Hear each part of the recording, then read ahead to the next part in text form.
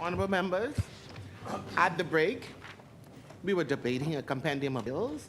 I presume that we are now ready. I know Foxhill is to take the floor. The chair recognizes the honorable member for Fox. Thank you. How's the garden growing, man? Yeah, there was a full moon the last time I went, so I was able to see it in the night. Is it? Yeah, good. Yeah, I think it's a good idea. So, Madam Speaker, this is like intermission between people who are going to speak substantively on this bill. Yeah, I really, well, you know, I have to work myself to get my, you know, up there like the, like, yeah, yeah, like the Baptist preachers, you know, you start off low and slow and you work yourself up into a passion. But the point at which I was joining issue with the Member of Parliament for East Grand Bahama, and I walked over to him after the break, or at the start of the break, was the question, which is really a moral question. Because at the heart of this whole debate, we are engaged in a war as such, a political war with the European Union and these developed countries over the banking system. And I think it was the Minister for Immigration who was saying that this is not about their moral concern, whether we're doing good or whether we are doing evil or whether we are stealing or whether we're engaged in fraud. This is outright competition, which they are trying to stifle. I believe that with all my heart and soul, that they are trying to eliminate competition in this part of the world by them. And it's a set of rules which apply, those rules are unevenly applied. Like, for example, you have to ask you, why don't you go pick on the US if you're so bad? Why you don't go pick on them? But they wouldn't dare, because Joe Biden would tell them where to go. But we can't.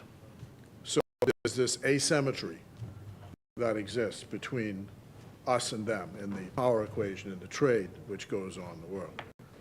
And you can explain it in so many ways. There's a fashion which goes with these things.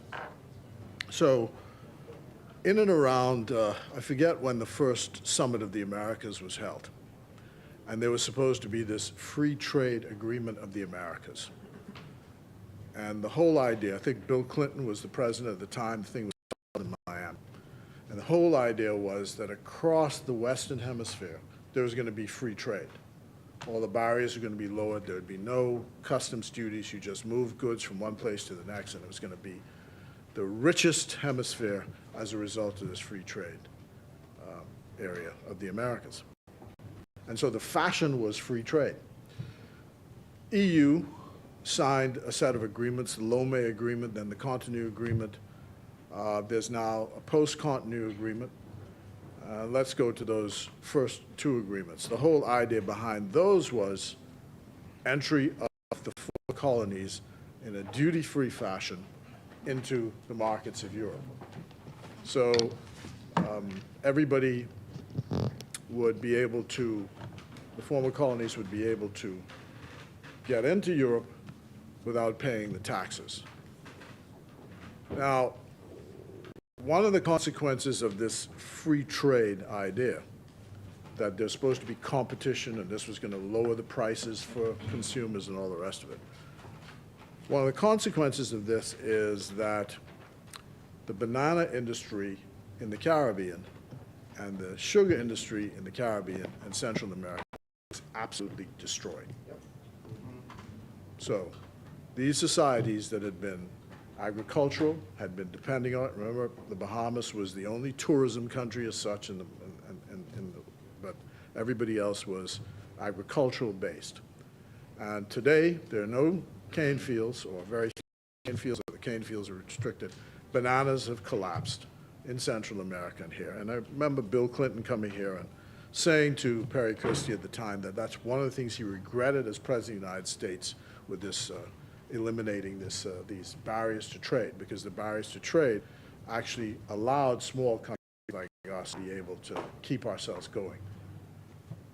So anyway, that was the fashion. And everybody was free trade, free trade, free trade. And then there came globalization. There's another buzzword. So everybody was running over to China because labor was cheap. You could import things in there and you could sell them back here cheaply. The Free National Movement Administration got religion on that point too. So Hubert Ingraham comes in and changes the agricultural policy of the Progressive Liberal Party, which is before, heavily subsidized agriculture and bought anything that you produced, peppers, oranges, whatever.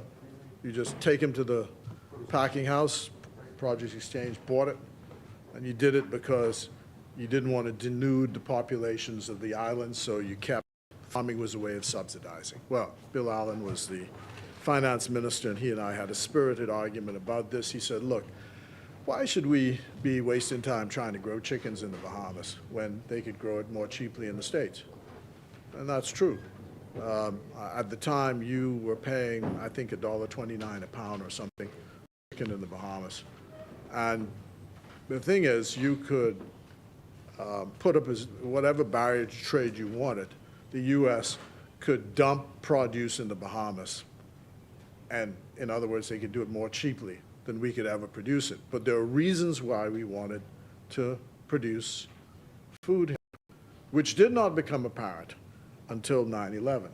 And when 9/11 took place and the ports in the States closed down and the warehouses in the Bahamas were running out of food, suddenly said, oh boy, we really should be growing our own food, which is now where we've now come back to that in this century and this year. So globalization. And then the European Union and the United States started to use what they call non-trade barriers. So they started putting measures, and then they wanted you to put environmental measures. And all of these things were added. So if you didn't harvest the lobster in a particular way, if you didn't grow the chicken in a particular way, if you didn't, process it in a particular way, you couldn't get into their markets. And of course, the Japanese had discovered this trick a long time ago. They tell you, yeah, we have a free market, you can bring it in, but you got to get through these health measures first, Uh-oh, there's a fly on that thing, you can't bring it in. So that's how you use non-trade measures. So the point I'm getting at there, though, is that there's a fashion with these things, and so the world goes in a swarm behind one thing or the next. And the people who seem to end up on the wrong end of the stick always is those of us in the Caribbean. What happens, whatever you try to do, however you turn, they figure out a way to stop you from going in that direction. So the latest thing is Caribbean countries discovered citizenship by investment. Well, now the British have said, if you get citizenship by investment, Dominica, they ain't gonna let you in the visa. So that puts paid to that. And everywhere you turn, there's a block, there's a block, there's a block. So I had the trade portfolio for about 6 months before the 2007 general election.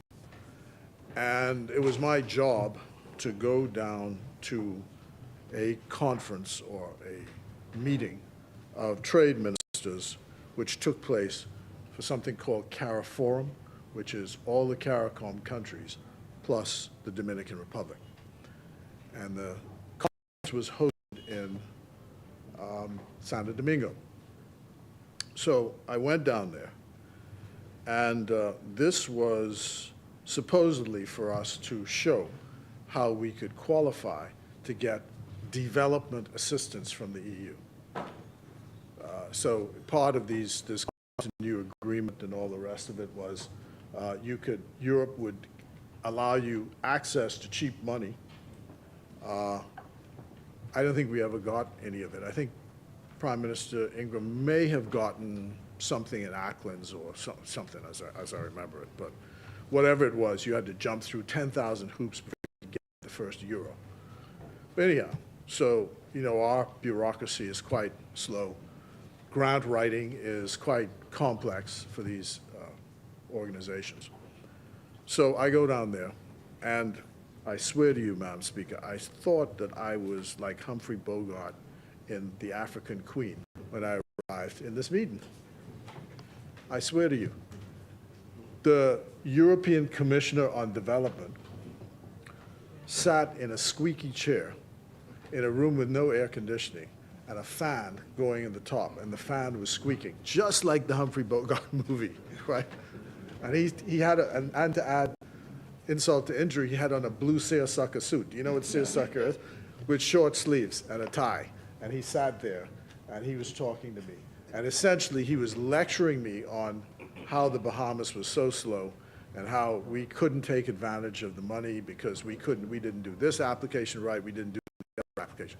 Well, you know my mouth. I wanted to tell him he could take his aid and, you know, what he could do with it, right? But I was quite polite. I said, I listened to this rubbish. And I came back home, reported to my colleagues, it's simply not worth the time and effort because it just didn't add up to anything. But I describe that scene because what is emerging now from the intellectuals in our communities throughout the Caribbean is that there is a recolonization which is happening right before our eyes. And if we're not careful, find ourselves right in the supplicant position again. So they have this thing which is called, part of these agreements, which is called a political dialogue. And we recently had the political dialogue. This is the first one that has taken place since the pandemic, which took place in October during Diplomatic Week here in the Bahamas. And essentially, it's all the EU countries come, they line up on one side, and the Bahamas lines up on the other side, and we are supposed to be having a dialogue. It really feels more like a report, like you are reporting to them what things the Bahamas government is doing to comply with all these strictures that they put in these agreements. So now, one of the things we raise with them at every forum we go to is this question of what are they doing with financial services? They're an amazing group because no matter who you ask, they say, it's not me, it's not me, it's not me. Oh, really? Is that what is really happening? Oh, I'm surprised. I didn't know that. What you need to do is to do this one, or talk to this one, or talk to the next one. But it all ends up being nothing happens. They just barreling down the road. So they told us in all these various fora that, well, you know, it's the European Commission that's doing it. It's not we who are the political leaders. So it's like, you know, the European Commission is this body which has no restraint, which just goes and does these things and ends up doing these harmful practices.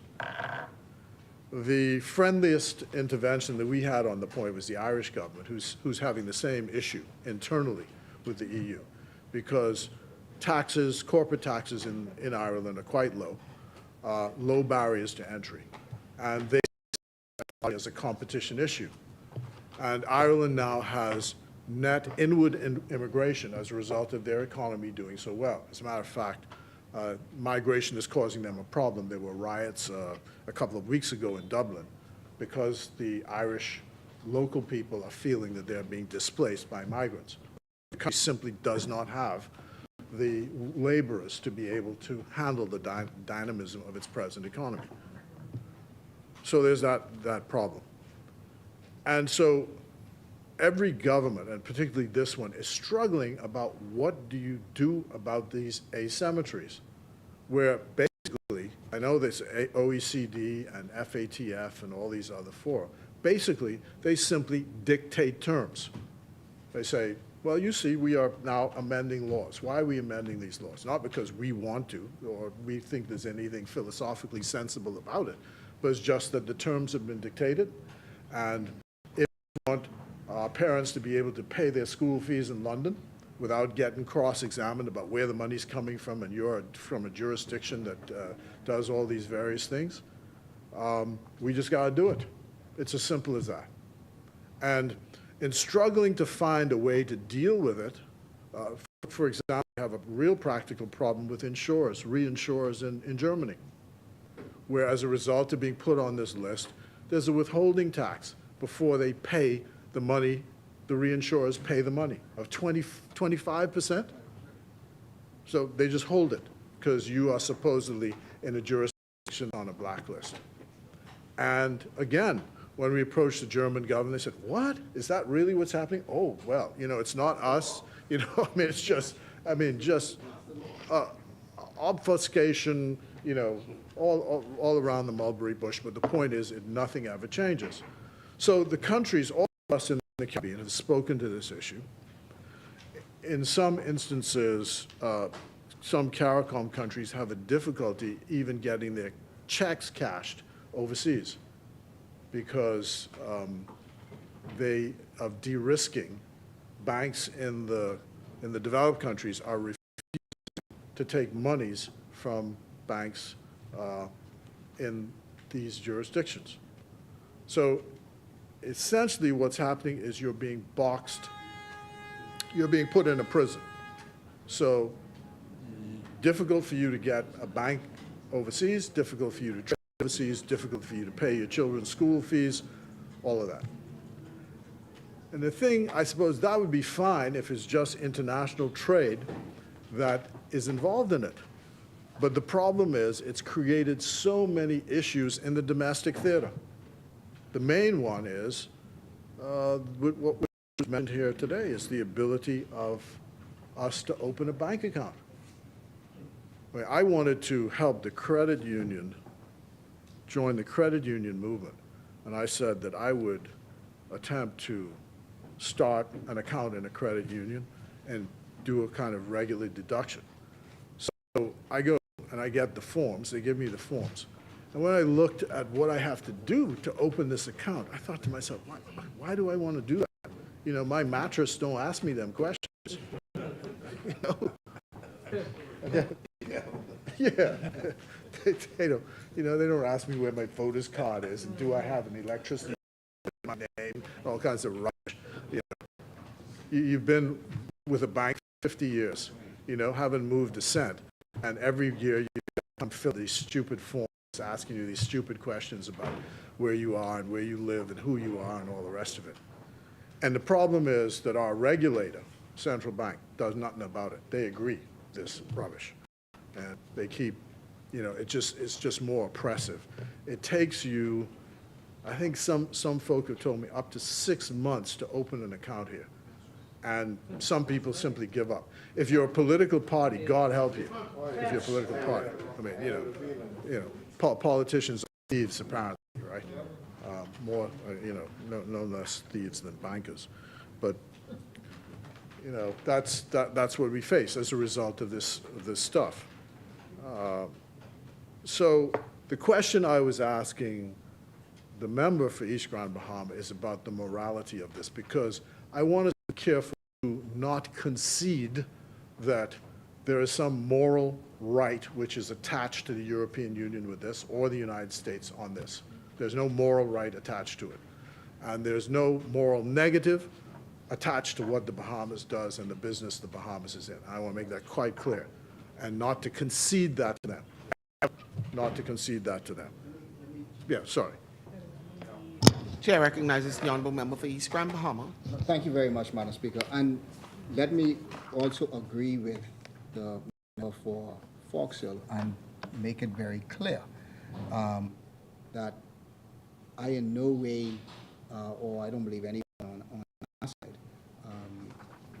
would accept that they have a moral right to do this.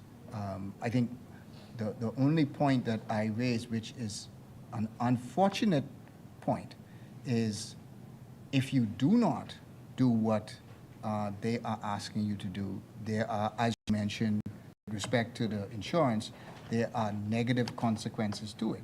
And so that is why you do it, to prevent those negative consequences. But I accept 100% what you're saying, that there is no moral right that they have, and there's no moral wrong that we are doing, that we are committing. So I accept in that premise. That's why I gave the story. Thank you very much for that clarification. That's why I gave the story about the fashion on free trade, because free trade meant that you were supposed to be able to compete by lowering taxes and by able to have less regulation. And that was the rush back then. Now it's all changed. We're going back the other way. As you know, the global situation has changed. You know, China's imposed restrictions, U.S. has imposed restrictions. Everybody's now retreating behind barriers. So the fashion is worn out, and I suppose some other fashion will replace it. So, which brings me to the second point I wanted to make about, and this has to do with the comments of my godson today in the newspaper about the deficit and all the rest of it. So here's my take on deficit. The Tribune publishes a story. They go into the IMF report, and they find out it's actually quite a glowing report.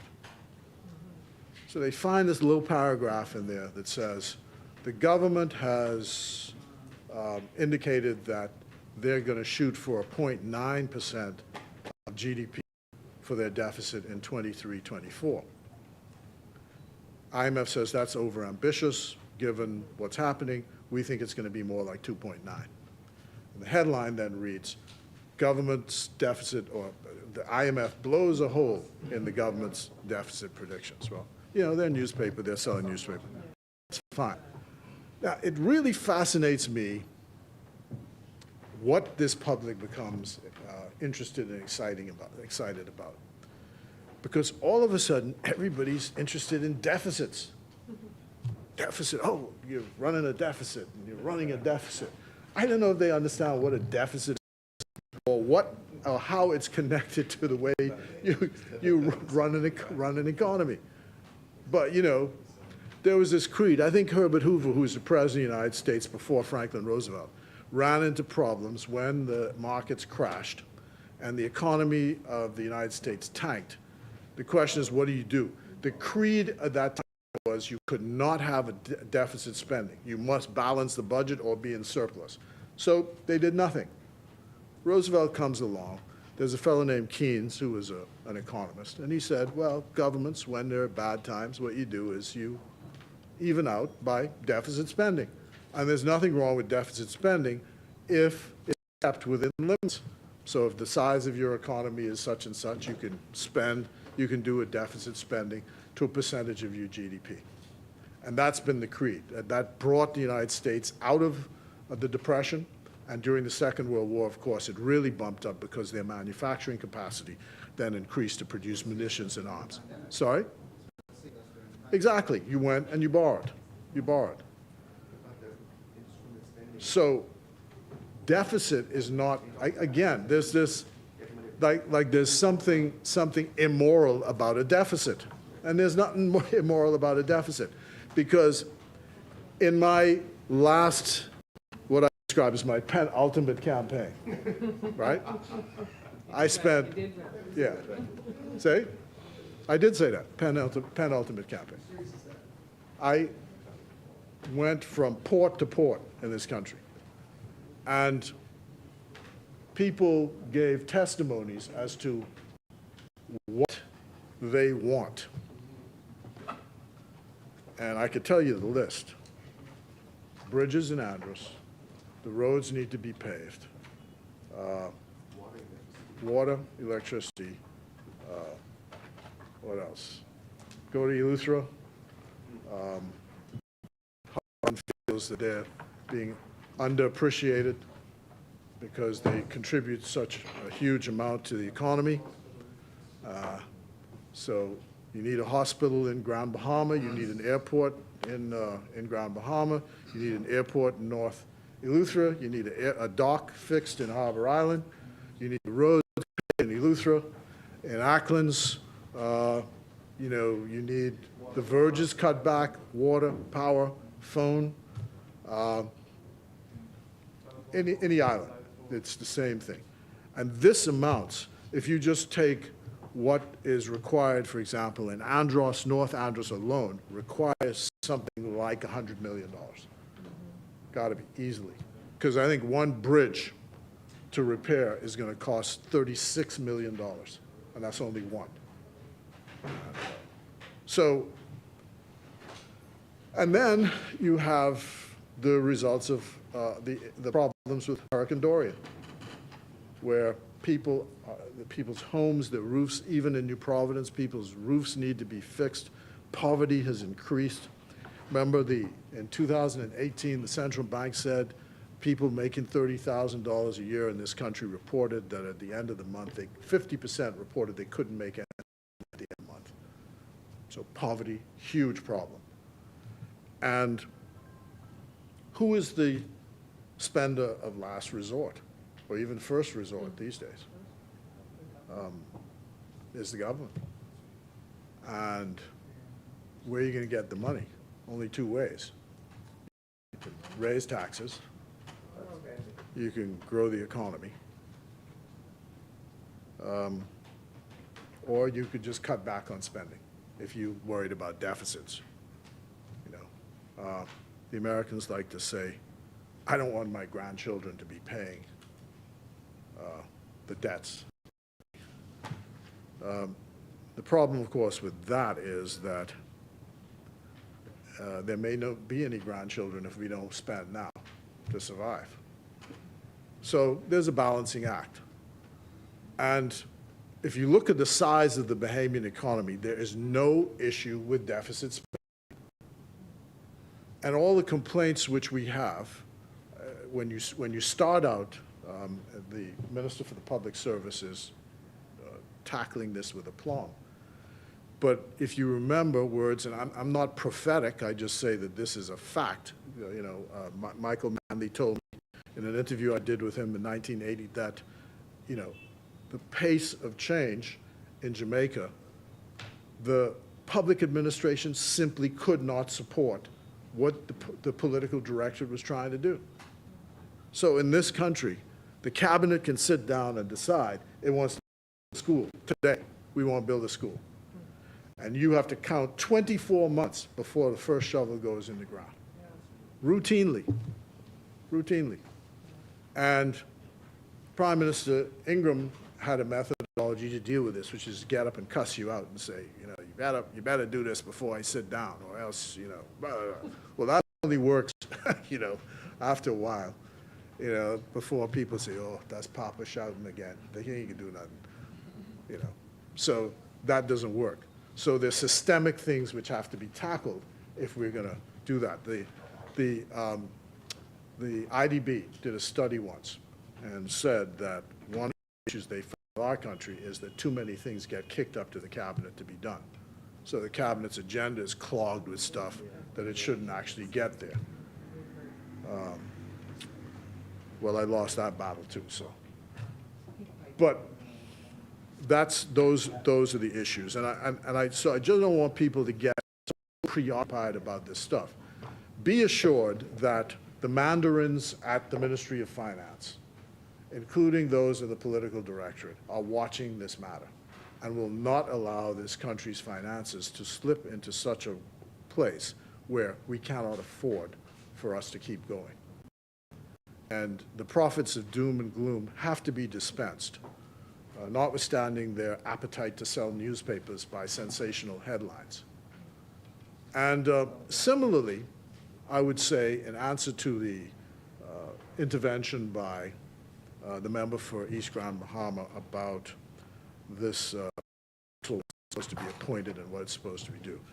Remember the philosophical start that we had when we were in opposition, we said all of this was an unnecessary bureaucratic imposition in a small country that we really shouldn't have, that it's all rubbish, right? Rubbish, you know.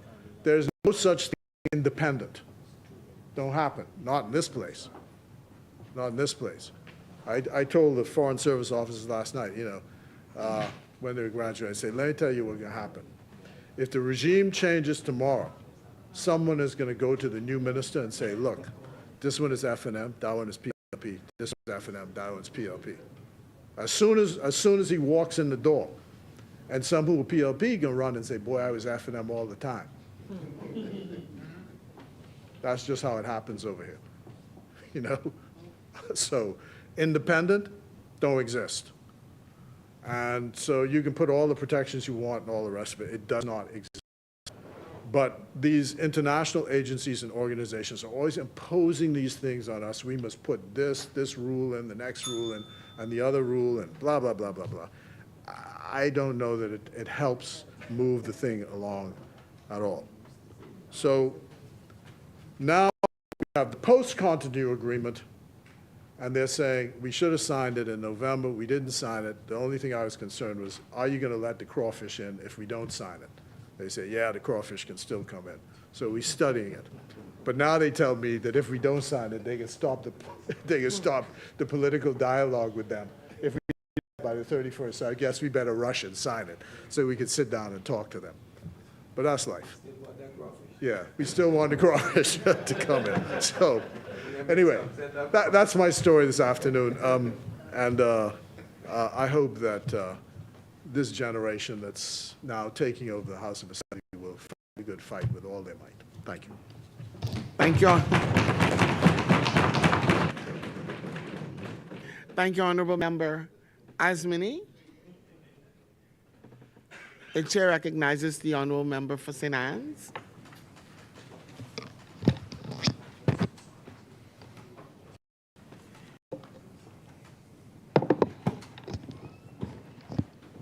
Thank you very much, Madam Speaker.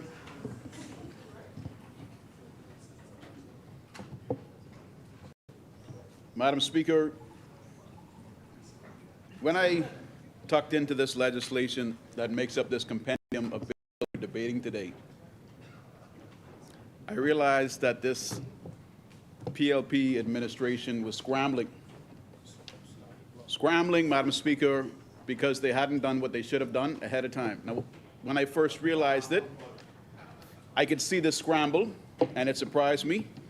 Just like anything, when I see them scrambling, Madam Speaker, I grabbed my can and was ready. Madam Speaker, you know, Madam Speaker, that this administration is scrambling when at the beginning of the day, stories of Nelson Mandela and Sir Lyndon Pinling, and even his second wife, Winnie Mandela. No, his third wife was the widow, you said. Winnie was his second wife. Winnie was his second wife. You're taking on this journey, Madam Speaker, by our Minister of Foreign Affairs, who often, I think, is a narrator. He's been the Minister of Foreign Affairs for a number of years, and no one can tell you in detail, the stories that he's been on. He has that great quality, but at the same time, Madam Speaker, as the Minister of Foreign Affairs, his skills, in my opinion, Madam Speaker, should really have been honed to ensure that his fellow ministers and his country was kept off the EU blacklist. Now, Madam Speaker, I have no gripe with the good member from Fox Hill, my neighbor. He's an accomplished politician and a statesman. But this administration, Madam Speaker, by bringing the Commercial Entities Substance Requirement Bill, the Exempted Limited Partnership Amendment Bill, the International Business Companies Amendment Bill, Register of Beneficial Ownership Amendment Bill, and the Commercial Entities Substance Requirements General Amendment Bill, is now moving, and we heard from the member from Cat Island, Rumkey, and San Salvador, is now moving to take further steps to ensure that we are removed from the European Union's blacklist. Madam Speaker, no matter our personal views on who is putting us on a blacklist, the reality is we have the second largest industry in our country, the financial services industry, which is only stronger when we're in good standing with the European Union and other regulatory bodies. I spoke about the government not doing enough to keep us off the blacklist back in October 25th when we were here in the House of Assembly. That probably was a part of my contribution on the speech from the throne after we returned from prorogation. Very attractive image, Madam Speaker. Not sure how they always end up using this image and this angle, but publicity is publicity, and it's all good, Madam Speaker. Madam Speaker, I'm not going to delve into the details that I'd gotten to back then, but I'm going to build on this case of why it is evident that this administration is now scrambling and that some of the positions they've taken today are not entirely accurate and truthful. I'm not saying that they are lies, Madam Speaker, but what I'm saying is the image that is portrayed is not entirely accurate in all the circumstances. Madam Speaker, the Eyewitness News had an article in a video clip where they said the Bahamas fails, Madam Speaker, to escape the EU blacklist. Now, Madam Speaker, this came out in the early part of October when it was realized, of 2023, when it was realized that despite being gray-listed in February of 2022, despite not coming off the gray list in October of 2022, but being placed on the blacklist in October of 2022, we had again failed in October of 2023 to come off the blacklist. In that article, it says that Bahamas fails to escape the EU blacklist. And it goes on to say, however, government contends that the EU failed to consider many of the reforms implemented by the nation. At that time, Madam Speaker, on October 18th, this government was taking a public position that the European Union assessors had made a mistake. They had failed to take into consideration reforms implemented by this nation prior to and up to October 18th. But guess what? We're here today in December, Madam Speaker. Almost an entire 2 months later, after the opportunity for an assessment at the end of October 2023 would have passed, we're here adjusting legislation again so that we can come to the EU blacklisting. So while a member might say we did everything that we could have done in October 18th of 2023, it is evident by the scramble this government is doing now that they did not do everything they could have done to have us removed from the EU blacklisting of 2023.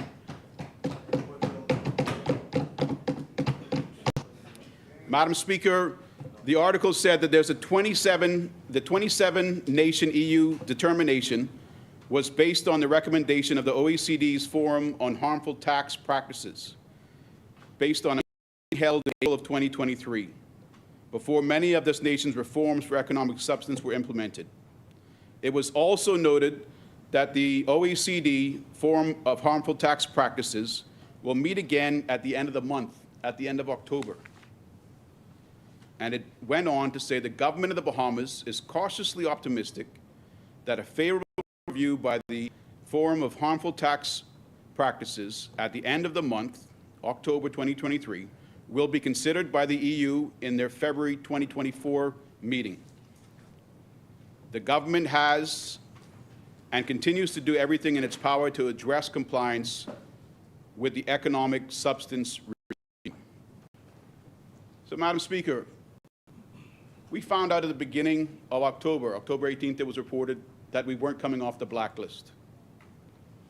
We found out that this administration was optimistic that with a final review for 2023, which would take place in October, we would then be removed in February of 2024, next year, from the EU blacklist. That assessment, Madam Speaker, that final assessment for the year of 2023 has passed. It passed at the end of October. That's what's been reported. Yet here we are in December. The House of Assembly, Madam Speaker, last week on the 29th of November, debated a compendium of judicial bills. The Senate, we passed those bills, Madam Speaker. The Senate typically meets after the House passes bills to then debate them themselves so that they can pass them and then they can be made into law. Madam Speaker, the Senate didn't even debate judicial bills last week. The Senate is not even debating those judicial bills this week. You know, the ones that will help to set up the specialty courts.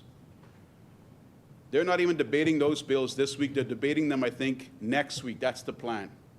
So the Senate, Madam Speaker, is also scrambling to get these financial bills through the Senate after we've finished with them to date. Now, Madam Speaker, there's no problem with that. My colleagues and I, we don't want our country to be bent over the barrel of an EU blacklisting. What we want is honest and responsible government. Compared it, Madam Speaker, to this PLP administration being the son in the household and the F&M being the father. The father steps back at a time, Madam Speaker, and lets the son be the man of the house. He has every confidence in him, Madam Speaker.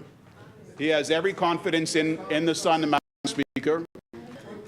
He's spent the time, he's had the tutelage, and now it's his turn. But, Madam Speaker, when that son errs, Madam Speaker, the father then steps in out of compassion. In this instance, the F&M's compassion for the country. In this instance, the F&M's compassion for the country has us stepping in, Madam Speaker, with this PLP administration. We've agreed to debate a compendium of bills on short notice. In this scramble, as I told you, I showed you my can, Madam Speaker. It is such a scramble that even this morning, Madam Speaker, we were advised as we walked in that one of the table pieces of legislation was now going to be withdrawn, and a replacement piece, which included the schedule of fees under the International Business Companies Act amendment, was going to be tabled, and they would like us to now include it in the debate. Madam Speaker, there's typically at least 1 day between the tabling, the first reading, and the second reading, the debate of legislation.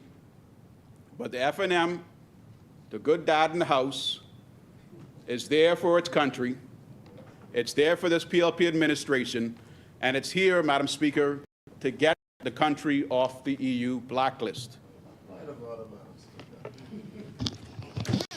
The chair recognizes the honourable member. Lee and Anns thinks they were very beneficent. Had they not agreed, we would have debated the bill as it was and introduced the schedule as an amendment in any event. And I think we have enough votes to amend to add the schedule, which simply added the cost to these foreign entities to do the things that the bill that they had set out. And I might say, Madam Speaker, every time we come here, we have an order paper that lists every single outstanding bill.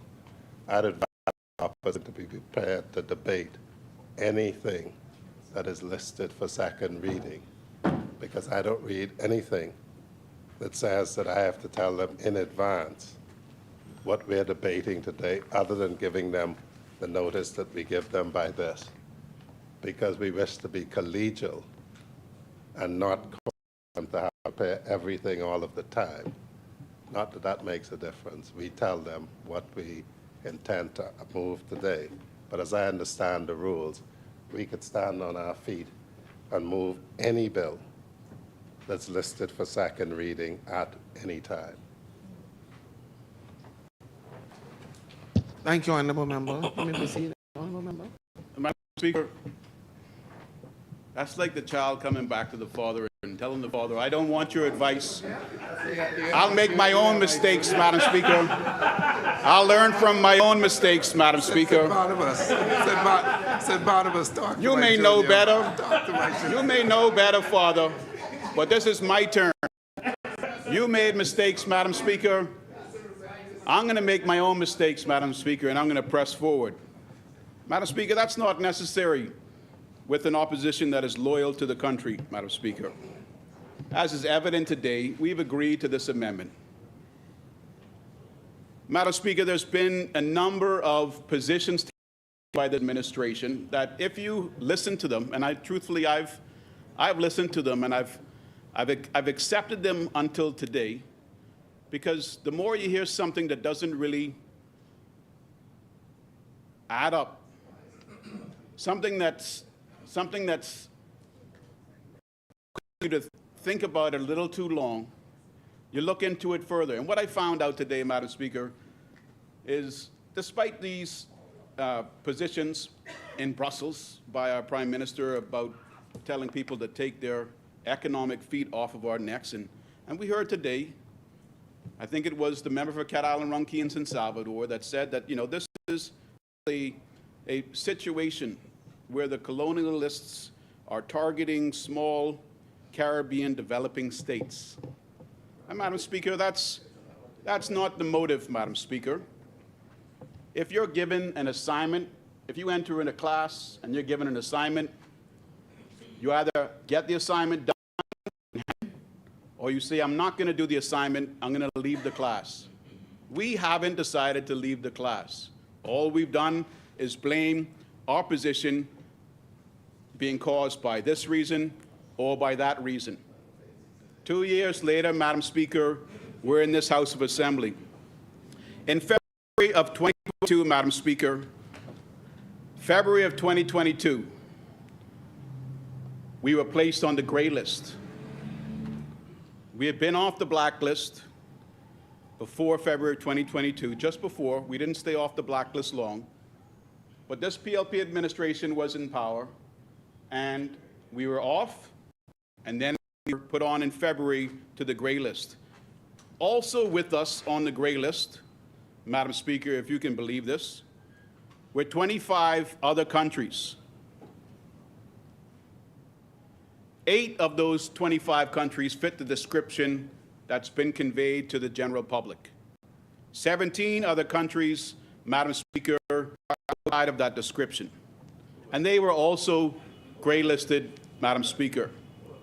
This information is available online, but I've done my research, Madam Speaker, and one is Anguilla, Bahamas, Barbados, Belize, Bermuda, Botswana, the British Virgin Islands, Costa Rica, Dominica, Hong Kong, Israel, Jamaica, Jordan, Malaysia, Montserrat, North Macedonia, Qatar, Seychelles, Thailand, Tunisia, Turkey, Uruguay, Russian Federation, Turks and Caicos, and Vietnam.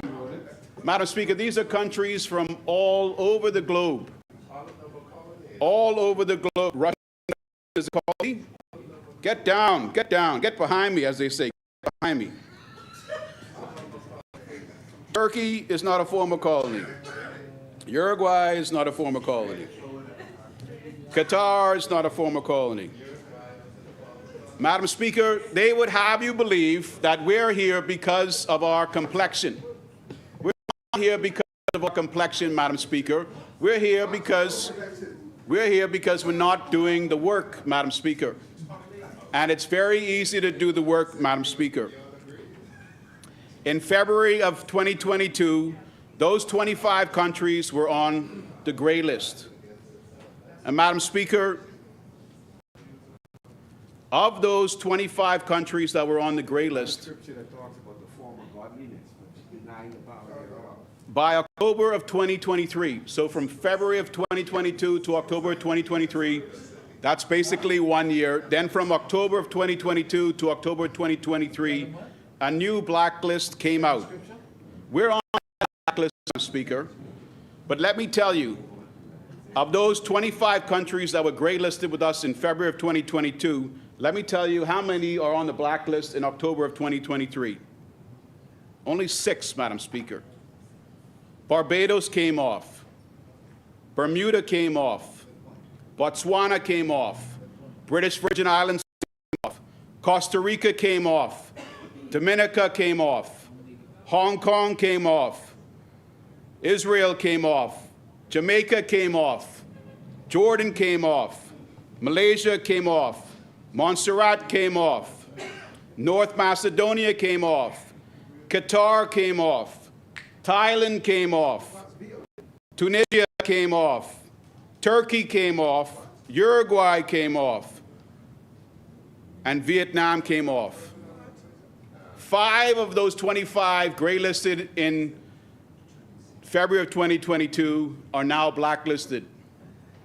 And this great PLP administration takes the cake, Madam Speaker. They were the ones that put us there. They were the ones that after 2 years left us there.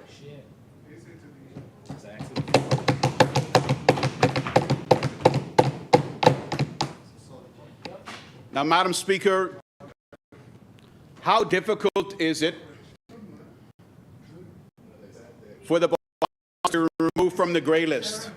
This is very important, Madam Speaker, because we're going to hear people that probably won't even get up on their feet to contribute to this compendium of bills, snickering in the background.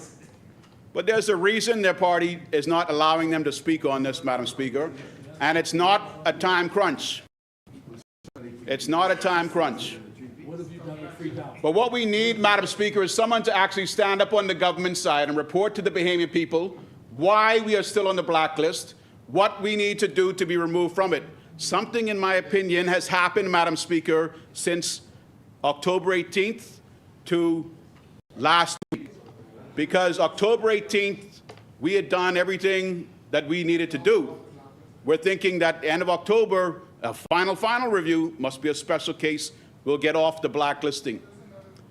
That didn't happen. We're now here. So to me, I feel that something has occurred. I heard the member for Cat Island, Rumkey, and San Salvador talk about the Secretariat. I even wrote down this quote because to me it was unbelievable. Today, Madam Speaker, on November 6th, the Prime Minister has stood up in the House, and in his contribution, Madam Speaker, he moved the compendium of bills. He said, we spoke to the OECD, and we are doing all they expected us to do. 2 years later, that's the first time I've heard the Prime Minister tell this country that we have spoken to the OECD, and 2 years later, it's the first time I've heard him say that we are doing all that we were supposed to do. Before that, I heard we're expecting, we're optimistic, we have hope, we'll be off by the end of the year. AG was on top of that, bringing that through. Nonsense. Proven not to be true, Madam Speaker. But now, 2 years later, financial industry is in great jeopardy. We heard about the implications for the insurance industry. We've now heard from the Prime Minister, and he said, we spoke to the OECD, and we are doing all they expected us to do. That's good. That's good, Madam Speaker. But really, this late, again, PLP administration needs to change its ways, Madam Speaker. This should have been done from February of 2022. This should have been done from April of 2022 when that gray listing was made public in our paper, Madam Speaker. This call, these steps should have started from day one. If you were going to do them at the end of the day, like the F&M would have done, Madam Speaker, do them. Don't sit back and say, you man, I'm going to do this my own way. I'm going to call the shots. I'm going to tell him about his hip. That's what he did when he went to Brussels. Now come back and say, we've spoken to them. We're going to do everything we're going to do. Honestly, when you get elected into government and when you serve in the executive, the government of the Bahamas, those days should be beyond you, Madam Speaker. Those days should be beyond you. You should have a degree of maturity that tells you when to hold them and when to fold them. Because right now, this PLP administration has admitted that they folded them, and 2 years later, they're finally speaking and doing what they've been asked to do. Now, have somebody from the government stand up in here before we complete this debate today and tell us what these things were since February of 2022 that we didn't. What these things were since October of 2022 that we didn't do. Tell us what these things were since October of 2023, middle 18th to the end of October, that we didn't do. And tell the Bahamian people why now, almost within 1 week, the House of Assembly and the Senate is made to scramble to get these bills through. Be honest. Work with the Bahamian people. Be thorough in the details, Madam Speaker. Don't cast blame. Just distribute the facts, Madam Speaker. The Bahamian people deserve to know the facts. The Bahamian people deserve to have the facts, Madam Speaker. Madam Speaker, with those comments, I conclude the portion of my contribution today, which is focused on the compendium of legislation. I'm going to end after this next part by speaking about the addition to the House of Assembly and the implications that I've witnessed therefrom. But Madam Speaker, we had the member for Carmichael stand up here. Now, it's kind of like we put all of our eggs into one basket where the European Union is the bad guy. So we're going to blame them for blacklisting us. We're going to blame them for blacklisting us. But now, Madam Speaker, we have hurricanes. We're going to blame them for the hurricanes, Madam Speaker. In reality, Madam Speaker, the member for Carmichael, he's attempted to make the connection between increased pollution in the environment to more catastrophic hurricanes. But the first catastrophic hurricane he recited was 1726, and that predates the industrial age in America, Madam Speaker. In China, Madam Speaker, China, 1726, they were still pulling ox plow through the rice field. So why, Madam Speaker, do we have ministers? Why do we have the brightest elected members of Parliament this country has to offer? I wonder if my MP is seriously denying the effects of global warming that everybody seems to have accepted, including the Europeans.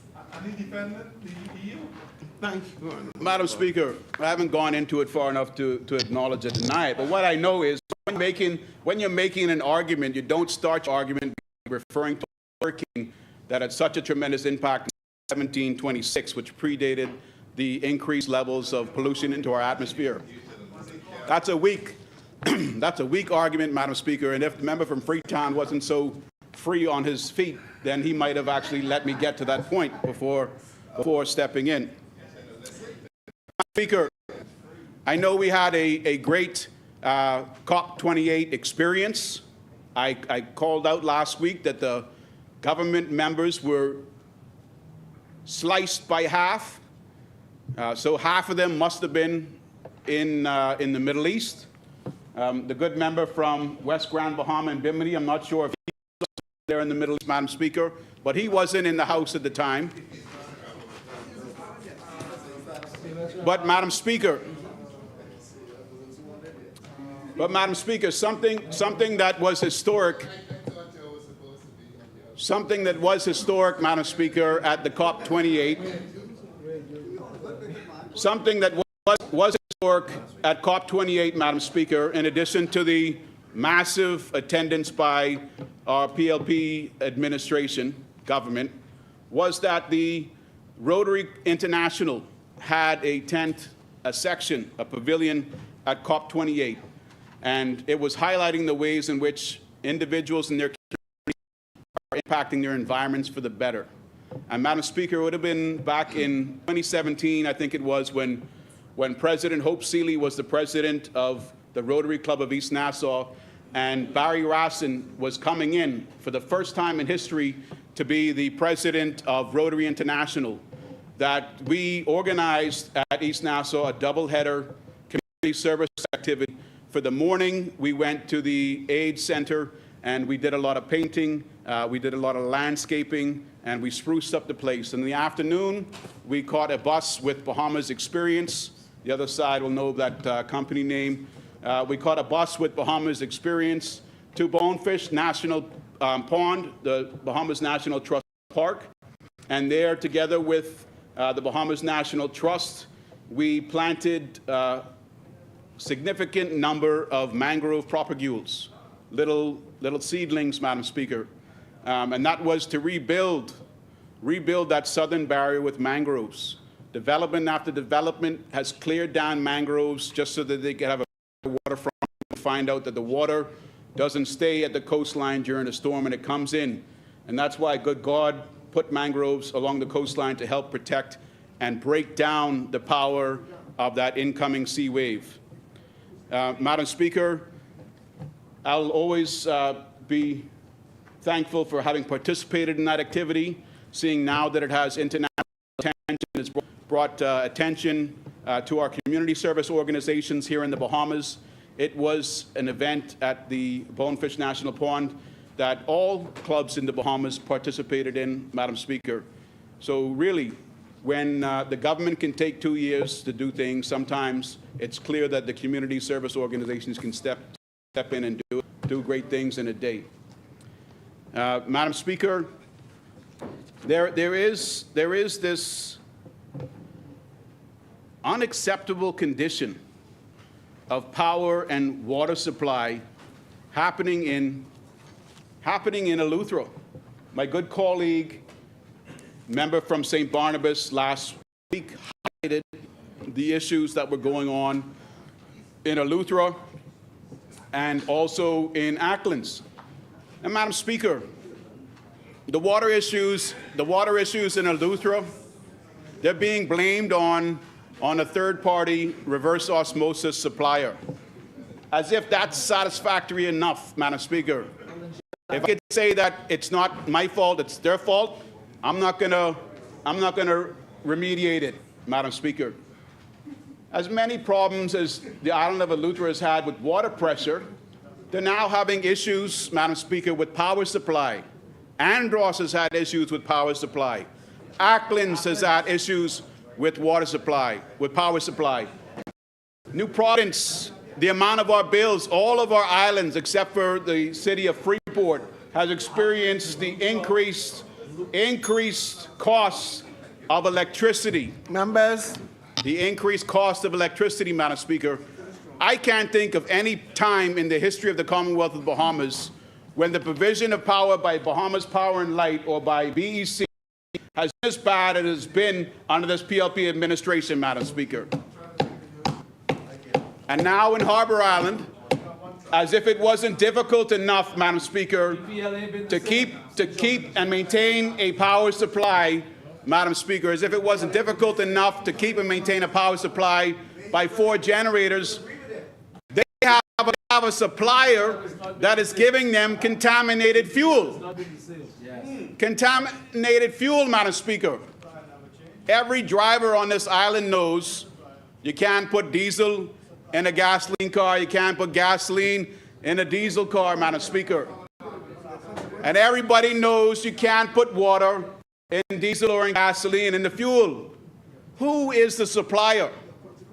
Just like I said, we need to know what is going on with the OECD since February of 2022, October of 2022, October of 2023 to now. We need to know who the supplier was for that fuel, Madam Speaker. We're having too many embarrassing fuel supply issues in this country. The beautiful existence was almost made a natural disaster when fuel was pumped out of a leaking line, Madam Speaker, all into the bay. There was apparently a fine that was agreed to, it's undisclosed. So in my opinion, Madam Speaker, that's no fine at all. Now we have a situation where contaminated fuel is making it into a in Eleuthero, Madam Speaker, that has shut down the generators, not for 1 day, that's already went by, not for 2 days, but it's reported for several days, Madam Speaker, and that is not acceptable, Madam Speaker. I'm going to conclude now with 30 seconds. I've noticed the good member has come in from West Grand Bahama and Bimini. I congratulate the good gentleman on that. But what I'm concerned with is my established friends, Mr. Bacchus Rule, Mr. Lundy, Mr. Strawn, that are still on this side, Madam Speaker, that are seen on this side. Madam Speaker, I've seen that Elizabeth has been given 3 promotions: ministry at the beginning, ministry during the shuffle, and she's on the front. Congratulations to her. Watch out, Exumas and Ragged Island. I've seen that Central and South and Abaco has gone from the back bench to the front bench. Madam Speaker, we're all waiting to find out who the substantive minister for social services is going to be. It's up for grabs, but it should have been decided by now. It should have been decided by now. It is a ministry that's too important to be amongst other ministries. It deserves its own minister. It deserves its own attention. Let's get this country back on track. New Year's is coming. 2026, they'll be gone. Thank you, Madam Speaker.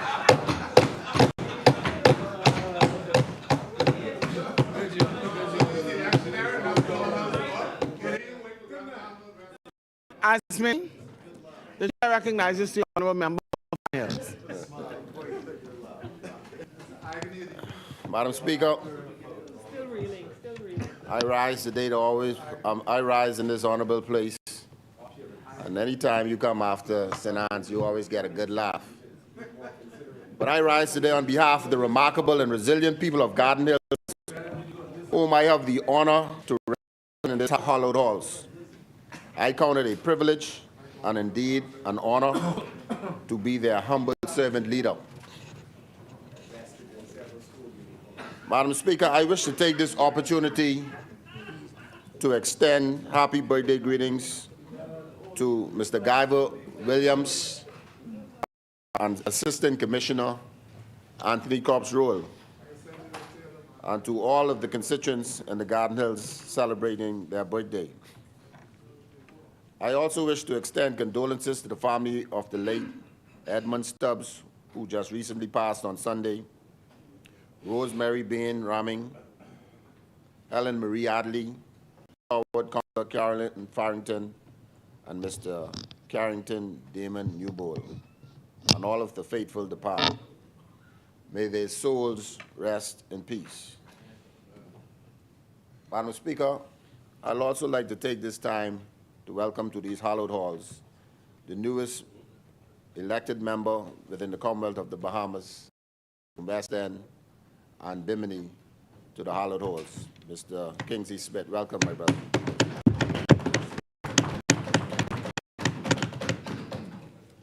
Madam Speaker, before I begin my contribution to this bill, I would like to bring to attention to this Parliament of the intangible cultural heritage granted in Botswana to the Bahamas as it relates to Junkanoo. And today, we as Bahamians are in a celebratory mood amidst the UNESCO Intangible Cultural Heritage, ICH, gathering in Botswana, a profound chapter of history unfolds as Junkanoo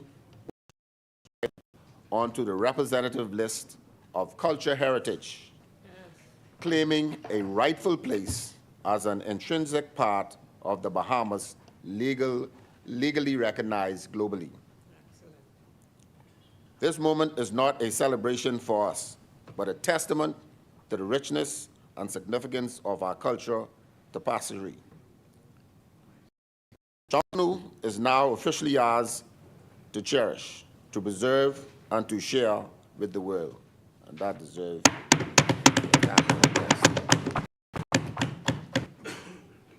This is the 18th session of UNESCO Intergovernmental Committee for the Safeguarding of the Intangible Culture Heritage. Our committee is very excited about the intangible culture heritage, and once countries are successful in their inscription, it is really a big deal and is particularly significant not only for our country. as this is the first element that we have ever got inscribed since we became state party in 2014. But, Madam Speaker, the Caribbean is very much underrepresented through the convention in terms of inscription with UNESCO for intangible cultural heritage. So this is a major achievement for the Bahamas. There were over 1,000 delegates that usually attend this convention, as this is the most popular UNESCO convention, and out of 194 members, 183 countries are state party to it. Those attending the session are the Minister of Education, Minister Glenys Hanna Martin, Permanent Secretary of Education, Lorraine Ambrister, Bahamas UNESCO Secretary General, D.G. Bevins, and Bahamas UNESCO Culture Ambassador Jamal Rule, and Portia Sands from Division of Culture from Youth Sports and Culture. The local UNESCO Junkanoo Inscription Committee were made up of Chairman of the National Junkanoo Committee, Andrew Edwards, Arlene Nash Ferguson, Dion Miller, Dr. Dwight Marshall, Henry Higgins, Kishlane Smith, Nicole Sutherland King, Rashad, and Percy Waller Francis, and Secretary General D.G. Bevins, who worked diligently for the past 2 years in preparing for the inscription paper. So, Madam Speaker, once again, I'd like to thank those members and say congratulations to all of us in the Bahamas for Junkanoo now being legally global recognized. And Madam Speaker, at the end of the contribution, I would like to table this paper.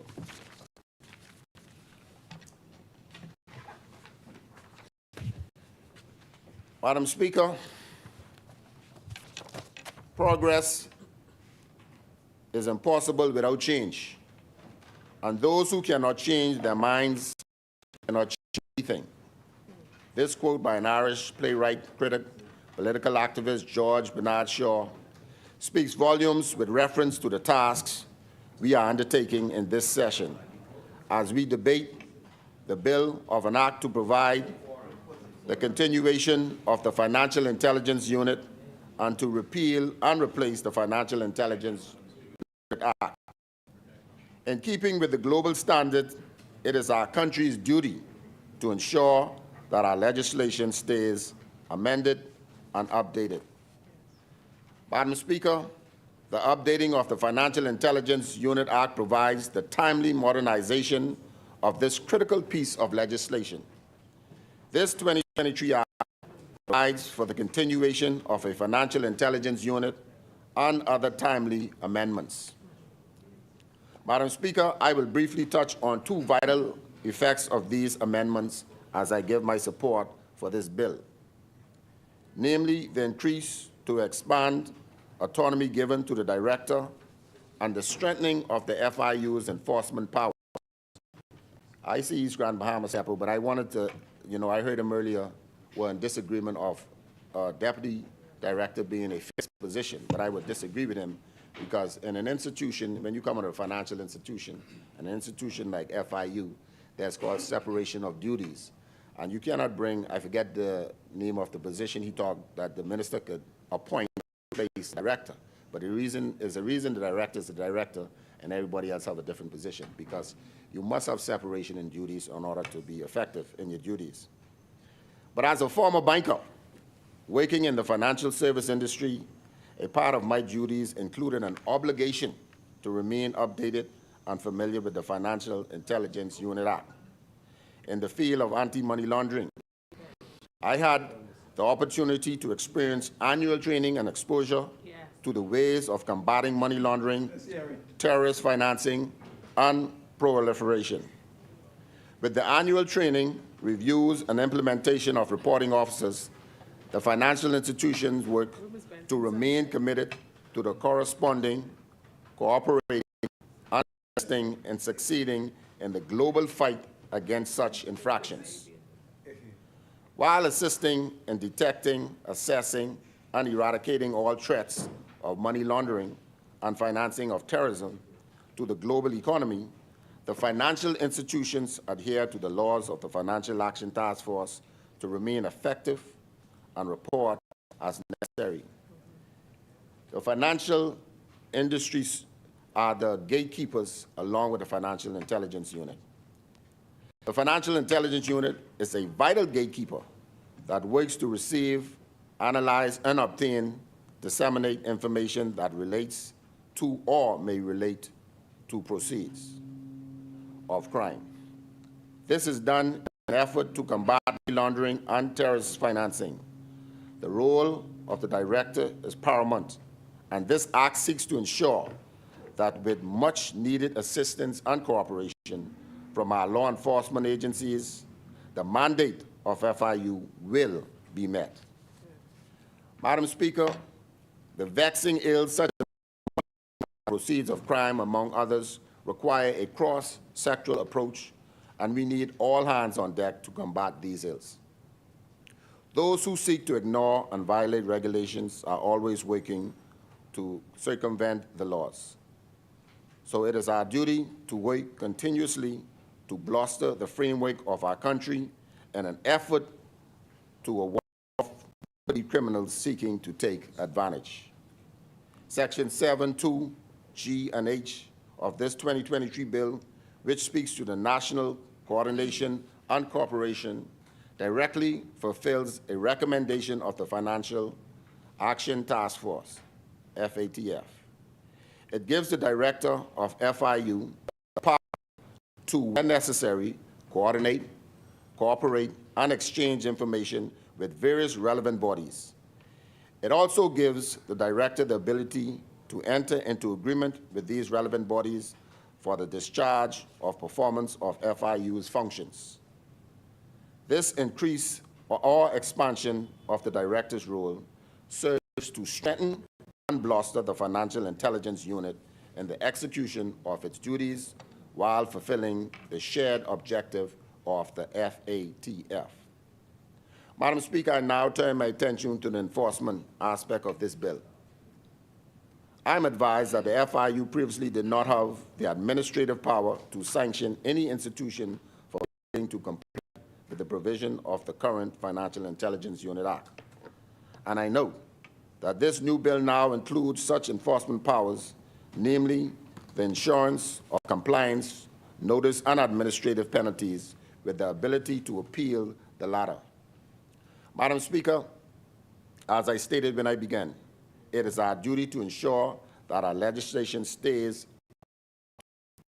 I am happy to express my support for this vital piece of legislation that now adds to the critical force and weight behind this country's Financial Intelligence Unit, so that it can execute its duties with much needed expansion of powers and the necessary teeth and tools to allow for effective enforcement.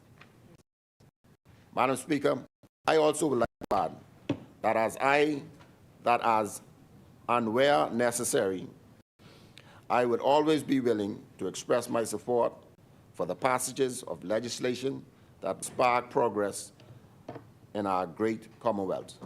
Madam Speaker, Garden Hills, with no long talk, supports this bill.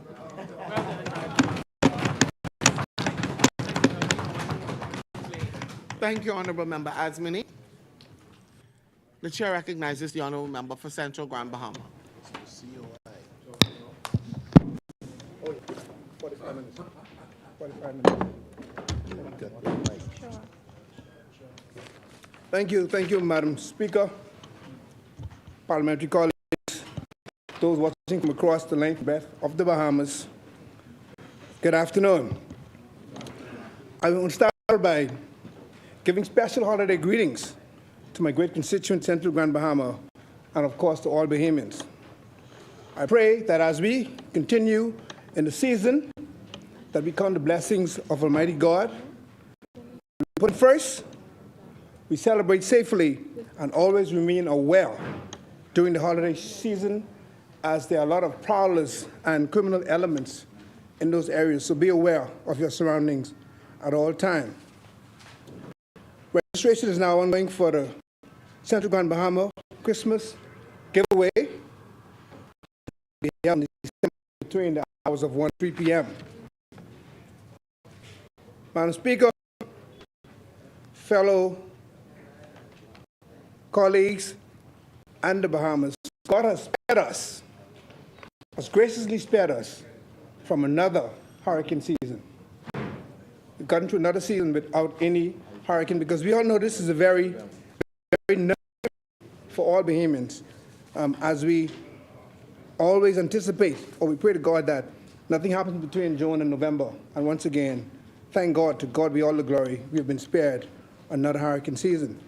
Madam Speaker, as I listened this morning to some of the presentation before I get into my meat of my presentation, there were some reports given from COP28. And we're talking about hurricane season and the devastation of global climate warming as it affects hurricanes. It was noted, Madam Speaker, that there were some good reports coming out of COP19, but there are also a lot of protests that I think the Bahamian people need to be aware of. Most of the protests came from the scientists. And like Carmichael, I also did my research, and I found out that the scientists, and I read an article that says the scientists are particularly dismayed that this year's conference is being hosted by the United Arab Emirates, one of the world's largest oil producers, when there is mounting evidence that fossil fuel are warming the planet to dangerous levels. It's not just a failure, it is said, it's a mockery of the whole democratic system. They're one of the largest contributors.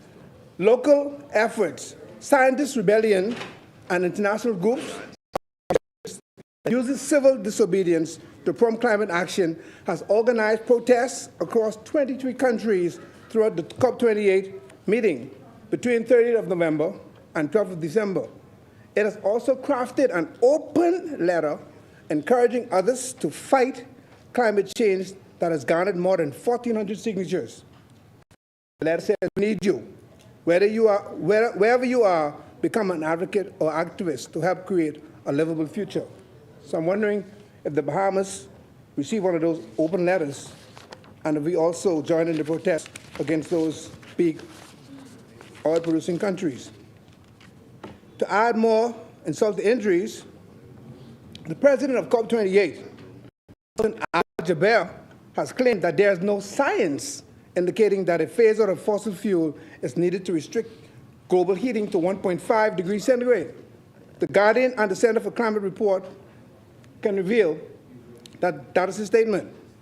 Al-Jaber also said a phase out of fossil fuel will not allow sustainable development unless you want to take the world back into chaos. He's arguing for the OPEC countries.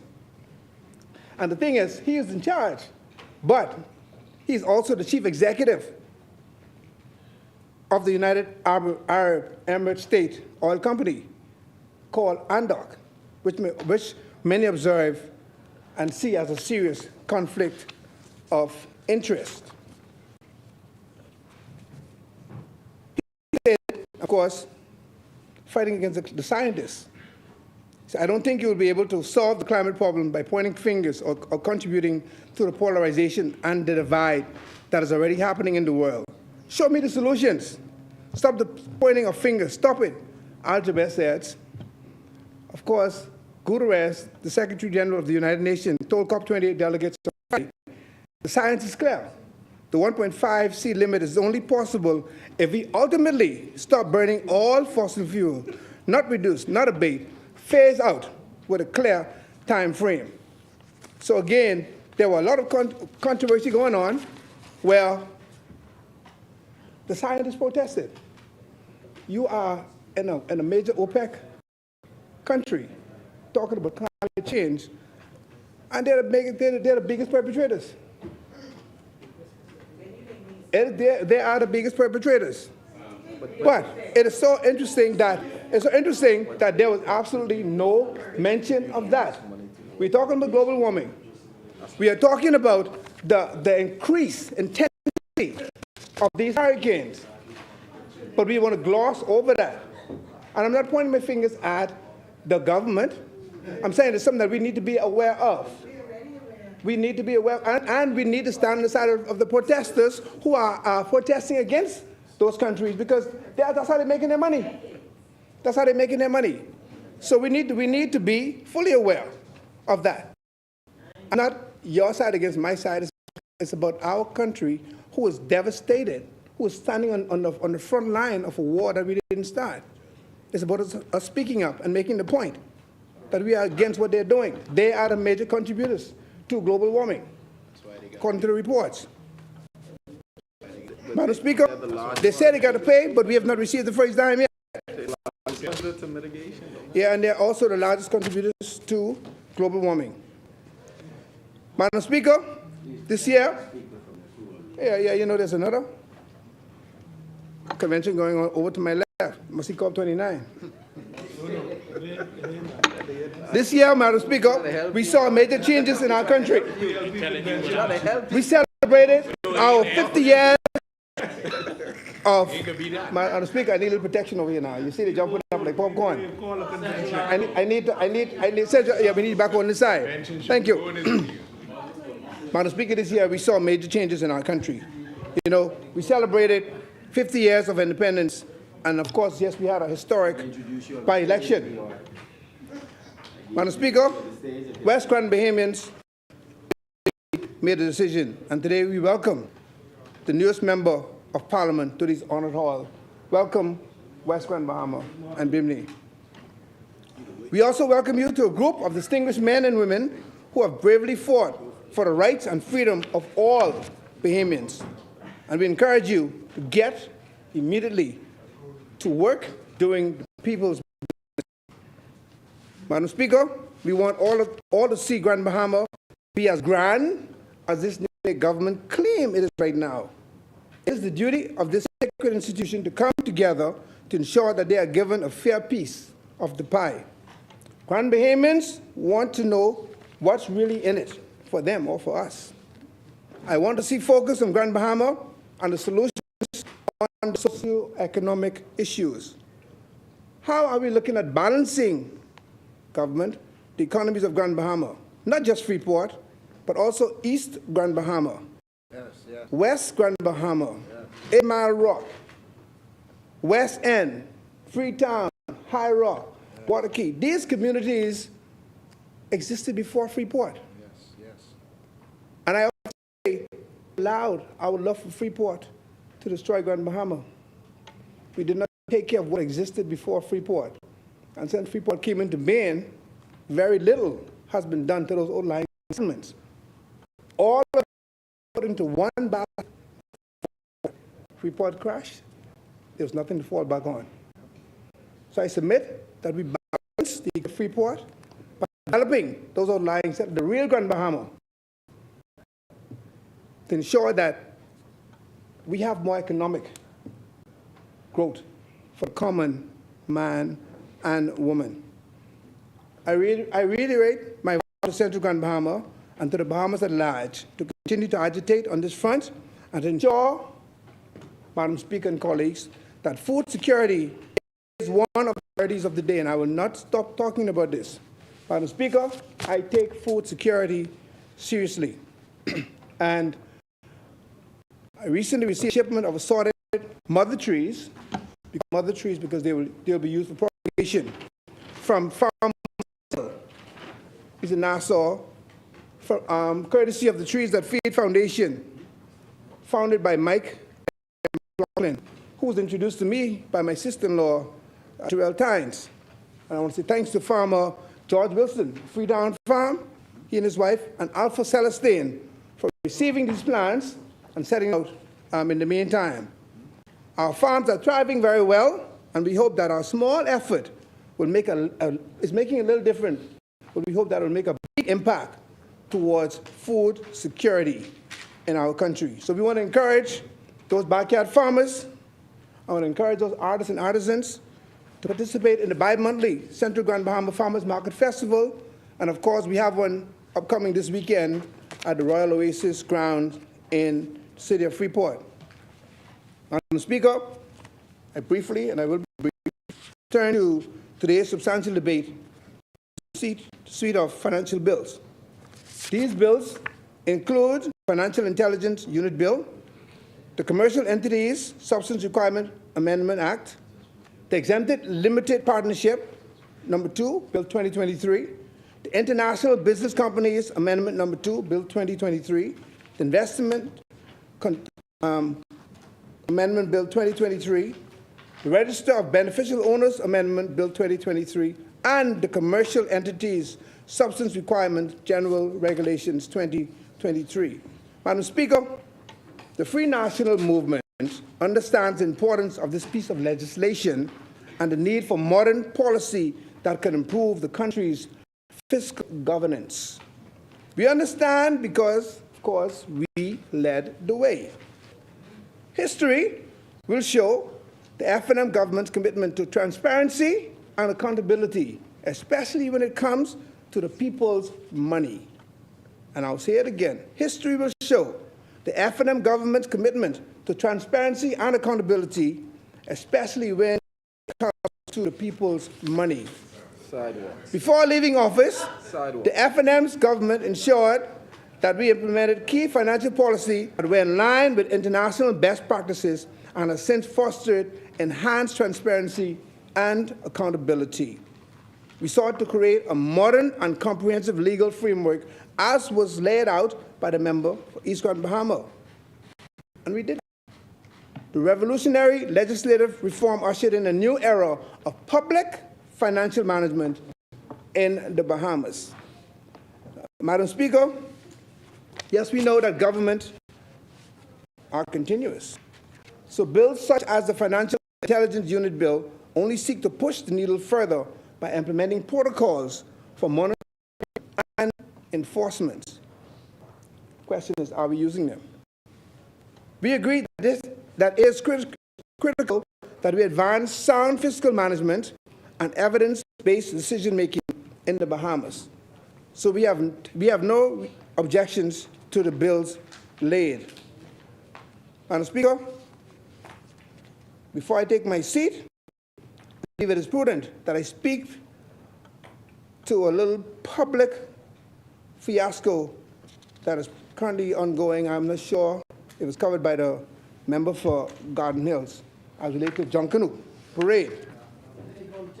It is unfortunate that eager Bahamians like myself weren't able to purchase tickets because of what I understand to be preserving and the reserving of seats. I'm always excited when the season comes around because there's an atmosphere of Bahamian pride. We are able to come together as a people and appreciate our history, our culture, and the poor talent of our people. Having served as the Minister of Youth,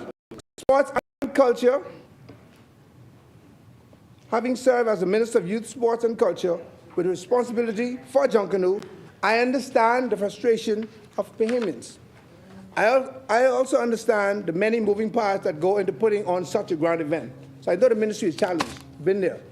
This is just another example of missed opportunity. After so long, Madam Speaker, we should have had this figured out and not be like the song Madonna sang, like a virgin touched for the very first time. We should have this figured out. After decades of this celebration, we should have had a foolproof formula for how we present this beautiful piece of our country. All of us should figure it out now. I used it in power for the 50 years. This is shared responsibility. I said by now we have figured it out. So let's work towards figuring it out together in unison. The arts, Junkanoo, and I congratulate the minister on the major accomplishment of Junkanoo being listed as our indelible cultural heritage in Botswana. That's a major achievement. And I really want to offer my congratulations on the achievement.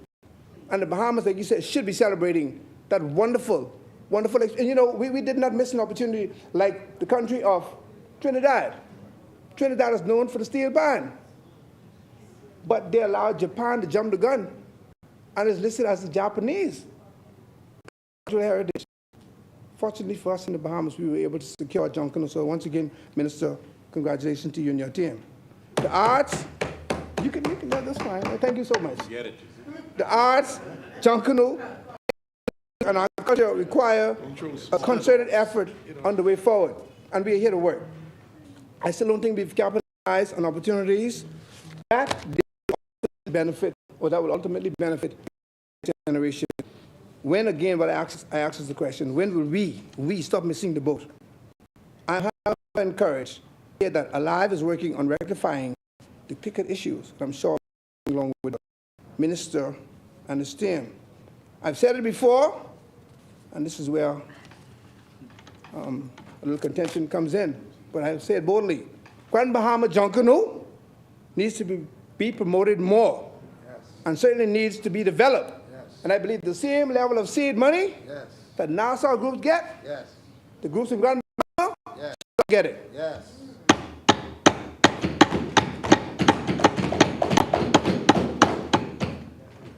One of the things that we must understand that Nassau is more market-driven.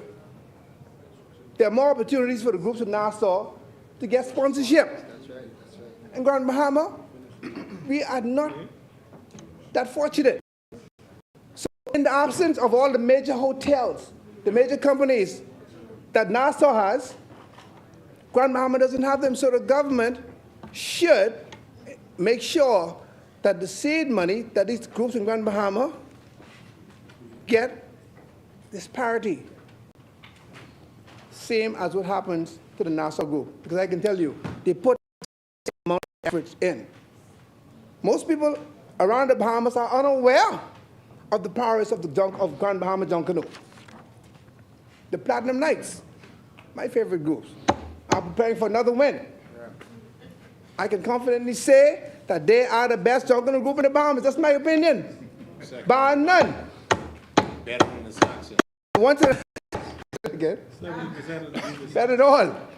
I once again challenge the minister that the same way that funds or the Junkanoo, the 50th Celebration Committee, money was spent to bring major Junkanoo groups to Grand Bahama to show off their talent. Pay for them to go to now pay for Grand Bahama B group to come to Nassau, put them on Bay Street, and I tell you, now will be shocked. Nassau would be shocked. If you don't believe me, do it.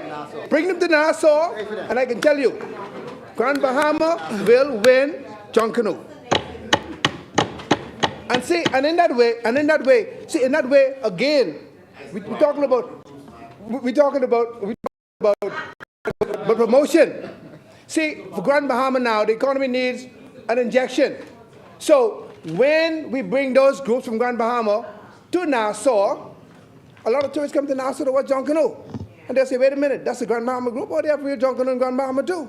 Maybe next year, we can go to Grand Bahama. Yes. Yeah. So let us expose them a lot more. Please. Let them come to Nassau. Please.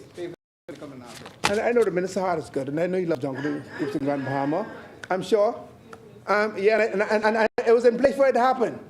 Always in place for it to happen. Trust me. The seed money is going to be equal across the board. No execution. This is going to be no. See what happened? September happened. September happened. Junkanoo was in December. You figure it out. September happened. September happened. Oh boy, September happened. My plans to make sure the Junkanoo and Grand Bahama got the same amount of money was somehow cut off. But I'm sure the minister will pick it up and he will carry on. But once again, Madam Speaker and colleagues, the official opposition is here to provide bipartisan support for this new government. That we spoke about today, these bills, we are in this together. I'm glad that the Prime Minister take his bold stance in speaking up for the country. We must support him in those efforts. When we speak to the good and development of our country as a whole, like the leader said this morning, the West Grand Bahama, when you're putting something on the floor that affects Grand Bahama, is good for the country, we get you back. We'll support you. So whenever the government comes up with a good idea, we're not here to oppose for the sake of opposition. If it makes sense, we support it. Like this bill today makes sense. And like my colleagues, Central Grand Bahama stands in full support. Madam Speaker, Central Grand Bahama.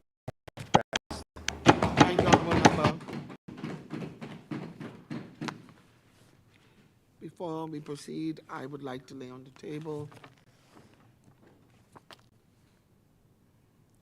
remarks made by the Honorable Member for Garden Hills.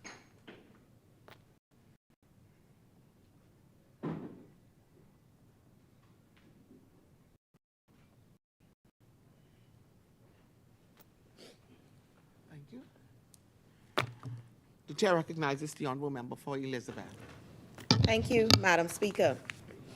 Madam Speaker, with your permission, I wish to officially extend very warm welcome to the MP for West Grand Bahama and Bimini, and to congratulate him on his victory in the by-election. To the member for West Grand Bahama and Bimini, my friend Kingsley Smith, I wish you well on your journey of national service.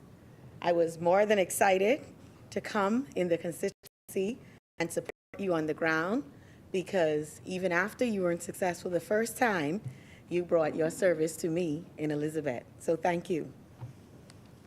I know that you will remain humble and continue the good works of the former MP, the late Obadiah Wilchcombe. You can be assured of the confidence and support of the people that you're privileged to serve. To my colleague, please know that I'm here to support you as best I can. During the by-election campaign, Madam Speaker, I was fortunate to work with some kind and resilient people in West Grand Bahama. I want to thank and acknowledge everyone who played a part in making this victory happen for Kingsley, especially the persons from the big yard, our family, Madam Speaker, Arbo, Bozo, Baby Doug, Craig, Lachey, and all the others that came together every evening to make sure we got our plans in motion for the next day. On another note, Madam Speaker, I wish to share that the Bahamas was successfully re-elected to the IMO Council Category C. With our re-election, the Bahamas' position as global regulatory leader in shipping is reaffirmed. We are grateful to IMO member states for this vote of confidence, getting more votes this time than we did the last 2 years ago.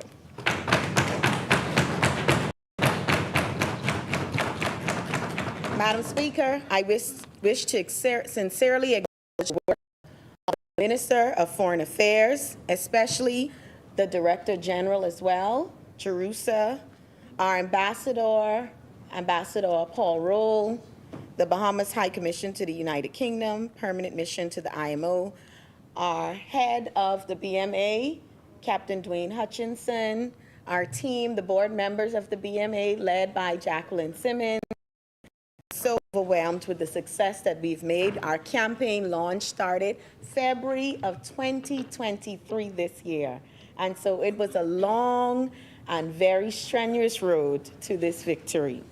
I also wish, Madam Speaker, to extend my sincere appreciation to the State Minister for Natural Resources and the Environment, Honorable Zane Lightburn, who represented me as lead for the Bahamas team going over to make sure that the last week in our last push brought us the success. I want to recognize Acting Permanent Secretary Gaynell Roll for their excellent presentation during the final days leading up to the campaign and the day of voting.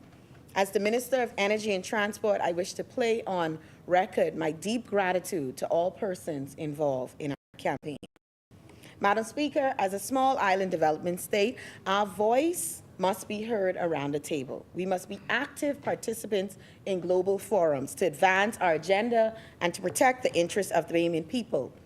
Madam Speaker, I rise now on behalf of the good, lovely, sometimes stressful, but my family, the people of the Elizabeth constituency, to participate in this debate that relates to a series of bills, namely the Commercial Entities Substance Requirements Amendment Bill 2023, Registrar of Beneficial Ownership Amendment Bill 2023, Exempted Limited Partnership Amendment Number 2, Bill 2023, Financial Intelligence Unit Bill 2023. From the onset, Madam Speaker, I wish to state that these bills are about proactive leadership in setting and redefining in financial standards and building, maintaining public confidence in the financial sector. In our blueprint for change, we committed to strengthening the financial services industry and to take immediate steps to clear all pending matters to be removed from the blacklist with proactive monitoring. As I speak on these bills, I do so from a place of understanding as I once worked in the financial services sector. Further, I have many constituents who work in the commercial and offshore banking fields, so I have an appreciation for strong compliance frameworks and protecting the reputation of our jurisdiction. Madam Speaker, most finance companies require annual anti-money laundering training for staff. This training is not only to ensure that compliance is an everyday behavior, but also to ensure that compliance framework remains relevant. By amending these bills, we are ensuring that our legislation remains current with global financial standards and requirements on a deeper level. These bills also protect a key pillar of our Bahamian economy and the jobs of thousands of the Bahamian financial service workers. Now to the specific bills, Madam Speaker. The Commercial Entity Substance Requirements Amendment Bill will align the Bahamas with EU and OECD standards in economic substance reporting. Specifically, the bill addresses global concerns about tax avoidance and profit sharing. Through this amendment, we are avoiding sanctions and enhancing our reputation as a cooperative and transparent jurisdiction. The Bahamas have made extensive progress in addressing the recommendations of the Forum on Harmful Tax Practices and has maintained its commitment to take further steps to ensure the substantial activities requirements in the Bahamas meets the global standard. With the amendment to the Register of Beneficial Ownership Bill, we're seeking to enhance the legal framework to combat money laundering and terrorist financing. Our financial system must have robust reporting structures in place to prevent terrorist financing. We can only achieve this objective by ensuring that financial institutions continue to place a deep emphasis on knowing their customers. That is understanding the full purpose of accounts, expected turnover, and confirming the true beneficial account holder. By establishing rigorous reporting standards and providing mechanisms for more accessible beneficial ownership information, this amendment is a direct response to global calls for greater transparency in business operations. It is a strategic move to strengthen the Bahamas' defenses against financial crimes such as money laundering and terrorism financing, and to align with international standards set by bodies like the Financial Action Task Force, FATF. The amendment will enable the Ministry of Finance to make formal requests for searches of the beneficial secure search system for initiatives within its remit. This access will allow the Bahamas to fulfill its international obligations under various international agreements and standards through the Legal and Regulatory Affairs Unit of the Ministry of Finance. With this information not being within the actual knowledge of the ministry, it must be obtained from external sources, which are heavily relied on for exchange purposes. Therefore, Madam Speaker, by enabling the Ministry of Finance to make searches of the register without having to inform the individual or entity under investigation that a search is being conducted in relation to them or their client, preserves confidentiality and integrity of the actual investigations. Madam Speaker, I turn to the Exempted Limited Partnership Amendment Bill. This seeks to modernize the existing legal structures governing exempted limited partnerships in the Bahamas.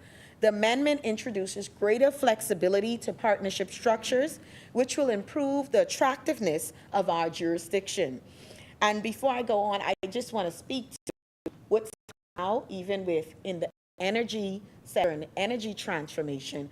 Most of the conversation we're having internationally and globally, as I was allowed by our good Deputy Prime Minister to attend and represent him at the World Investment Forum, because it was heavily focused on energy transformation.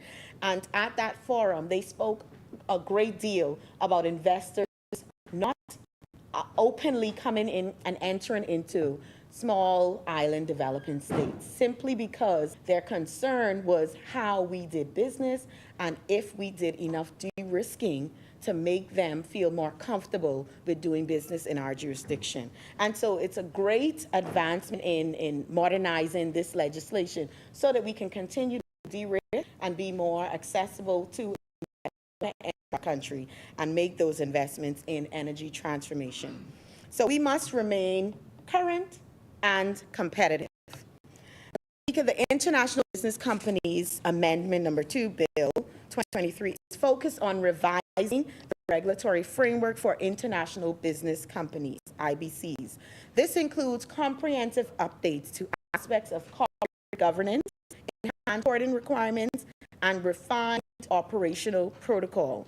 These changes are designed to ensure that IBCs operating in the Bahamas are in line with the latest international business standards, thereby enhancing the country's appeal as a jurisdiction, again, for international business operations.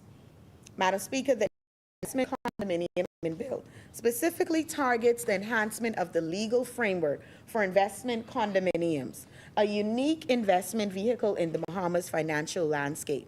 The amendment is strategically crafted to appeal to international investors, especially from markets where such investment structures are gaining popularity.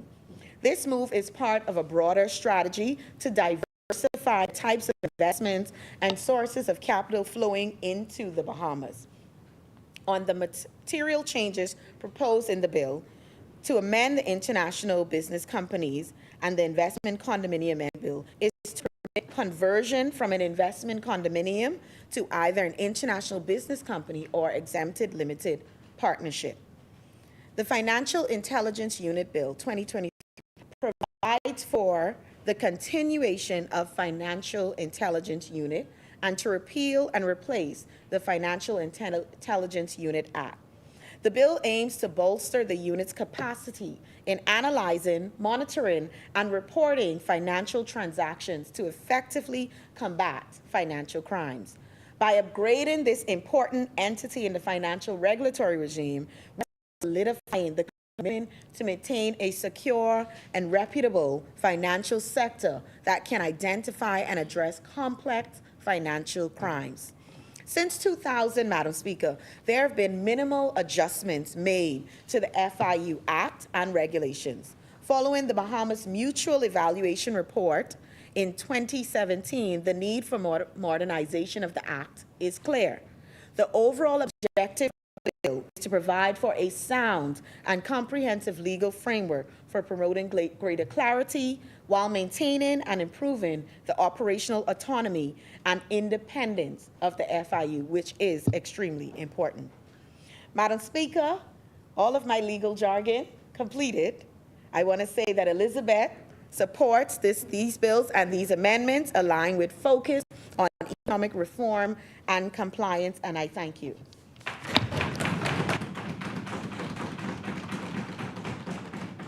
Thank you, Honorable Member Asmini. The chair recognizes the Honorable Member for Marco City. Thank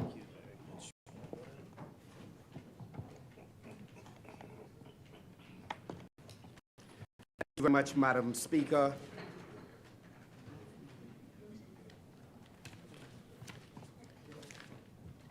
Madam Speaker, as always, I wish to give thanks to Almighty God for this opportunity to once again be in the House of Assembly speaking on behalf of the residents of Marco City and, by extension, members of the Free National Movement and around the country. Madam Speaker, let me first begin by extending condolences to those families that today are mourning the loss of loved ones, and to say that we will continue to keep you in our prayers, and to also wish Shanina Gibson, beloved Council member, wish her a speedy recovery, and on behalf of all of us on this side, we want you to know that we are thinking about you, praying for you. We also wish to send the same sentiments to Berkeley Smith and to let him know that he is in our thoughts and prayers, and of course to our dear brother on whose shoulder all of us stand, Sugar Kid Bo, to let him know that he is in our thoughts and as his sacrifices over many decades on behalf of our organization.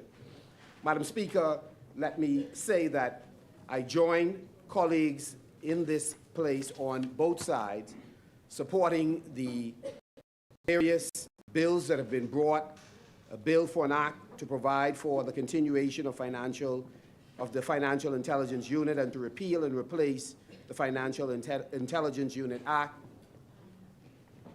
a bill for an act to amend the Investment Condominium Act permitting an investment condominium to convert to an international business company or an exempted limited partnership and for connected purposes. We also support, as was stated earlier, Madam Speaker, a bill for an act to amend the International Business Companies Act for demerging an international business company and for converting an investment condominium to an international business company and for connected purposes. We also support a bill for an act to amend the Exempted Limited Partnership Act for converting an investment condominium to an exempted limited partnership and for connected purposes, and a bill for an act to amend the Register of Beneficial Ownership Act, and finally a bill for an act to amend the Commercial Entities, that is Substance Requirements Act. Madam Speaker, the opposition has been on record for many years indicating our commitment, our shared commitment to protecting the reputation of the Commonwealth of the Bahamas. And we have said on multiple occasions in different forums that we believe we have had unfair treatment by the European Union as well as the OECD. While we were in government, we spoke about this matter on numerous occasions, and since we were in opposition as late as October of last year, Madam Speaker, when we spoke about the automatic exchange of information, etc., Madam Speaker, we reiterated our commitment to stand in solidarity with the government to draw attention to the unfair treatment meted out to small island developing states, inclusive of the Bahamas, whose governments are run by people of varied ethnicities, inclusive of those who are descended from the continent of Africa. And so, Madam Speaker, we changed our position in that regard. Once again, we reiterate our shared commitment to speaking to the international communities. Madam Speaker, what we are not in sync with the government on is the attempt by the members opposite to paint the picture that this activism to get the European Union and the OECD to behave in a fair manner is a discussion that originates in any way from them. They have recently joined this discussion, Madam Speaker. Many countries globally have been fighting in this space, calling for fair play for small island developing states in multiple ways, inclusive of making sure that Bahamas and other similar countries are not disadvantaged as we attempt to compete in the financial services space, Madam Speaker.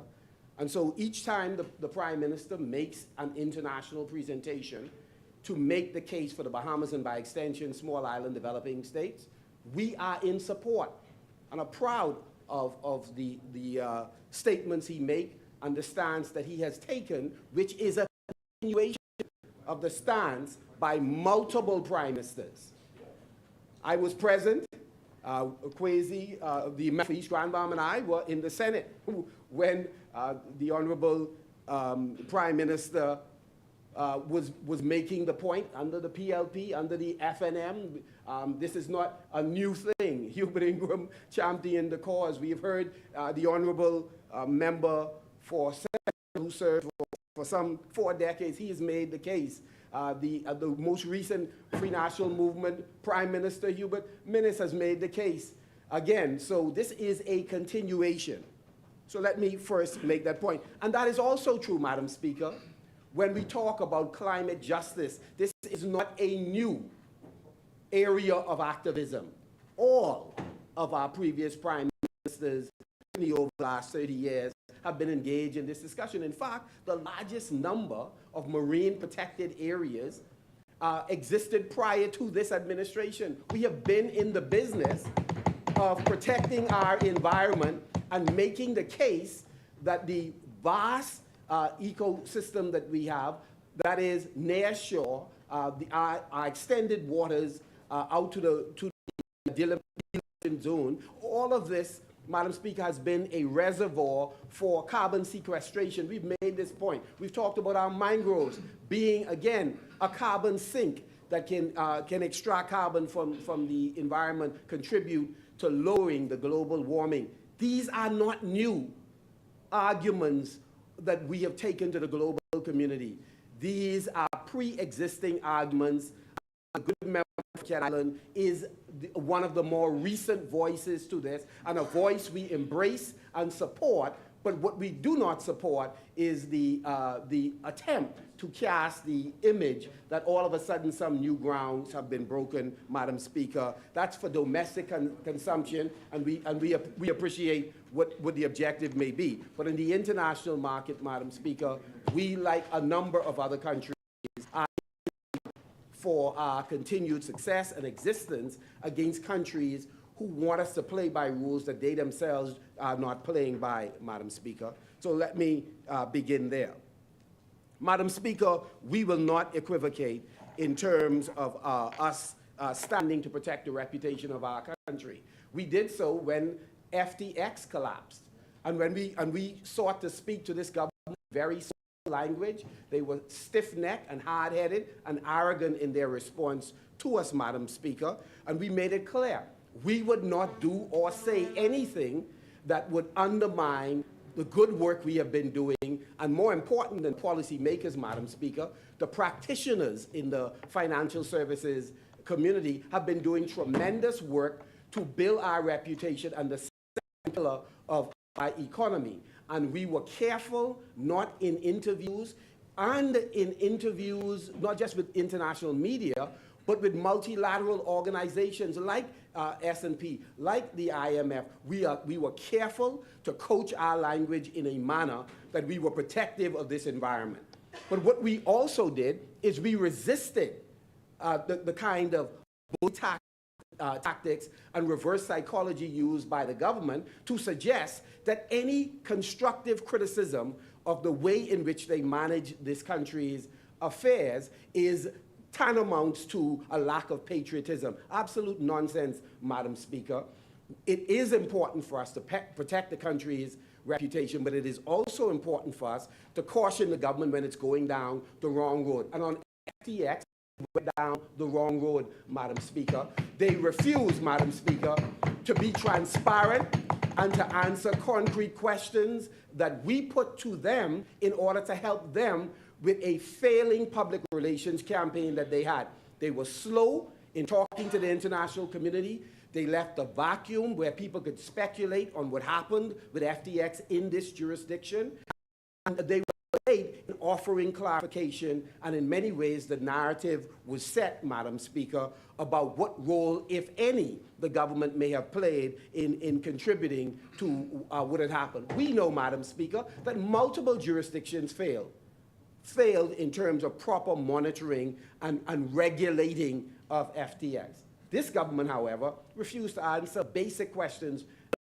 Madam Speaker, was there any personal relationship between any member of government, any politically exposed person, that is, members who are in government, members who are out of government but had served at some point, members who were persons who were related to government officials. That was an important question asked, and the government, all you could hear, Madam Speaker, much like after Alabama threw that touchdown against Auburn, all you could hear is crickets. No answers, Madam Speaker. Secondly, we asked questions like, was there any Bahamian resources invested in FTX in any form? Madam Speaker, was there any NIB funds, for example?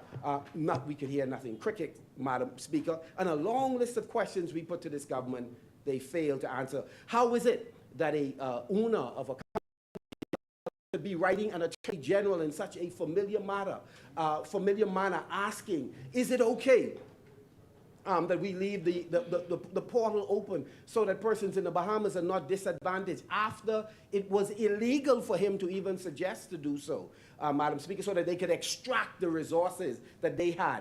And at no point did the Attorney General even bother to answer proposing or suggesting or asking is ultra virus of the law. There's nothing on record that we saw, Madam Speaker. And so, again, these were critical questions. The absence of answers from the government left room for great speculations, and more than that, accusations in the international market that could have very well caused reputational damage to the country. And one of the things is the minister, in light of his great confidence in the importance of his leadership, as he said this morning, that they need his leadership on climate justice. They need his leadership in fighting to make sure that small island developing states are not disadvantaged when it comes to financial services. It was regrettable that he was not confident enough at that time to exert his leadership as the face and the voice this issue around FTX. Instead, an attorney general was sent, who have no constituents to report to, was sent to be our spokesperson. And since we have been raising this issue of the importance of black-led leadership, as the side opposite loves to return to on a regular basis, and we take no fault with that, absolutely part of our heritage. What we find interesting is on that one occasion where the entire world was listening to what our plans was for the future of our regulatory regime for financial services and the niche market of cryptocurrency, et cetera, we decided to go in a different direction in asserting the pivotal role this, as he likes to put it, African leadership, black leadership plays. And I'm just rather curious, and I say that, Madam Speaker, only to caution how we cherry pick the occasions where we decide to use, where we decide to inject these into the discussion. I just find it interesting, Madam Speaker, but that is a discussion for, Madam Speaker, for another day. But let me once again say, Madam Speaker, we share the government's concern about others who seek to gain a competitive advantage by having a moving goalpost. We believe the financial services sector is one area where the Europeans have been patently unfair. However, Madam Speaker, we also believe that as a country, when you sign on to agreements, you have an obligation to move with a sense of urgency to honor the commitments you make to the international community. On this issue of blacklisting, I remind, Madam Speaker, the country, 2006, Madam Speaker, I believe I'm correct in saying when we came in, we were already blacklisted. Madam Speaker, what I find interesting about this government's blame last year, October and before, blaming the F&M administration for the blacklisting, is that what they did not bother to share with the public, and they failed to share it today, Madam Speaker, is that we had moved with a sense of urgency to address many of the issues identified by the OECD, by the European community, issues that we were seeking to remedy to ensure, Madam Speaker, that we would not be blacklisted. This administration came to office, the portal that required upgrading, Madam Speaker, they did not bother to upgrade. Instead, they moved with new plans to put in place a brand new portal, Madam Speaker. Valuable time was lost during that period. One of the things that you would have heard also, Madam Speaker, is that we had a resident expert that we thought would be very helpful to this country. In fact, that's why we assisted him in getting into a particular position where he could get the intelligence required to keep track of trends in the financial services sector in order for us to head off any potential problems in that arena. Not only did we trade away that talent, Madam Speaker, one of the other things we did, Madam Speaker, is we did not move on the list of requirements that were outlined. And if the government wishes to argue in its wrap-up that it did move, the question is, why did it take you not just 1 year, why did it take you 2 years that we are here making necessary amendments that we support, but you had a tremendous amount of time in the past in order to address these issues? What hindered you in taking the necessary steps in order to ensure that we would not be blacklisted? Instead, what we heard this morning, Madam Speaker, is that when they came in, they got an indication that blacklisting was coming. That kind of argument paves the way for you to then blame us, say, you know, this was already in train. Blacklisting was on its way, and it was inevitable. Madam Speaker, that's the case they wish to make, which is a familiar case they love to make. In fact, they made the exact case with the rise in the cost of electricity, that no matter what we did, whether we knew about the advice on the hedge or not, electricity price was going to arise. Whether we had executed the trades, it was going. So they love this inevitability argument, Madam Speaker, which is actually not accurate, Madam Speaker. They failed to act in a timely fashion. They failed to upgrade and fix the portal. They failed to secure the Bahamian talent that was available and helping us negotiate and to make the adjustments that were required, Madam Speaker. And so we ended up being blacklisted. But, Madam Speaker, now that the unfortunate action has been taken, this is the time for the government to close right. To date, I do not recall this administration, whether it's on FTX, whether it's on issues such as this, seeking to engage the opposition as they have made a commitment to do so, to talk with all stakeholders to make sure that the best plan of action is put forward on behalf of the country. Madam Speaker, we stand ready to work in tandem with this government, Madam Speaker, in order to make sure that we have the correct regulatory framework in this and other areas to protect commerce in the Bahamas, but also, Madam Speaker, to protect the reputation of the Commonwealth of the Bahamas. Madam Speaker, this morning we had a cause to welcome a new member to our chamber, Madam Speaker, and again, we stand by. Congratulations, we extended. We wish for him to do well on behalf of the residents of West Grand Bahama, because we believe, Madam Speaker, it is in our collective interest that he performs well, that the government honors the hundreds of millions of dollars of commitments that they made. And so, Madam Speaker, we intend, Madam Speaker, to hold accountable for the commitments made, Madam Speaker, and I take no issue with anything he would have said in the prepared text, which was prepared by, no doubt, the OPM's office or speechwriters, because it's the only way, Madam Speaker, it is the only way, Madam Speaker, that the speech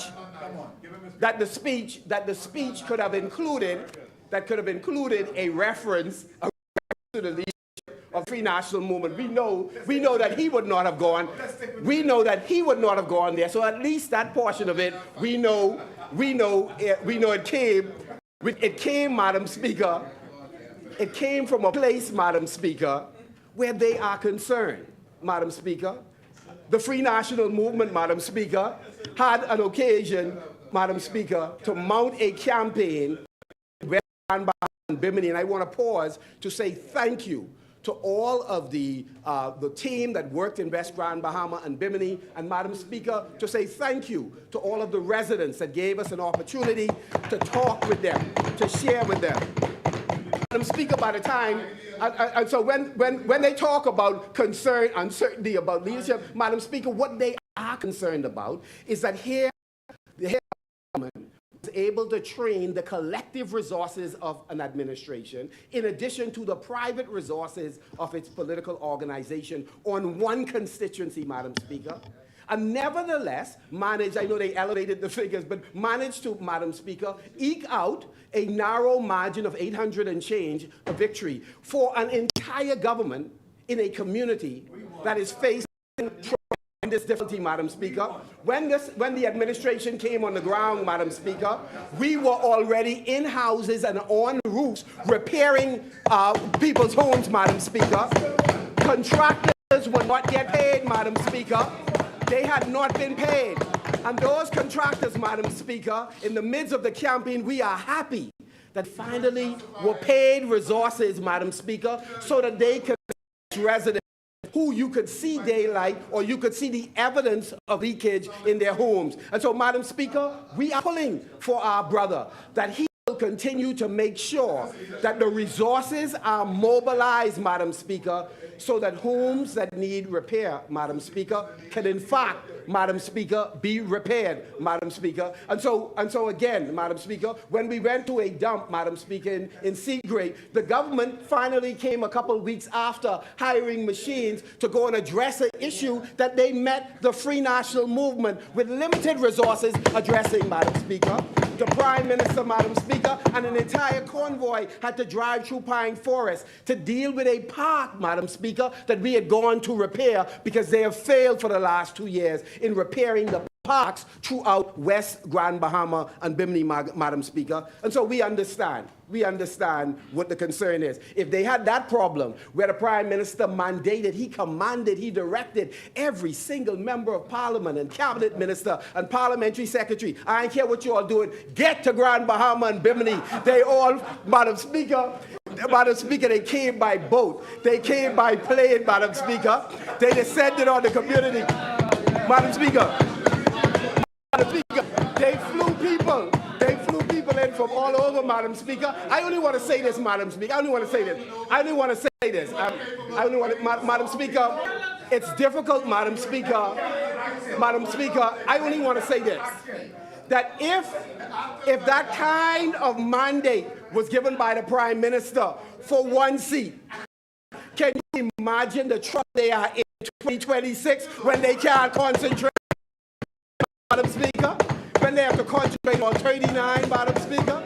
And so they see the handwriting, Madam Speaker, on the wall. And despite the claim that was inserted in the young man's speech, Madam Speaker, of the rising popularity of the PLP, Madam Speaker, they could not, with all of their millions, convince some 40% of that constituency to come out, Madam Speaker, to engage in the vote.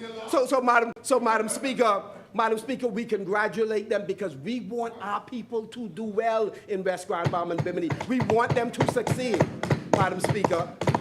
But we'll see them in 2026 or before, Madam Speaker. Madam Speaker, let me also say, Madam Speaker, that one of the worrisome trends that we see in this administration, Madam Speaker, is an unwillingness to take the advice that they are very good at giving, Madam Speaker. We heard a conversation earlier by the member for Fox Hill where he talked about deficit spending. While I was not here, I listened. I try to listen as often as I can to the chairman of the Progressive Liberal Party. I think on occasions you some very interesting things to say. But let me comment on this issue of deficit. One of the concerns that the IMF certainly had, and one of the concerns certainly that we have when you talk about deficit spending is this. Here's a government, like previous governments, that have had to engage in deficit spending. Well, a couple of things about deficit spending. One, it's important that the Minister of Finance is completely aware of what that deficit is and what the implications are on available resources that we have and how that's going to affect our ability to borrow new monies. We have had an occasion where the Prime Minister has been challenged in remembering the deficit that the country has experienced. And I think it is important, again, I don't share anybody's view who doubts our Prime Minister's understanding of finance.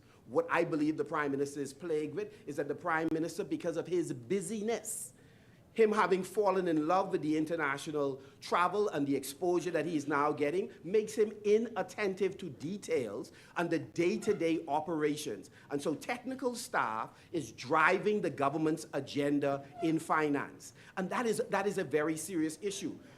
We have so many complex issues that are affecting us as a country. We need the Prime Minister to settle down and carefully manage those persons who report to him in the executive and technical staff who on some occasions will overreach. That's the first thing I want to say about deficit. The second thing is that our country, clearly the economy, is not growing at the level required for us to absorb the amount of persons who are unemployed and people who are coming out of school.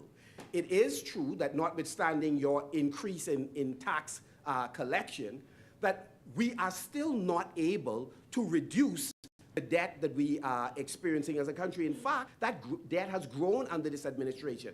And a part of the reason is that, one, we are obviously going back to, I would say, pre-pandemic numbers in terms of the growth in the economy. But here's the bigger issue. This government is not curtailing its spending. This is an administration that lacks discipline in financial management. There are many members of the private sector who are interested and willing to work with this administration in exercising discipline. But even those individuals, Madam Speaker. The chair recognizes the honourable member for. I know the side opposite like things foreign, but maybe they should be patriotic and listen to the Central Bank of the Bahamas. Expenditure is available free online at page 8 of the report. Under it talked about a total reduction in total expenditure to primarily 95.1 million, 9.3% decline in current spending to 927 million. In contrast, capital outlays rose by 9.8 million, 7.9%. So in essence, we reduced current spending and invested more on capital. But the central bank, I know he may not trust things Bahamian, but the Bahamian central bank reported a reduction in expenditure. And he can, in fact, read the whole report, and that was noted by the IMF. I didn't want to interrupt him because I know he's arguing for his political life, but I think we need to be clear about these things. Thank you, honourable member. Thank you very much. Thank you very much. Thank you very much, Madam Speaker. The statement I made, and I stand by it, Madam Speaker, is that this is a government that is not good at curtailing spending, Madam Speaker. That is the point. So nothing he said about the central bank reporting is at odds with the point that I made. In other words, here's a government that promised state-owned enterprises reform, reducing the amount of funds being made available to state enterprises because they had a plan to make them far more productive, Madam Speaker. However, what they have done is use the state-owned enterprises, Madam Speaker, as employment agencies without improving the quality of productivity in each of those state-owned enterprises, Madam Speaker. And so scarce resources are going in that direction.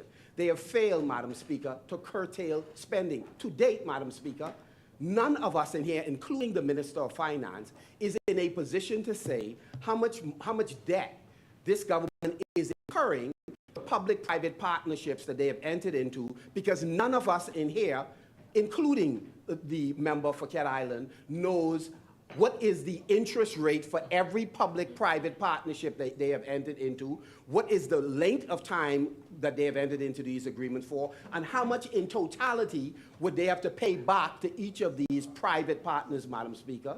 We do not know. And Madam Speaker, the truth is all of those who are jeering, including the member for Freetown, have no idea, Madam Speaker, all of the arrangements that have been entered into by this government because they refuse to reveal, Madam Speaker, who they have entered into these arrangements with. They have entered into secret arrangements with private contractors, Madam Speaker. And so the point I'm making is, in order to deal with the deficit, at a minimum, you have to at least know all of the arrangements that the government has entered into. And since he did channel the issue of central bank, let me say, I know enough about central bank, Freetown, to know that you illegally borrowed $232 million in SDRs, equivalent of $174 million, without proper authorization and breaking the law, and you had to come to this House in order to pass an amendment to make it retroactive in order to take possession of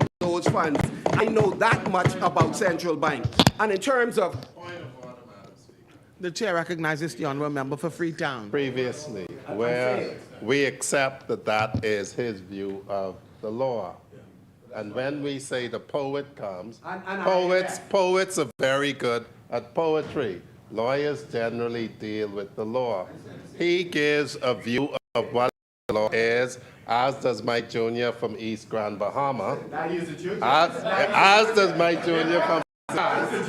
But we disagree as to what the law is. To state an opinion as a fact is misleading. Madam Speaker, just for the public, we met with IMF as well, and somehow they necessarily share the view that you have, and I would remind Freetown that when we last spoke on this same subject, he didn't go to the poetry. This is an administration that loves to talk about culture, but culture, poetry, storytelling is a pejorative for them, right? But this is an administration that when we last had this discussion, they made the point that the lawyers at central bank saw the world different than their lawyers. So the argument then, but now that they're getting spanked with their contradiction and hypocrisy, all of a sudden it's a poetry argument. So I close with this, Madam Speaker. I close with this, Madam Speaker. The chair recognizes the honourable member for Freetown. To be very clear with Marco City, when we say he's a poet, we're saying that he uses language. So he knows when he is being disingenuous. Of saying you're a poet. It's not to be pejorative about it. It is to say you should know better. Okay, Madam Speaker, as I wrap up, let me just say, disingenuous is giving out taxi plates but not gazetting them. Madam Speaker, that's disingenuous. Disingenuous is making a loan to BPL and not, Madam Speaker, doing so within the terms of the law and not knowing the terms yet. Giving out a loan and haven't even figured out the terms yet. That's being disingenuous, Madam Speaker. And so I close, Madam Speaker, only where we begin. We support the protection of the reputation of our country, which is why we support this compendium of bill. What we do not support is beating up your chest when you know full well that all of your representations to the United Nations goes nowhere if the very EU and OECD and the U.S. decide that they are not supporting the resolution as they rejected initially at the United Nations, Madam Speaker. And so we should tell the whole story. We should speak soberly to the public about the challenges we face and what is the plan of action to address those challenges. Unfortunately, this is not an administration that is prepared to do so. And let me say, Freetown, I don't know about you. You may be one and bad, but I assure you, grace of God, I will be here come 2026. I'll still be standing and still be in charge, my brother.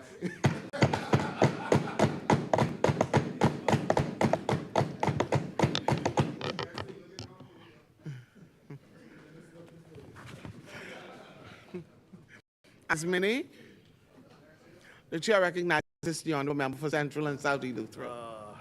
Roads getting paved. What else? Docks being done. Yes. Channels being dredged. Airport Yes. getting rebuilt. Seawalls getting done. Yes.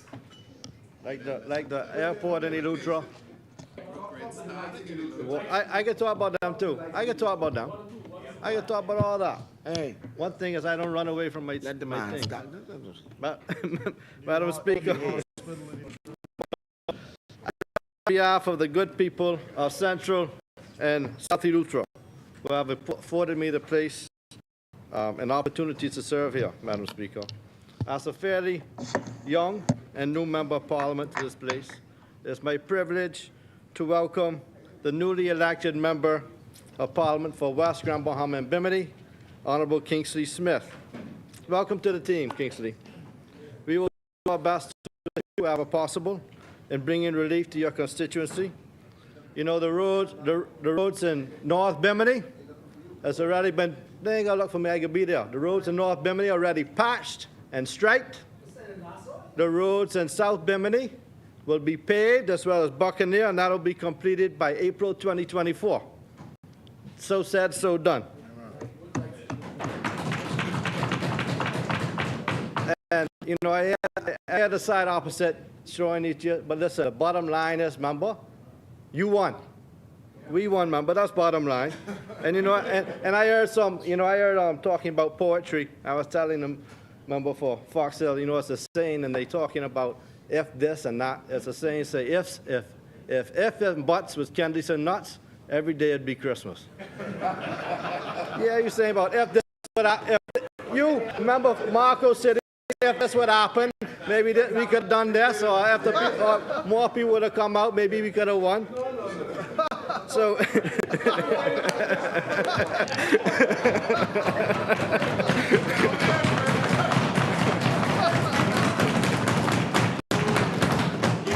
So, Central Grand Bahama, Central and Saudi Lutheran. eh? When we finish this, I want it one more time. So, yes, thank you, Madam Speaker. Marco City. Because Madam Speaker, he knows full well I didn't say if anything, but so I just want to say, as Madam Speaker said to you, if you wish to recite poetry, you should go ahead and do so. But don't use me. Don't use me to do it. Don't use me to do it. Go ahead and recite it.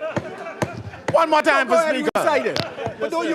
Listen, my grand used to tell me that, and I used to say, you know, his name is Glenn. I say, Grand, if I could have done this or if I could have done that, he say, Clay, if ifs and buts was candies and nuts, every day it'd be Christmas.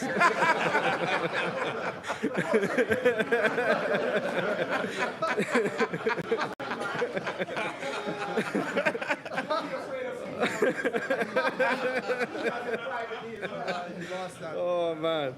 We can put it on the beach. As I highlighted on the campaign trail, through the Ministry of Works and Family Island Affairs, I intend to ensure that our family islands receive the necessary infrastructural upgrades and building repairs while I sit in the seat. Anybody who monitored the bonfire can see that in Andros. You'll see about 4 to 5 docks. The portal was closed this week. Also, a bridge was closed as well, so all of that will start in the year. Start Grand Bahama, but we're working aggressively and focusing on family island communities, because it is important for me that our family islands progress economically, especially as they become increasingly popular as vacation destinations. I continue to be a voice for those that are unable to speak for themselves, and I continue to advocate to my colleagues to ensure that Central and South Eleuthera is on the list of priorities for every ministry. Madam Speaker, before I begin to speak about what we're debating today, I would like to congratulate a fine couple that hails from Central and South Eleuthera.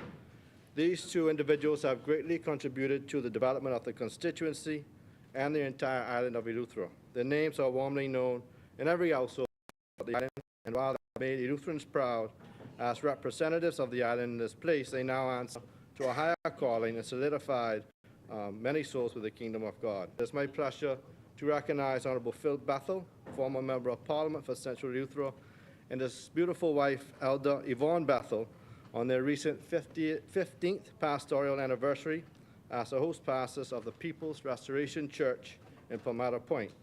I was joined by the members for Cat Island, Rumkey and Salvador, and the member for Fox Hill on this occasion, as Honorable Philip Bethel is a friend and former colleague to both of them, and has undoubtedly made an indelible mark in history and is so deserving of the honor and recognition.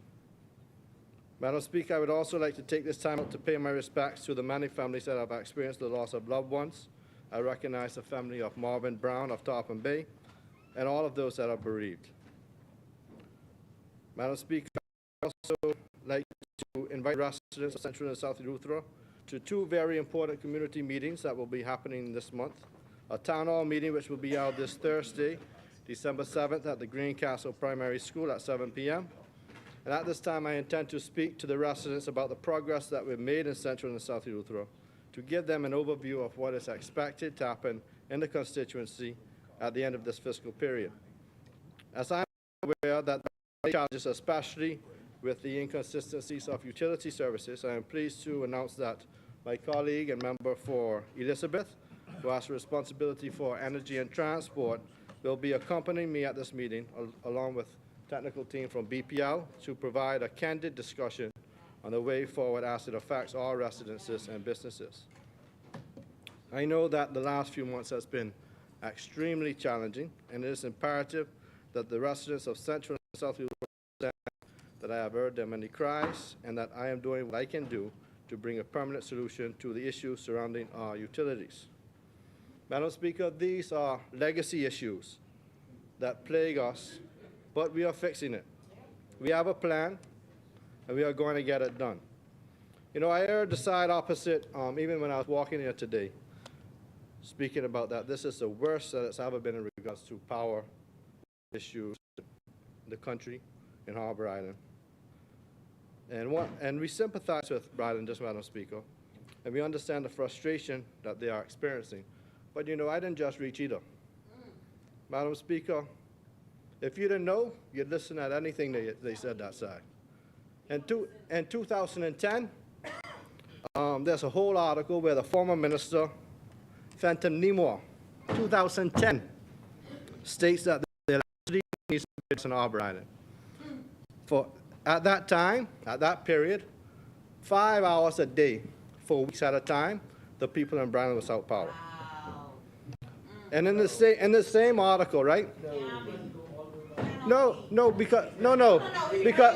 Because I bring you up to date. Members, I can get to that point. Members, but there's a member on the comment that floor. you made, and a member for St. Anne's, but this is the worst it's ever been. This is an issue, but it doesn't dispel that it needs to be fixed. But you need to put the priorities where they are. At that time, he states that we can no longer band-aid the issue in Harbor Island, 2010. As we will look at putting a $25 million electricity facility to place in Harbor Island. It was never done. It wasn't until the member for Island, Rumpke and San Salvador, became the Deputy Prime Minister and Minister of Works at the time, that they purchased the $25 million facility for Harbor Island and installed. That's the plant that they have now. Until that point, weeks at a time, 5 hours, every day, no electricity. So at that time, they fixed the legacy issue in Brighton. Then we go into 2019. We lost in 2017. Bought the generators, put them in Brighton. We did that. 2019, power was out. Now, all these are backed by articles. Power was out from December 23rd through Christmas Day up until December 30th. This 2019, under your former administration. So this is two articles that I pulled up, right? So, you know, they come in there talking fool, hoping for it to stick. You say, Madam Speaker, you have to put the backdrop so that you understand where we are. You can't but you can make the statements that this is the worst it's ever been when this is a legacy issue. So again, I want to reiterate, Madam Speaker, that this is a team, right? And we will work together to ensure that every island and every constituency benefits from this area and active government.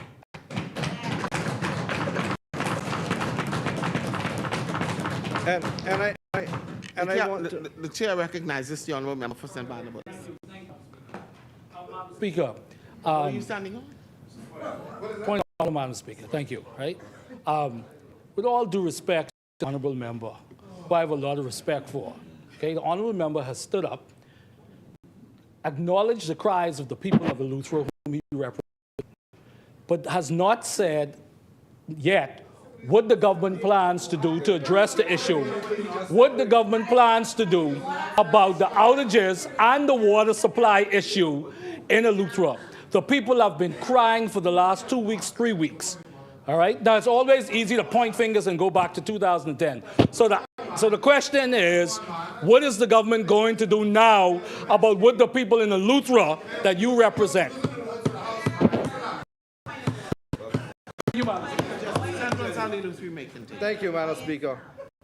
I want to congratulate the member for Elizabeth, Madam Speaker, because I live an island where the generation of electricity is privatized. And I want to congratulate her for being progressive, for being forward-thinking, and for having the support of the Prime Minister to turn RPs for generation in the Family Islands.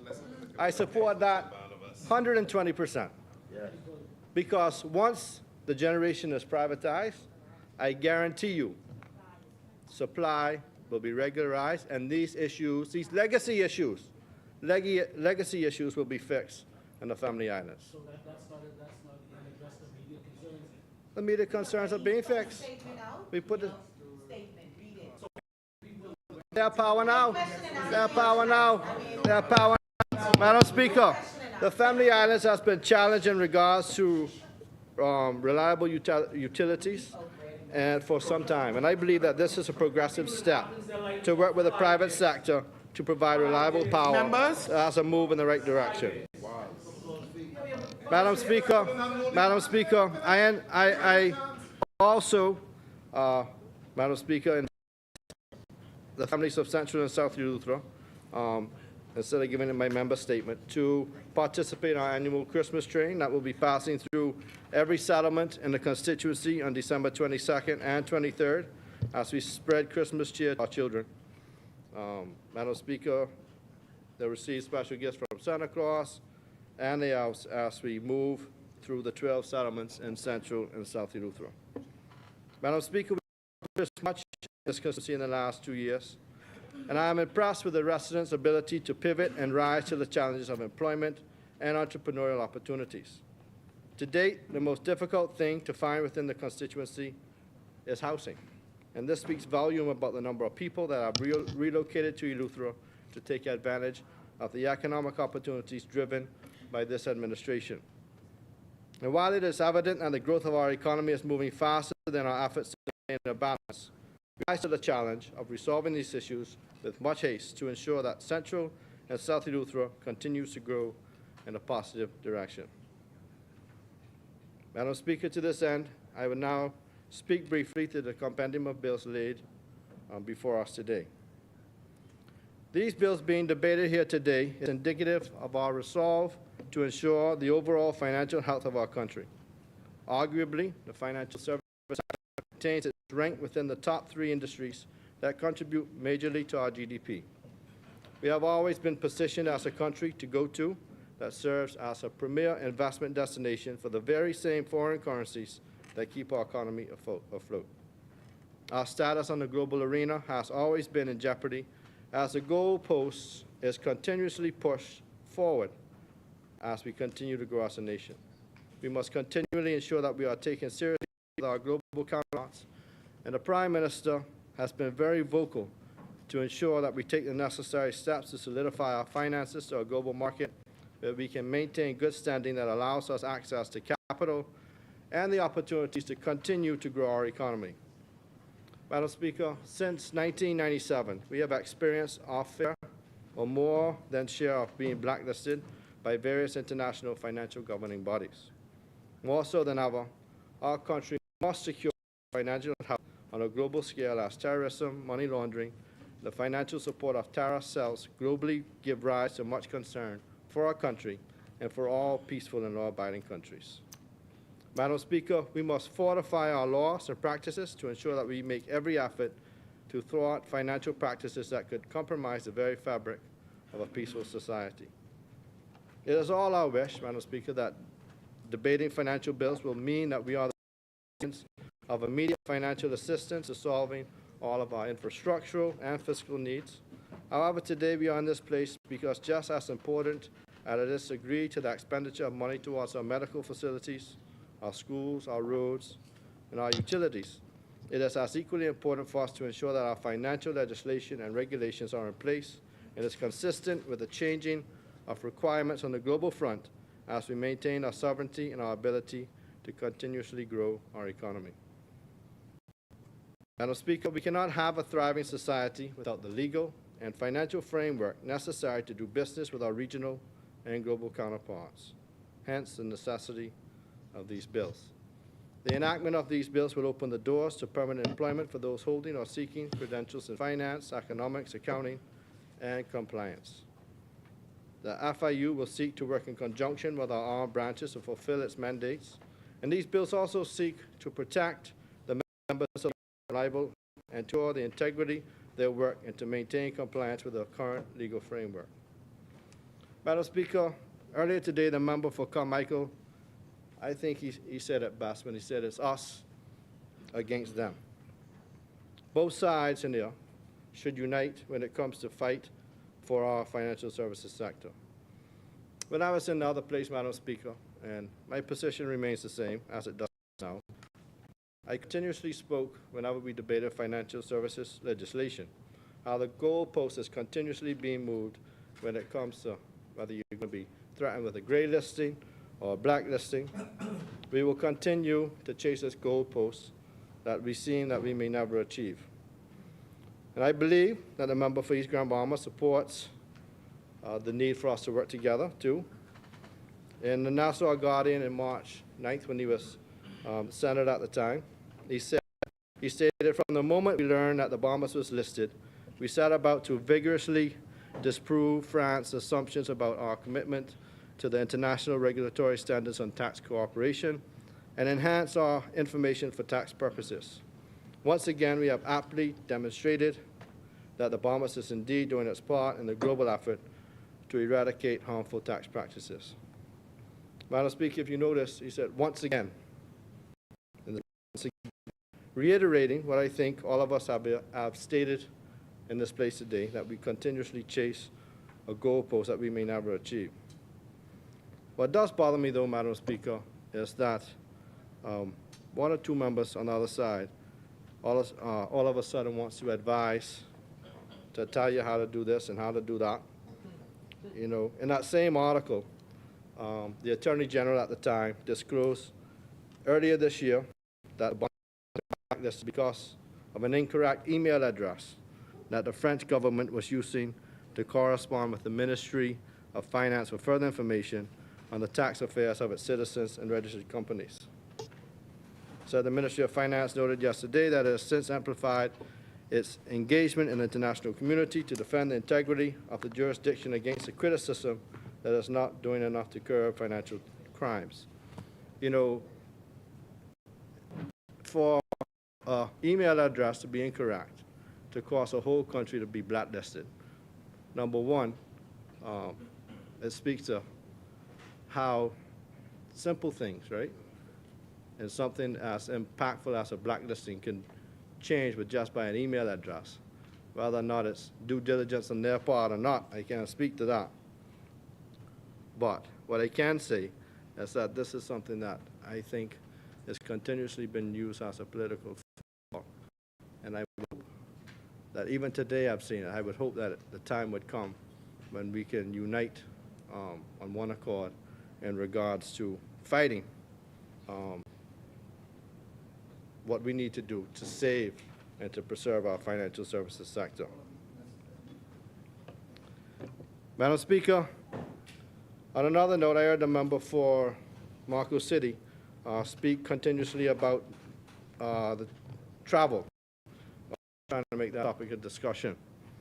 However, this member believes that in conversation with country representatives from all jurisdictions, directors, permanent secretaries, and ministers are exposed to ideas and practices and similar challenges and victories by other countries as we embark on various initiatives. These conversations here at home or at conferences abroad lead our policymakers on expeditions with technocrats that more often than not lead to our country implementing laws, policies, and practices that are foreign unto our regional counterparts. Because while many countries are older than we are as independent nations, they have already been through many challenges and have found innovative ways to resolve these challenges. We have the good fortune to come along, and instead of reinventing the wheel, we simply observe what has already been done. We can effectively bypass a mistake and implement measures that ensure a successful transition without the challenges. Madam Speaker, we extend our sincere gratitude to our counterparts in the region for their assistance with the establishment of these financial frameworks being implemented and secured. We are also thankful to the numerous technocrats within the ministries that remain abreast of current trends and seek to ensure that our little country continues to make big waves in the global arena. Yeah, I could hear you. Without them, Madam Speaker, our country would not boast of such successes. To this end, I applaud my colleagues for continuing to invest in our people, find ways to ensure that they can enjoy the freedoms and liberties that our country offers, and to provide for themselves and their families.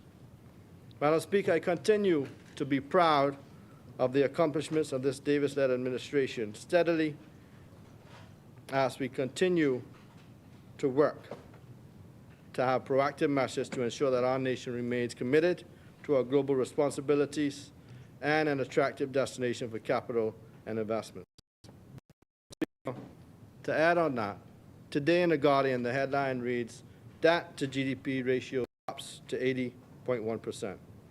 If you remember, when we took office, debt to GDP was over 100%, Madam Speaker. Madam Speaker, no, you ain't read the paper. Say that again. Today in The Guardian, the headline reads, debt to GDP ratio drops 8.1%. And if you remember, Madam Speaker, I think it was 103% when we took office. Madam Speaker, this speaks to fiscal responsibility. This speaks to righting the ship, Madam Speaker. This speaks to good governance. This speaks to the difference between the talkers and the doers.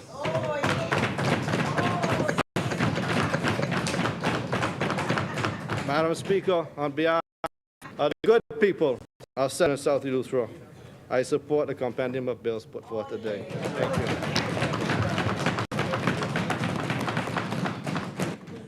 Thank you, Honourable Member. Asmini?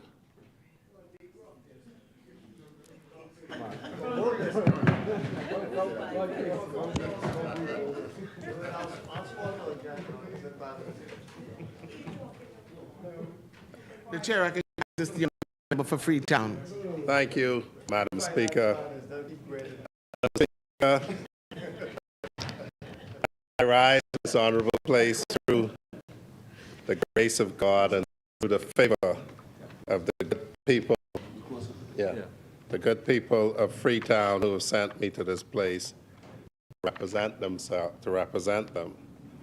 Madam Speaker, you know, we talk about the grace of God, and I had just a little small incident in faith in him when on Monday, through the marvels of medical science, while I was still awake, I had a cataract removed from my left eye, being able to see everything that the surgeon was doing, and just there to observe the goodness of God in bringing me through that. And Madam Speaker, you know, everyone thought I would travel abroad for a procedure that we have many, many Bahamian doctors capable and willing to do.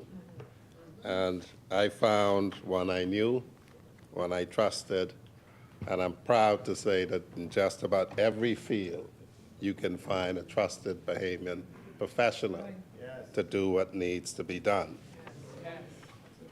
Madam Speaker, let me begin by welcoming our new colleague from Western Bahama and Bimini.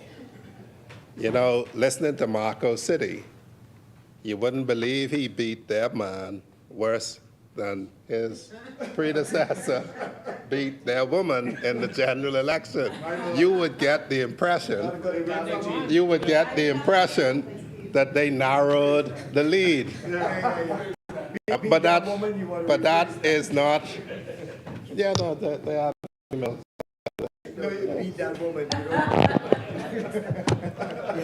Listen, Madam Speaker, if we're going to freely talk about blacklisting, political correctness has its limits. But Madam Speaker, you know, it just amazes me. You would think that that is the case. And then everyone talks about the number of people who did not come to vote. Now, everyone who is from a constituency in Abaco, or Grand Bahama should know the obvious.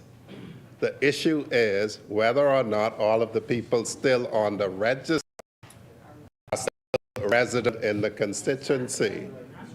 I'm aware of that because parliamentary registration is one of the areas that my ministry has oversight of.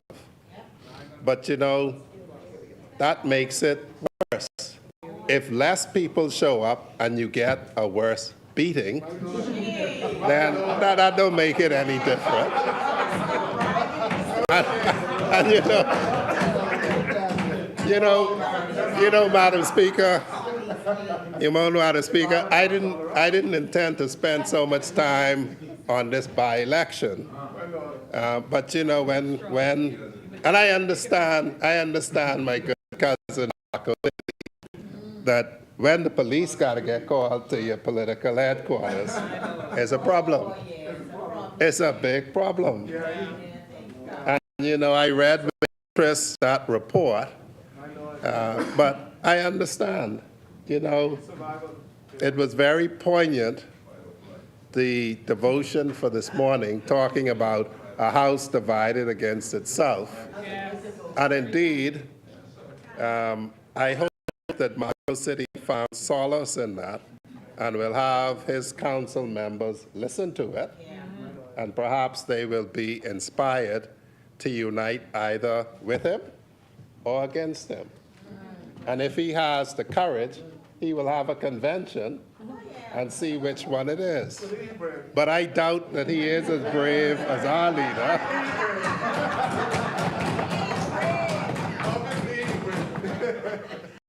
You know,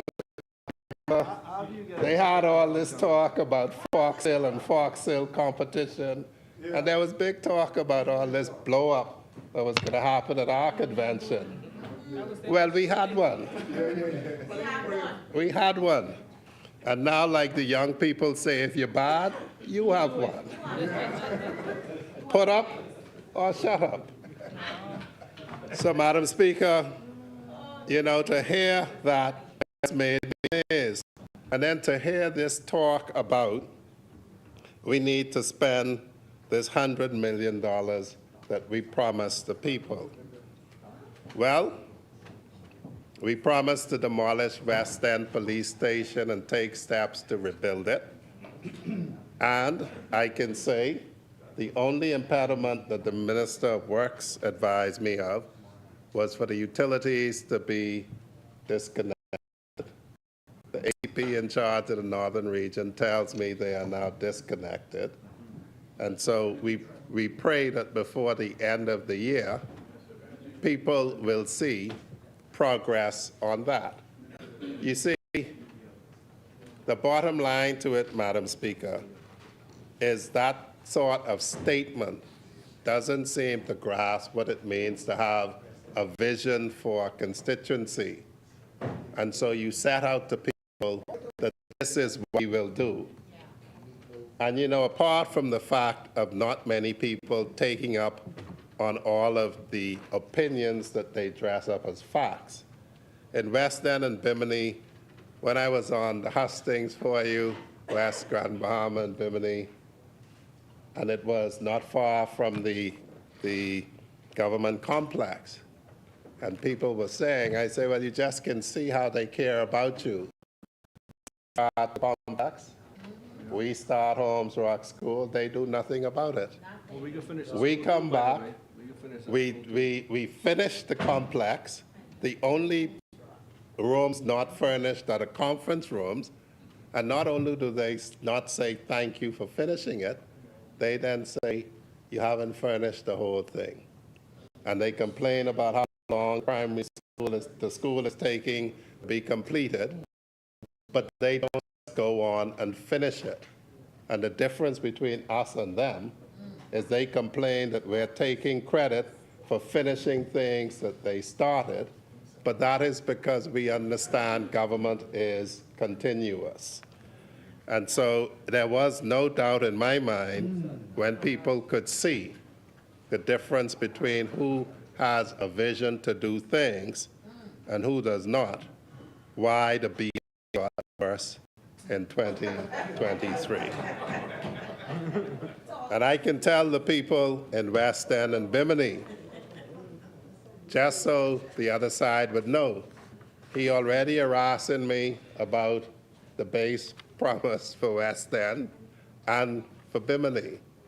And so he is doing what you sent him here to do.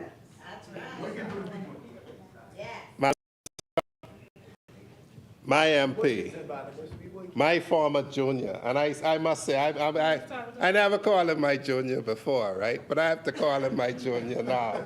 If he's going to talk about the father stepping in for the son, I must remind my junior that I'm the junior of the member for Cat Island, Rum Key, and San Salvador.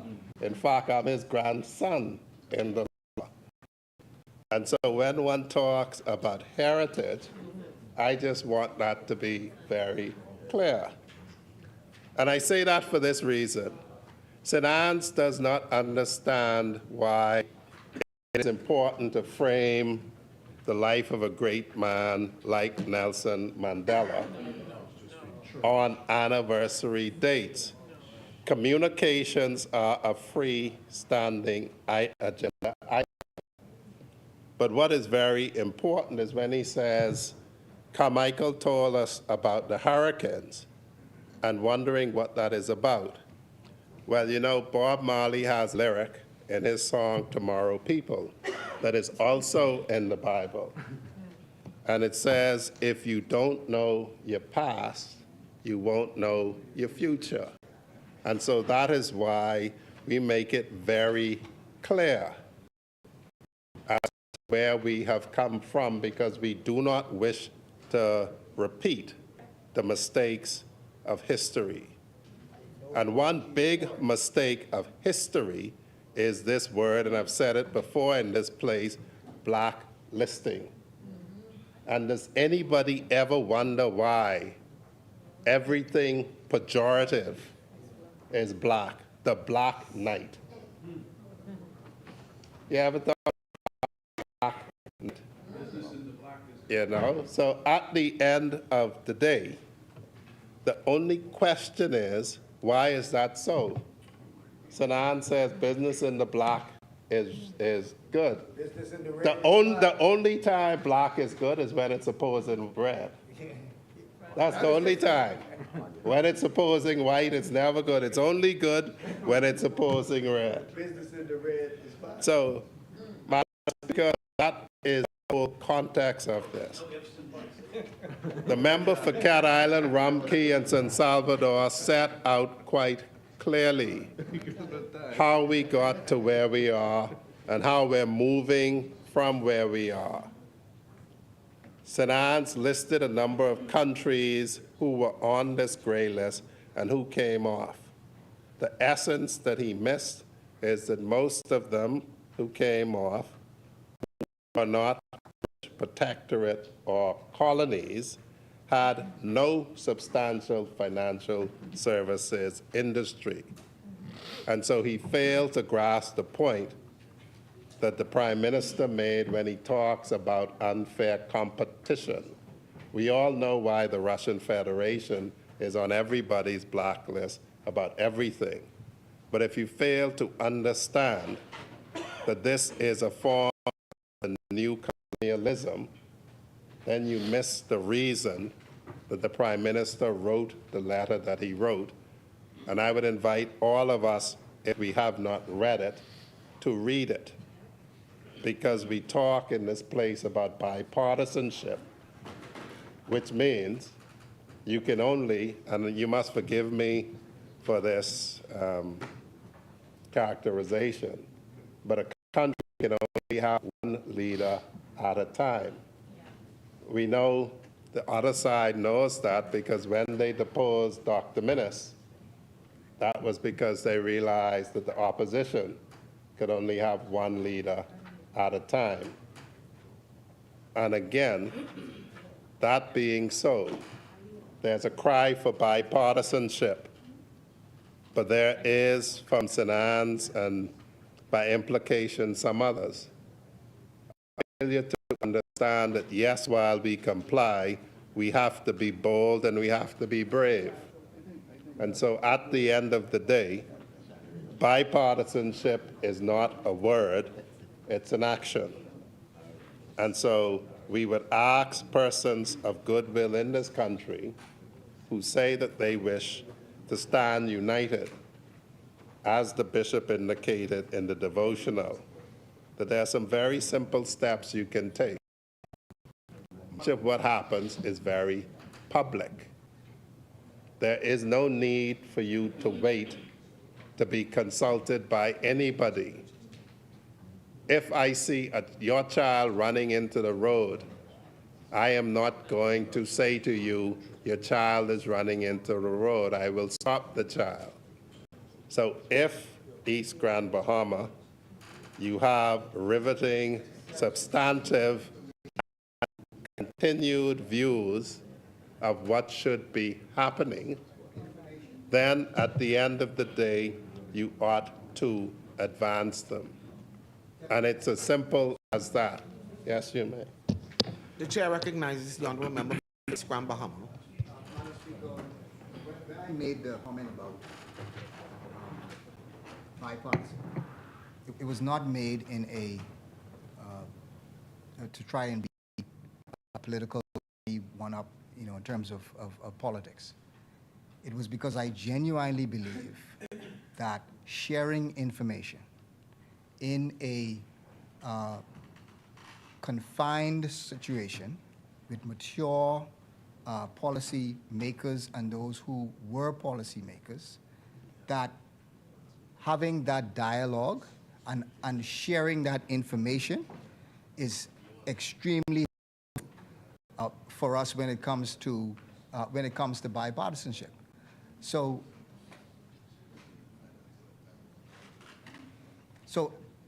it is not necessarily about us just telling you what to do, because we don't have the specific information that you have. I mean, one of the things that we did when we were here was we gave you the information, and then through dialogue, we then made decisions. So that's what I'm suggesting. Have a meeting. This is the situation that we are being put. This is what we are doing, because a lot of these technical points are not in the public. So what we are saying is let's share information, and then we can have a dialogue. That's what I'm saying. I would say this, East Grand Bahama. I remember well 2001. If I'm not mistaken, at that time I was Vice President of the Bahamas Bar Council. To the discredit at that point, we were rushed into the legislation, and we were told, invited to a meeting to be told, that you don't let the prisoners keep the prison, the children keep the school. The government intended to do what it intended to do, and we received a raft of legislation. In my experience since 2001, that has never been the position of any subsequent government. Industry is consulted without seeking to ascribe rabid political views to any particular industry member. I would be amazed if no one of an F&M persuasion is involved in the consultations that happen. I'm just being realistic about it. So what I am saying is this. We know the creature, we know the animal that we face, because you all face the same animal that we now face. We know that their objective is to own and take our business. It's like when they came and took our resources. The Elgin marbles are still in the museum, and they make no bones about they don't intend to return them voluntarily at this time. But the long and short of it is, the member for Cat Island, Ram Kingston Salvador, gave historically the position with these portals. That's just an historic fact. And we could argue qualitatively about whether they were fit for purpose at any time. but that is an historic fact. What I would say to West End, West Grand Bahama and Bimini is you're probably amazed that we spent all of this time. It's now 6:30 in the evening. And at this point, all of the members of the opposition did not speak. And everyone from our side did not speak. And these are uncontroversial bills that everybody agrees with. But we've spent a whole blessed day with no serious dissection of these bills. Sinan suggested we should perhaps time the time that people actually spend on the relevant issue, and then in the new rules, set that amount of time for debate, member statements, where people can talk all the rest of the folly that they wish to speak. So we have an experience where we're moving to address things. And then my good friend and colleague, South and Central Eleuthera, there's dirty pool, as the English call it, played. And you know, I wasn't going to say this. I promised him I wasn't going to use this example. But you know what? I think you need to use it for people to understand it. It behooves somebody who burns down a house and leaves somebody else to fix it, to complain to the homeowners that they're getting rained upon while the house is being fixed. You burnt it down. It is raining. We are fixing it. People will be rained on momentarily until we get the roof on. So stop talking about fix it when you burn down the house. We are rebuilding the house. And I say that just having returned from Eleuthera on a consultative tour on the conditional release of offenders bill, because I drove the length of Eleuthera, and some of the only vehicles on Eleuthera for the police are the vehicles that, through the graces of the Ministry of Finance, we and we went up there, and just about every police station in every intermittent settlement has issues. And the police station at Workers' House, that needs repair, and God help the police in Governor's Harbor if it rains, because it floods. And so you have a whole mass of capital works to be done, and you say fix it. If fiscally you can fix all of these stations all at the same time. And in Andros and Eleuthera, because I also visited Andros, they have one sergeant in central Andros. You let the police strength run down, and then you say fix it, as if at one time you can recruit 1,000 policemen. I am very tired, Madam Speaker, of hearing the people who burnt down the house, watch it burn down, tell us who are rebuilding it to fix it, and while we fix it, complaining about the people having some rain on them. We apologize for that fact. We intend to make it as short as possible, but it is really, really, the English would say, not cricket to do that. You know, it just makes the Bahamian people think. The chair recognizes member from Bahamas.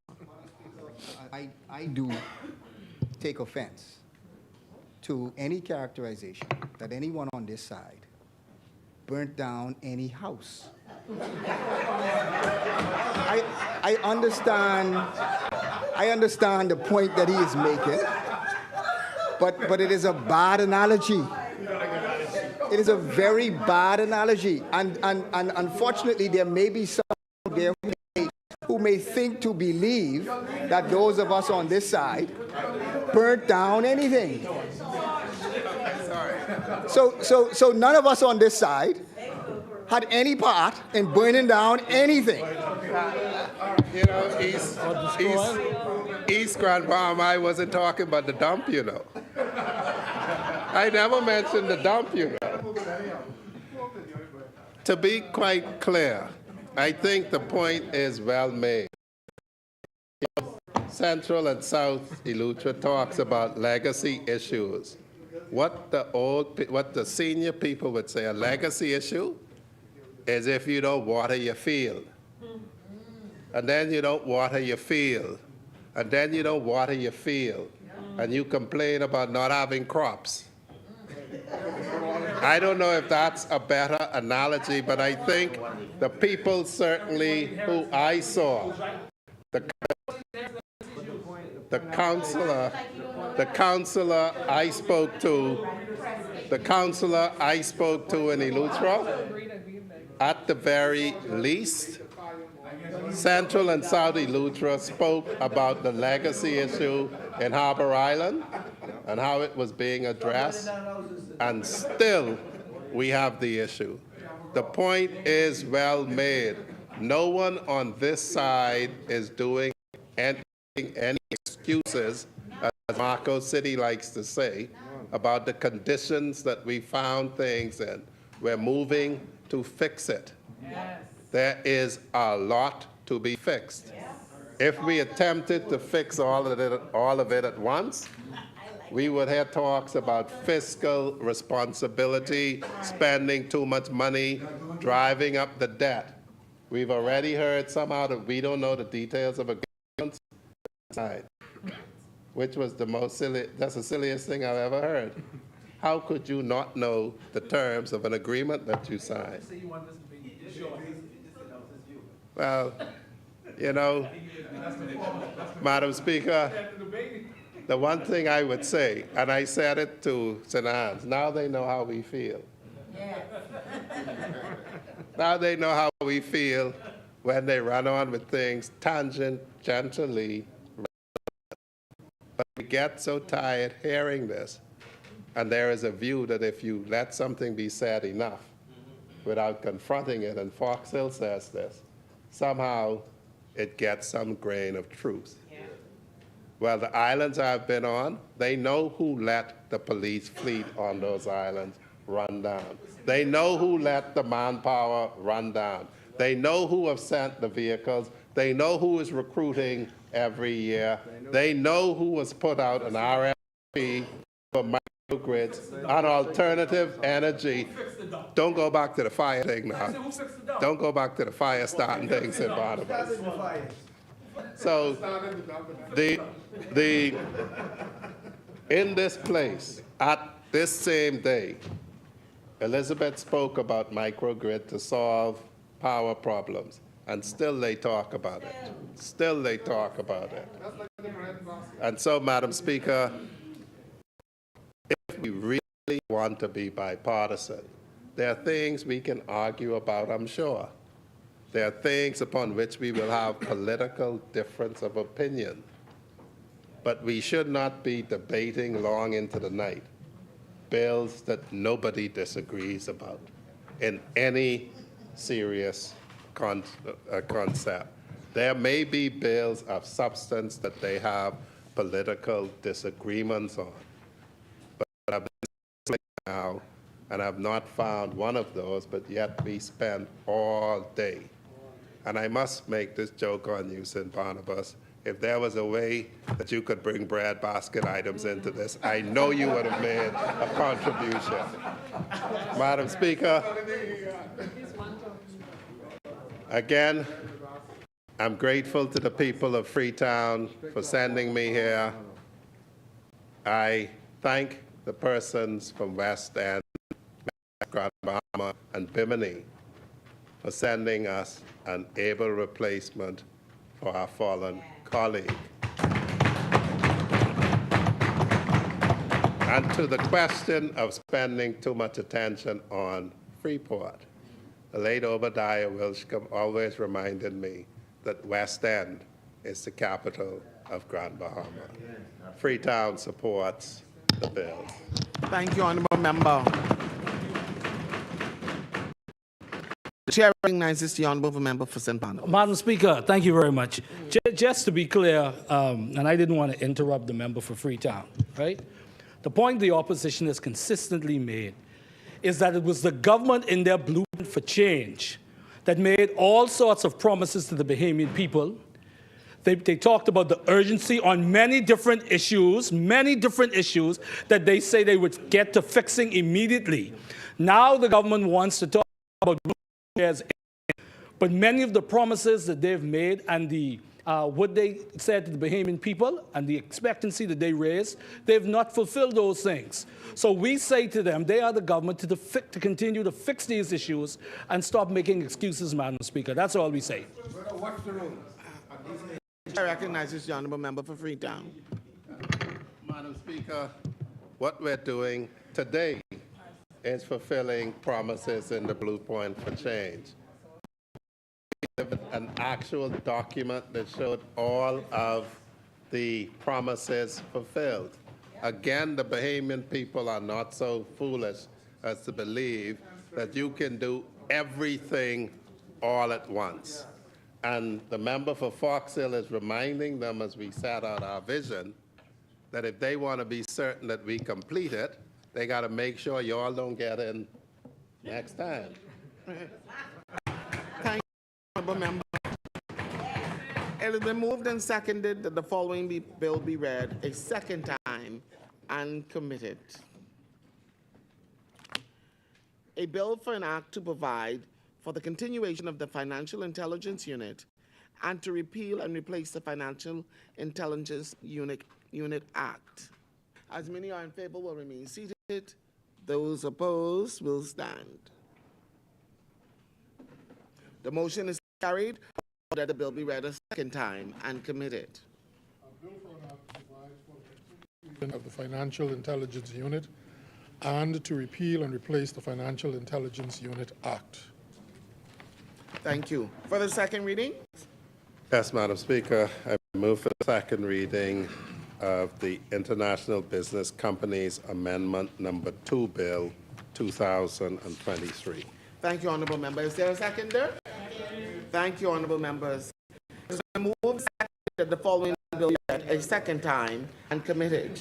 A bill for an act to amend the International Business Companies Act for demerging an international business company and for converting an investment condominium to an international business company and for connected purposes.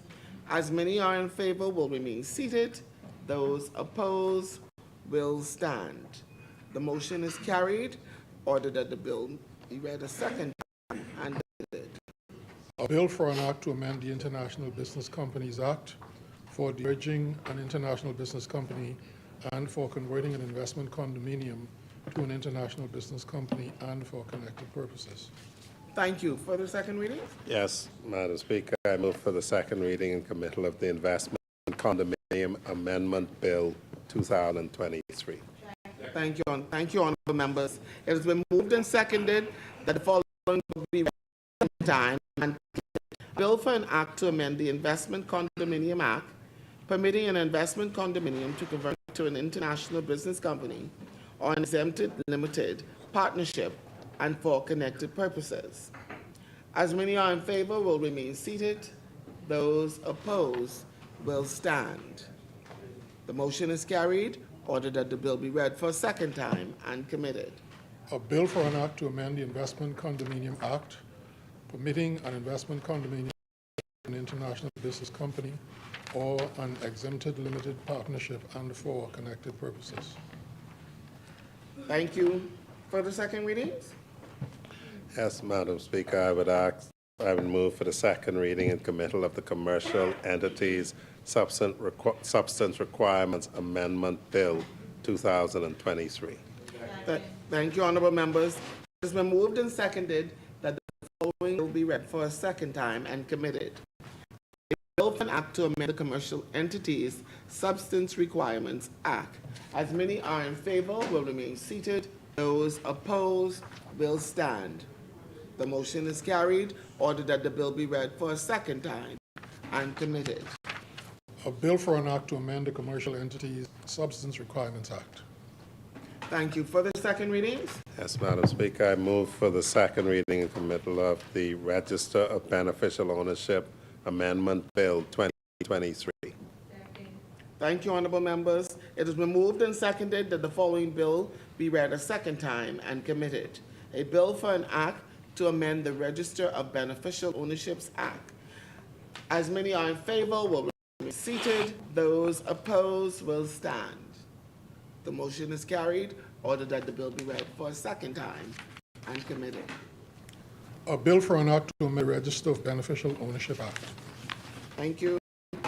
Yes, Madam Speaker, I move for the second reading and committal of the Exempted Limited Partnership Amendment Number 2, Bill 2023. Thank you, honorable member. It was seconded. Thank you, honorable members. It has been moved and seconded that the following bill be read for a second time and committed. A bill for an act to amend the Exempted Limited Partnership Act for converting an condominium to a limited partnership and for connected purposes. As many are in favor will remain seated. Those opposed will stand. The motion is carried. Order that the bill be read for a second time and committed. A bill for an act to amend the Exempted Limited Partnership Act for converting an investment condominium to an exempted limited partnership and for connected purposes. For the second readings, No further second reading. Sorry. Committee of the Whole. Madam Speaker, I move that the House be dissolved into the Committee of the Whole with the Deputy Speaker in the chair. Is there a seconder? Second. Thank you, honorable members. It has been moved and seconded that the House do now resolve itself into the Committee of the Whole with the Deputy Speaker in the chair. As many are in favor will remain seated. Those opposed will stand. The motion is carried. The House will now resolve itself into the Committee of the Whole with the Deputy Speaker in the chair.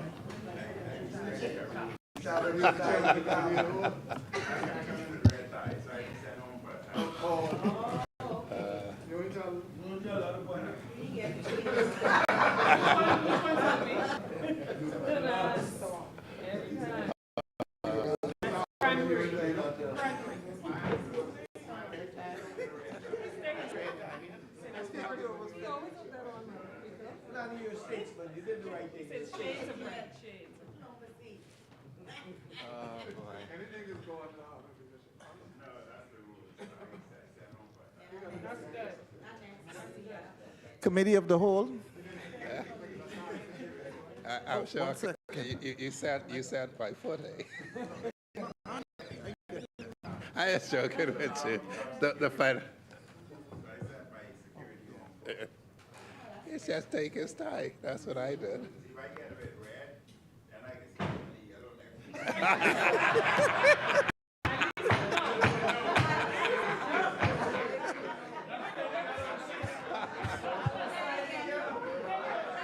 Thank you, Honorable Member for Kalani. Mr. Deputy Speaker. Hold on.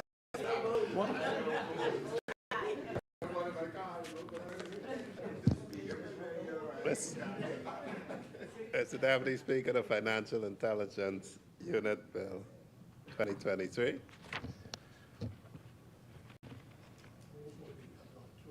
Long? Yeah. Mr. Deputy Speaker, I move that the long title of the bill be agreed. Second. It has been moved that the long title of the bill be agreed.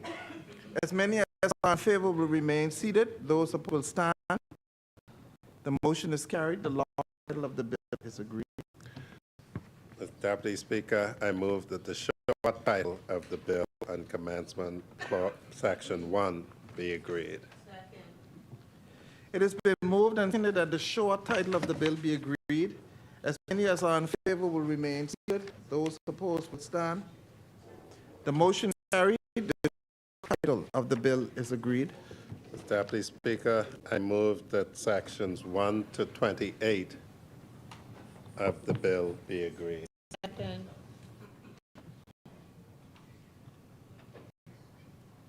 It has been moved and seconded that sections 1 through 28 of the bill be agreed. As many as are in favor will remain seated. Those opposed will stand. Section 1 through 28 of the bill is agreed. So that I move the schedule of the bill be agreed.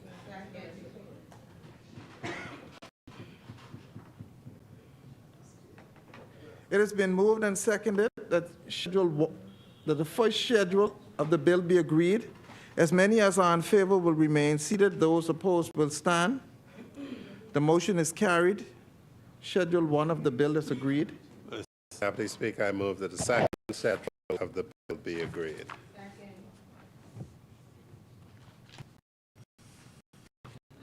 It has been moved and seconded that the second schedule of the bill be agreed. As many as are in favor will remain seated. Those opposed will stand. Schedule 2 of the bill is agreed.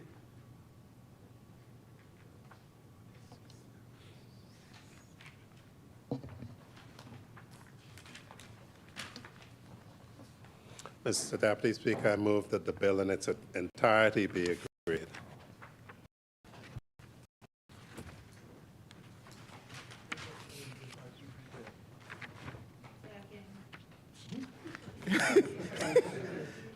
It has been moved and seconded that the bill in its entirety be agreed.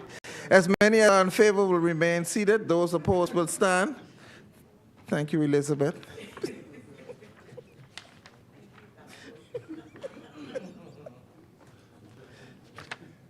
Next bill is the International Business Company Amendment Bill number 2.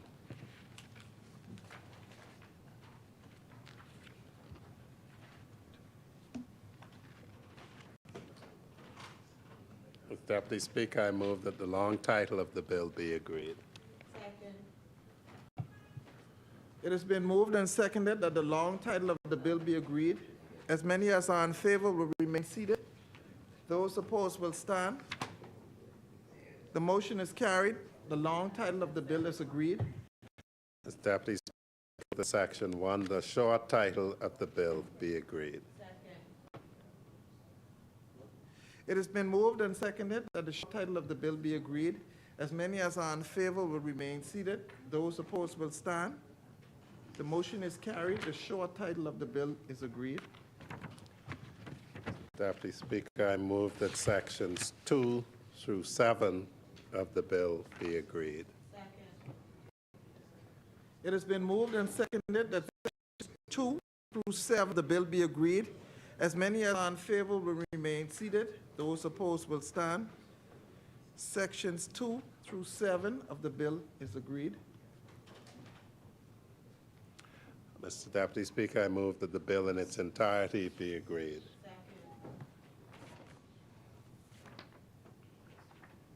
It has been moved and seconded that the bill in its entirety be agreed.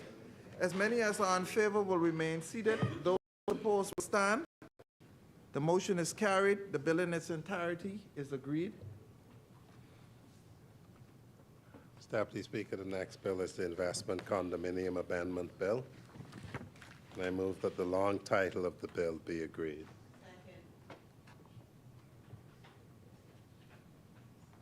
It has been moved and seconded that the long title of the bill be agreed. As many as are in favor will remain seated. Those opposed will stand. The motion is carried. The long title of the bill is agreed. Deputy Speaker, I move Section 1, the short title of the bill be agreed. Is there a seconder? Elizabeth? Stay focused. You got to stay with me. Stay focused. Yeah.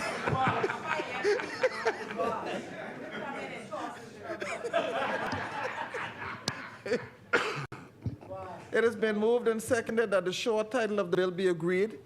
As many are in favor will remain seated. Those opposed will stand.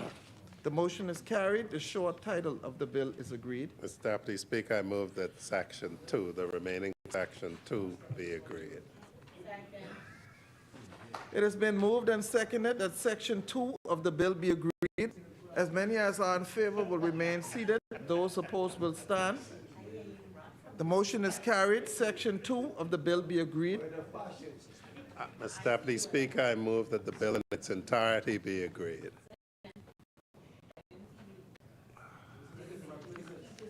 It has been moved and seconded that the bill in its entirety be agreed. As many as are in favor will remain seated. Those opposed will stand. The motion is carried. The bill in its entirety is agreed. The next bill, Mr. Deputy Speaker, is the Commercial Entities Substance Requirement Amendment Bill, 2023.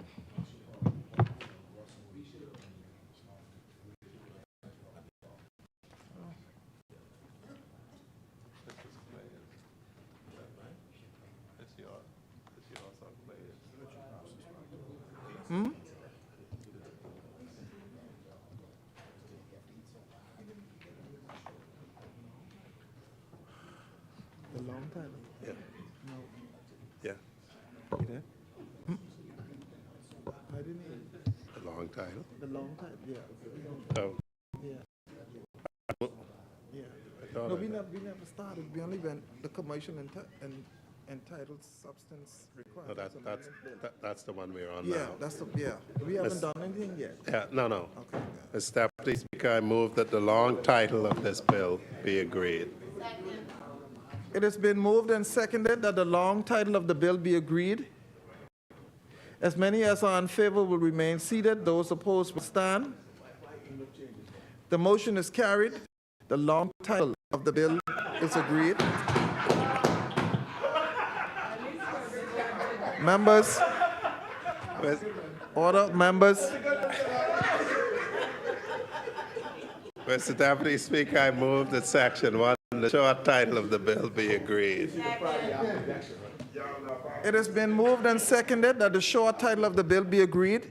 As many as are in favor will remain seated. Those opposed will stand. The motion is carried. The short title of the bill is agreed. I move, Mr. Deputy Speaker, that Sections 2 through 11 of the bill be agreed. It has been moved and seconded that sections 2 through 11 of the bill be agreed. As many as are in favor will remain seated. Those opposed will stand. The motion is carried. Sections 2 through 11 is agreed. I move, Mr. Deputy Speaker, that the bill in its entirety be agreed. It has been moved and seconded that the bill in its entirety be agreed. As many as are in favor will remain seated. Those opposed will stand. The motion is carried. The bill in its entirety is agreed. Next bill, Mr. Deputy Speaker, is the Register of Beneficial Ownership Amendment Bill 2023, and I move that the long title of the bill be agreed.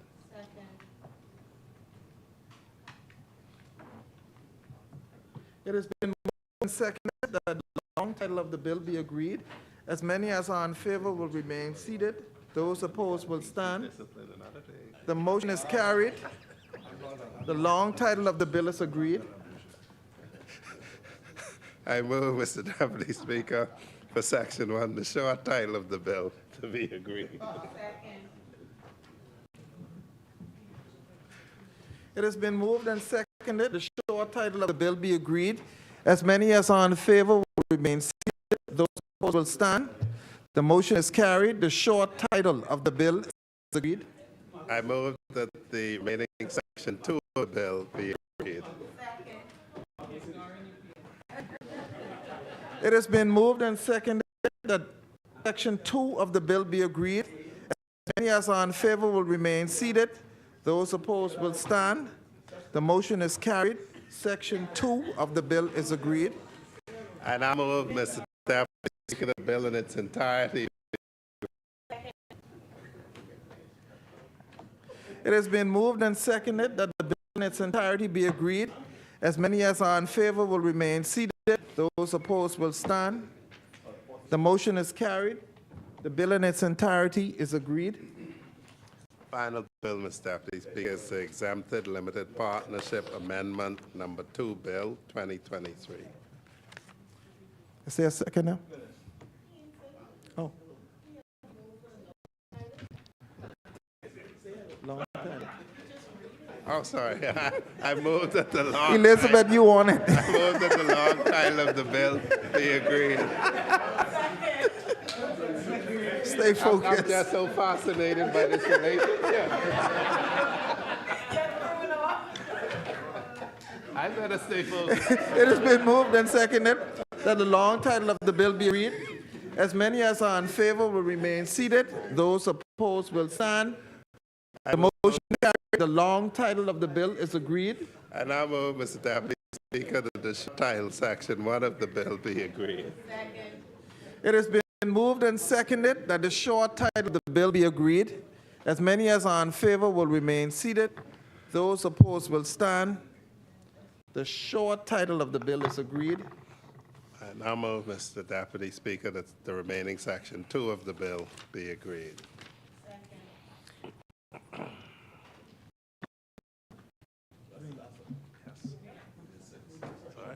Section 2. It has been moved and seconded that section 2 of the bill be agreed. As many as are in favor will remain seated. Those opposed will stand. The motion is carried. Section 2 of the bill is agreed. And I move, Mr. Deputy Speaker, the bill in its entirety be agreed. It has been moved and seconded that the bill in its entirety be agreed. As are in favor will remain seated. Those opposed will stand.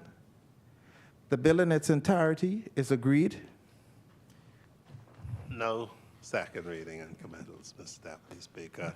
I move that the House resume and the Speaker takes the chair. It has been moved and seconded that the Speaker do now take the chair. As many as are in favor will remain seated. Those opposed will stand. The motion is carried. The Speaker will now take the chair.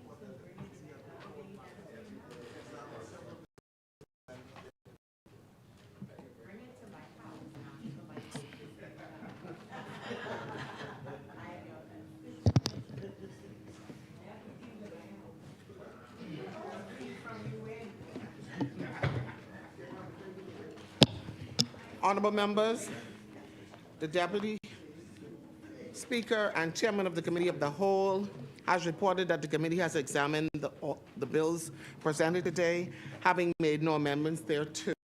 Third reading of bills.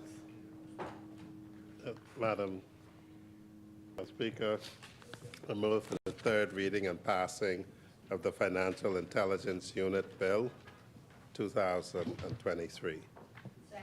Thank you, Honorable Member. No, he passed them to me.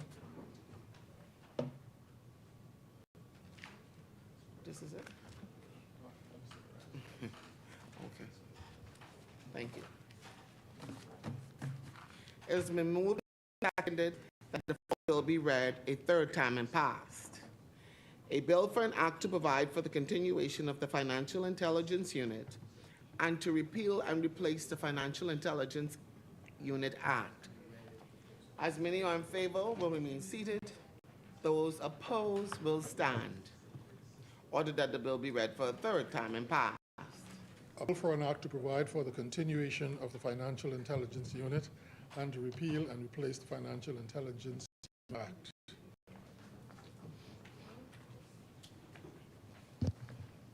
Ordered that this bill do now pass and the title thereof declared to be Financial Intelligence Unit Act 2023. Further third readings? Yes, Madam Speaker, I move for the third reading and passage of the Exempted Limited Partnership Amendment Number 2 Bill 2023. Thank you, Honorable Member. Thank you, Honorable Members. Moved and seconded that the following bill be read a third time and passed. A bill for an act to amend the International Business.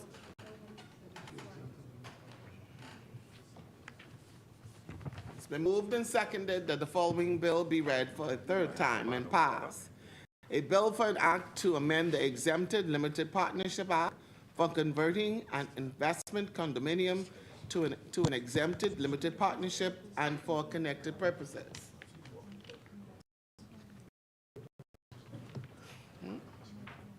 As many are in favor will remain seated. Those opposed will stand. Ordered that the bill be read for a third time and passed. Bill for an act to amend the Exempted Limited Partnership Act for converting an investment condominium to an exempted limited partnership and for connected purposes.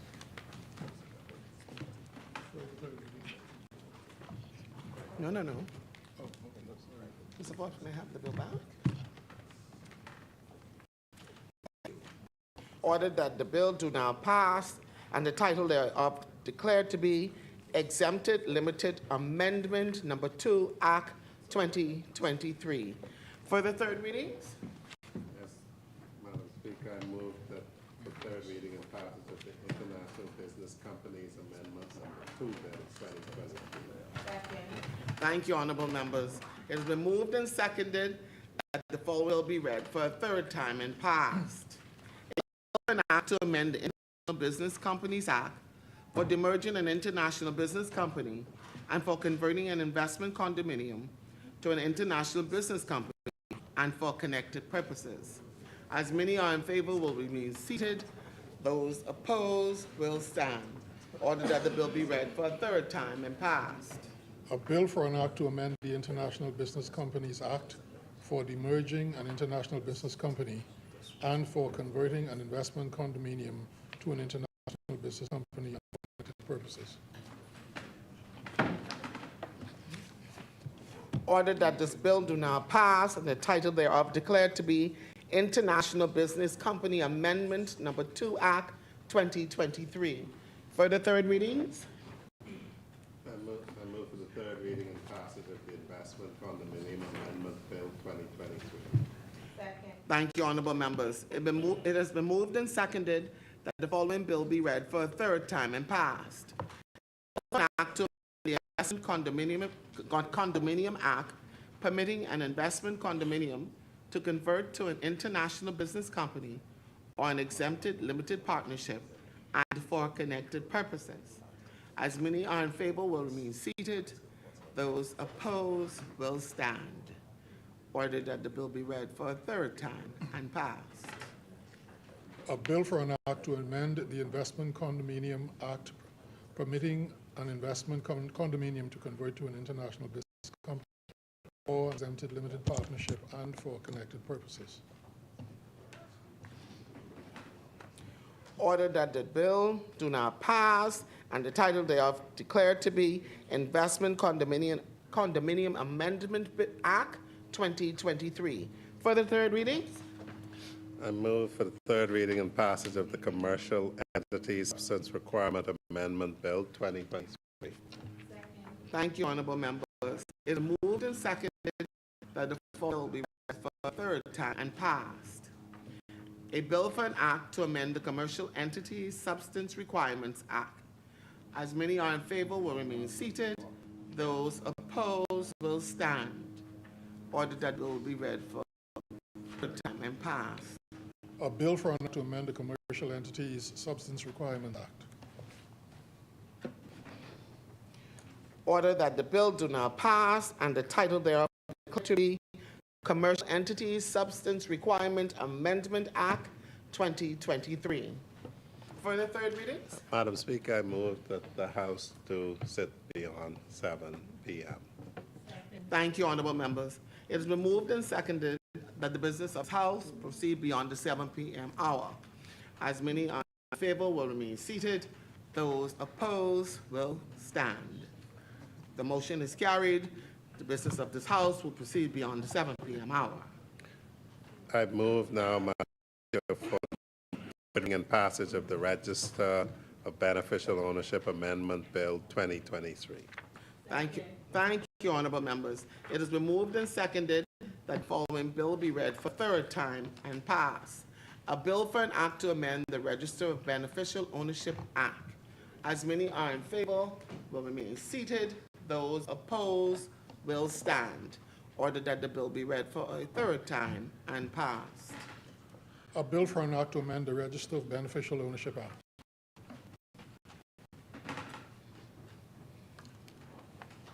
Ordered that this bill do now pass and the title thereof declared to be Register of Beneficial Ownership Amendment Act 2023.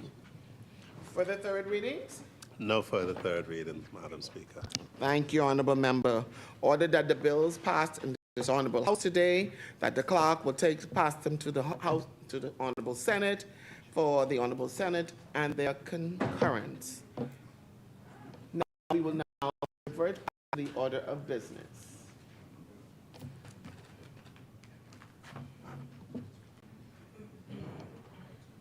Consideration of Senate's amendments, resolutions,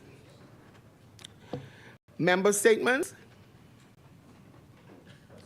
The chair recognizes the Honorable Member for Kalani. Thank you very much, Madam Speaker. I am late because I had quite a number of things to do, and in my capacity, I had on a red tie in keeping with Christmas, but that is not the dress code of Parliament, and therefore I had to wait for a tie to come. But, Madam Speaker, there are several matters I wanted to bring forth to the government with respect to my constituency, Kalani. Douglas Road, one to which I've done some work there now, going on about 6 months.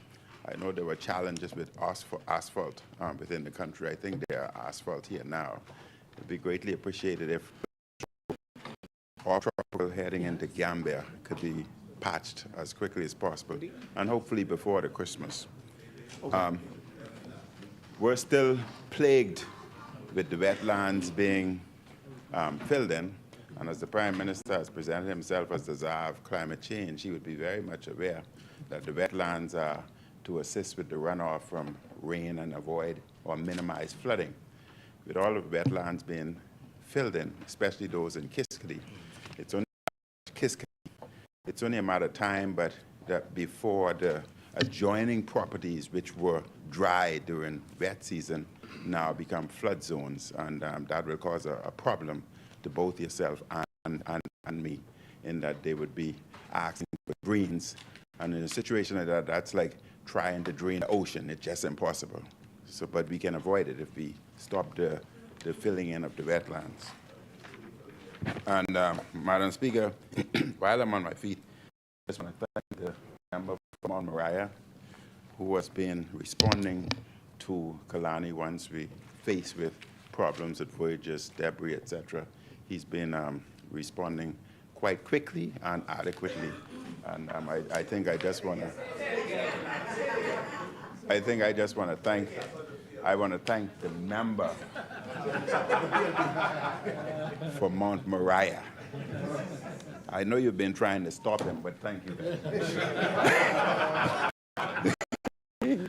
And Madam Speaker, just recently, it appears as if the West has been declared a litter zone. There are papers, Kentucky boxes, soda boxes, throughout our main thoroughfare, both West Bay and especially between, especially, you know how they got there, especially between Old Fort Bay going into Lyford Key. It's a disaster. We know it's a culture. I don't know where they throw them from, but I think it may be helpful. It may be helpful if we were to put up no litter signs and remind people that it's an offense and enforce the law. I think it may be helpful. And Madam Speaker, while I'm on my feet, it's only a matter of time. I will call you very soon as to present to you. I'm launching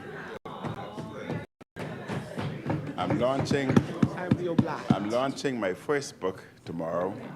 Wow. And it's called The Power of Determination, Persisting in the Midst of Adversity. It is not a political book.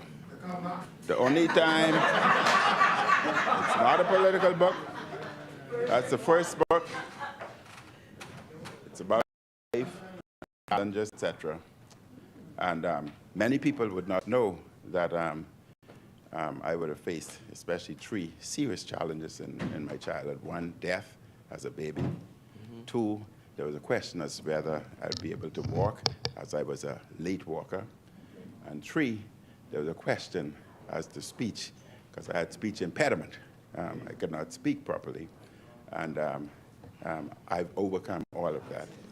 And it's not political. It's not political. The only time P is mentioned in the book if it's a part of a word. And the only time F is mentioned if it's a part of a word. The second book would be my medical career and investment, etc. And the third book, final book,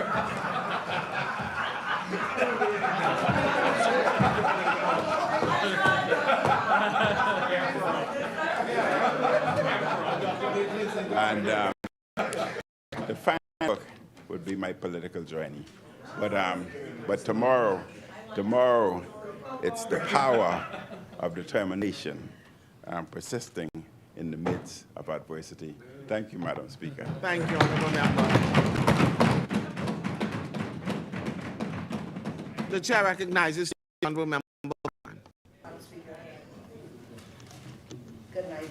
Well, I rise on behalf of the great constituents of Marathon, and I would like to congratulate the new member for West Grand Bahama and Bimini, the Honorable Kingsley Smith, and also the residents within West Grand Bahama who have allowed us into their homes.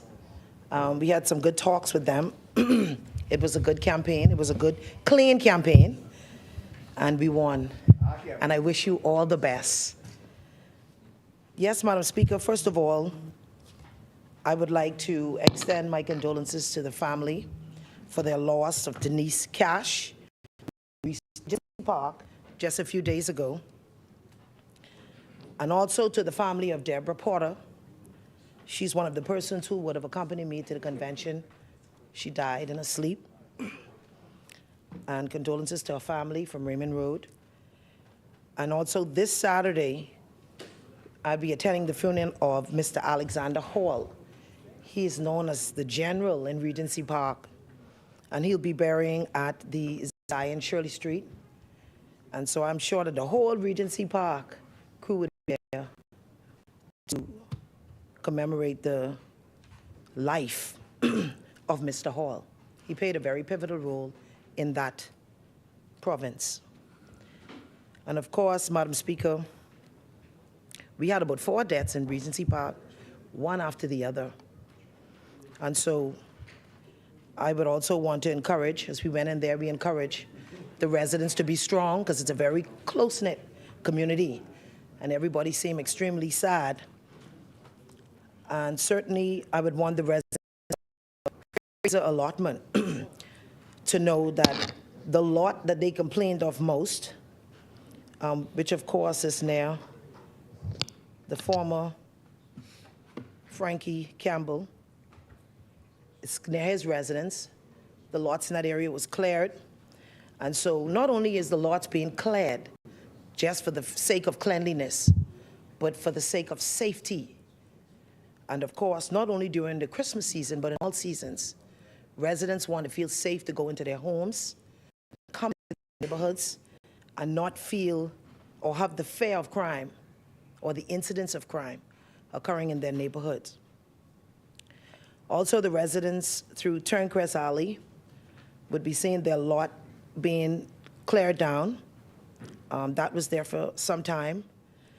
And the residents there complained about numerous vehicles that caused a lot of rodents in that area. So that area is being cleared up right now.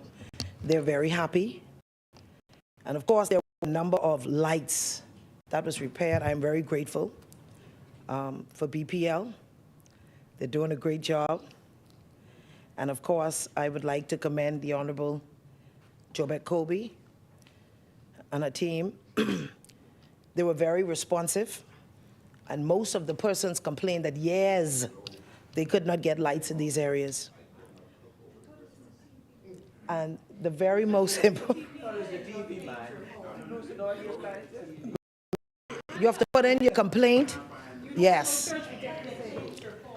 Madam Speaker, your Meadow Drive West at this time, all of the lights are off, and it's because BPL came and found out that the live wire is touching with the neutral, so they're repairing that.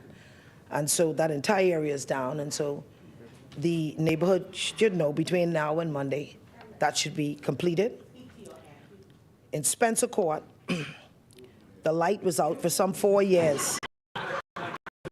The front of Bishop Pinder's home, so I know that Bishop Pinder is very happy at this time that the light right over his home has been repaired. And of course, near Grace Community Church, the light was down, completely down. The light was off and all the wires were down. And so they're now repaired. So I'm very grateful for the work that BPL is doing.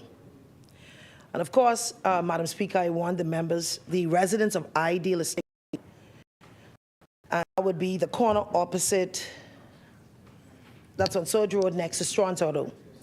Those residents well, they have been angry for some time due to the road, the flooding, and the road needs to raise. I assured them that it will be fixed. It was already scoped by the Ministry of Works.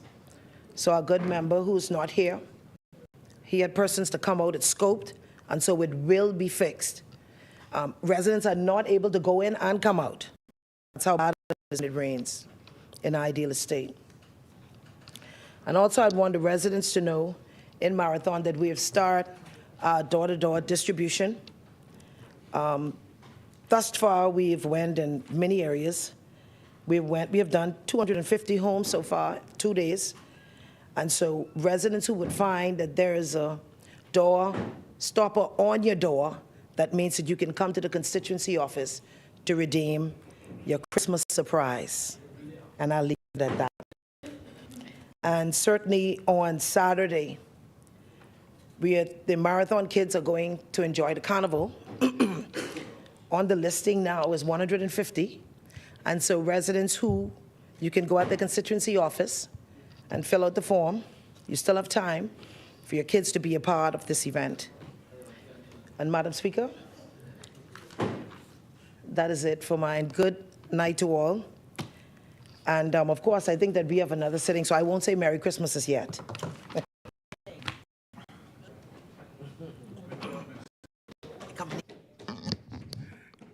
For the member statements, the chair recognizes the honorable member for Bain and Grandstown. Thank you very much, Madam Speaker. You're still on this side. Yeah. I rise on behalf of the good people of Baines and Grandstown.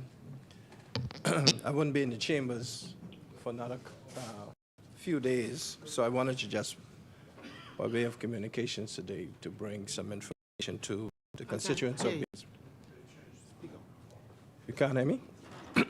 I wanted to bring some information to the constituents of Baines and Grandstown because I wouldn't be in chambers next week. And I doubt we'll be in chambers after that, before the Christmas season. Yes. Firstly, I want to congratulate my brother, Kingsley Smith, on being elected to the House of Assembly. I know him very well. I know him as, when he was a little boy, when he's around. So I'm happy to see you here today, and congratulations to you and the entire family. But Madam Speaker, on a more somber note, I want to bring condolences, to say condolences on the passing of Ms. Simonette and Ms. Smith. Both ladies passed yesterday, and I want to offer my condolences to their families. May they rest in peace. I know it's a difficult time for them, and I'd like to encourage them to be steadfast, go through their hour of bereavement. Also, Madam Speaker, I want to wish Troy Bodie. He turned 9 years old today. He's from Dunmore Street. He's one of the drummers in the Bain and Grandstown Junkanoo family, and I wanted to wish him happy birthday today. I think he's watching. He's an excellent drummer. I hope he remain a member of the Bain and Grandstown Junkanoo family, but I believe that he may be recruited by the Valley at some point in his career as a Junkanoo man. Number 4, Madam Speaker, I want to remind the constituents, or just to inform the constituents of our Bain and Grandstown annual, and this year is deemed the a Frosty and Friends extravaganza children's party, which will be held on the 17th, Sunday the 17th of December, at 2 p.m. at the Nassau Street Courts. I'd like to invite as many of our constituents as possible, especially our children. We will be giving out gifts to all of the children, or all of those children who attend our party on that particular day. So I'd like to encourage our children, and especially those in need, to come out and participate in this event. Madam Speaker, on the 22nd of December at 11 a.m., we will be hosting the Bain and Grandstand grocery giveaway. We understand the need of our constituents, and therefore this year we will be giving away grocery packages. I can't afford ham and turkey, Madam Speaker, but we will be giving away grocery items on the 22nd, starting at 11 a.m. at the Bain and Grandstand Family Center and Constituency Office. So I'd like to encourage all of our constituents as possible who may be in need of some groceries just before the Christmas to come out and partake. Further, Madam Speaker, the Bain and Grandstand Junkanoo family, we will be appearing on Bay Street this year again. And the theme for this year is all things Bahamian. I have a surprise. Again, I will be leading this group, and I have a surprise for the entire audience that will appear on Bay Street. So I encourage as many persons as possible to come out and see the big surprise that we have in the number of people that we have as a part of our Junkanoo family. With that being said, Madam Speaker, I just want to say thank you for giving me the opportunity, and I want to encourage as many of my constituents as possible to participate in some of these activities and take advantage of what we have to offer in the Bain and Grandstand constituency. Thank you very much. Thank you, Honorable Member. The Chair recognizes the Honorable Member for Yamagra. Thank you, Madam Speaker. And this will be very, very brief. I know we are back one more time before the Christmas break. Saturday will be Yamagra Farmers Market, last Farmers Market on Saturday.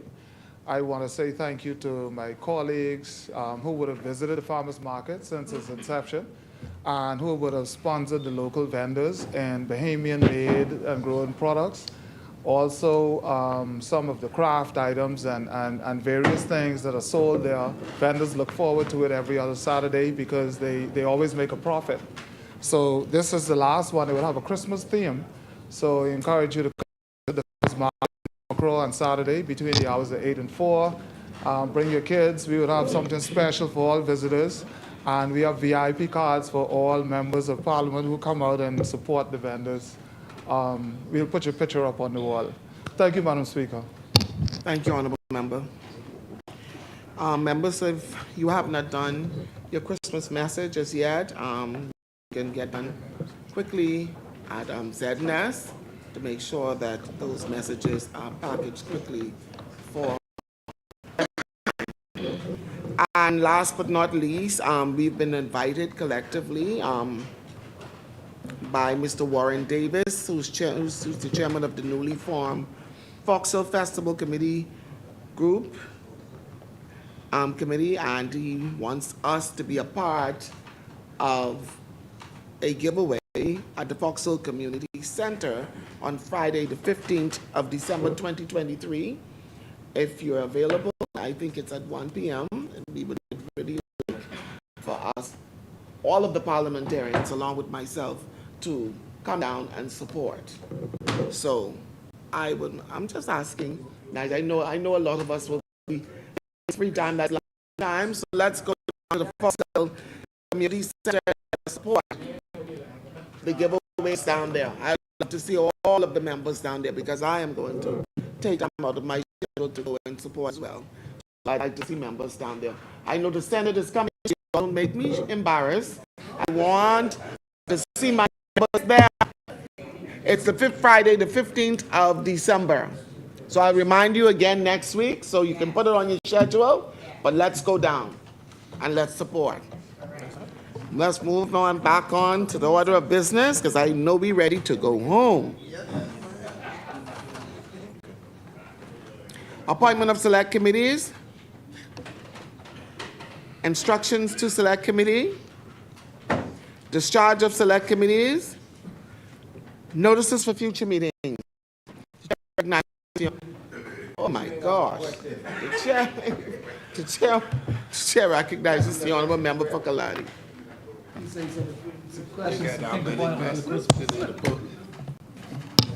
I think I need a handful of questions.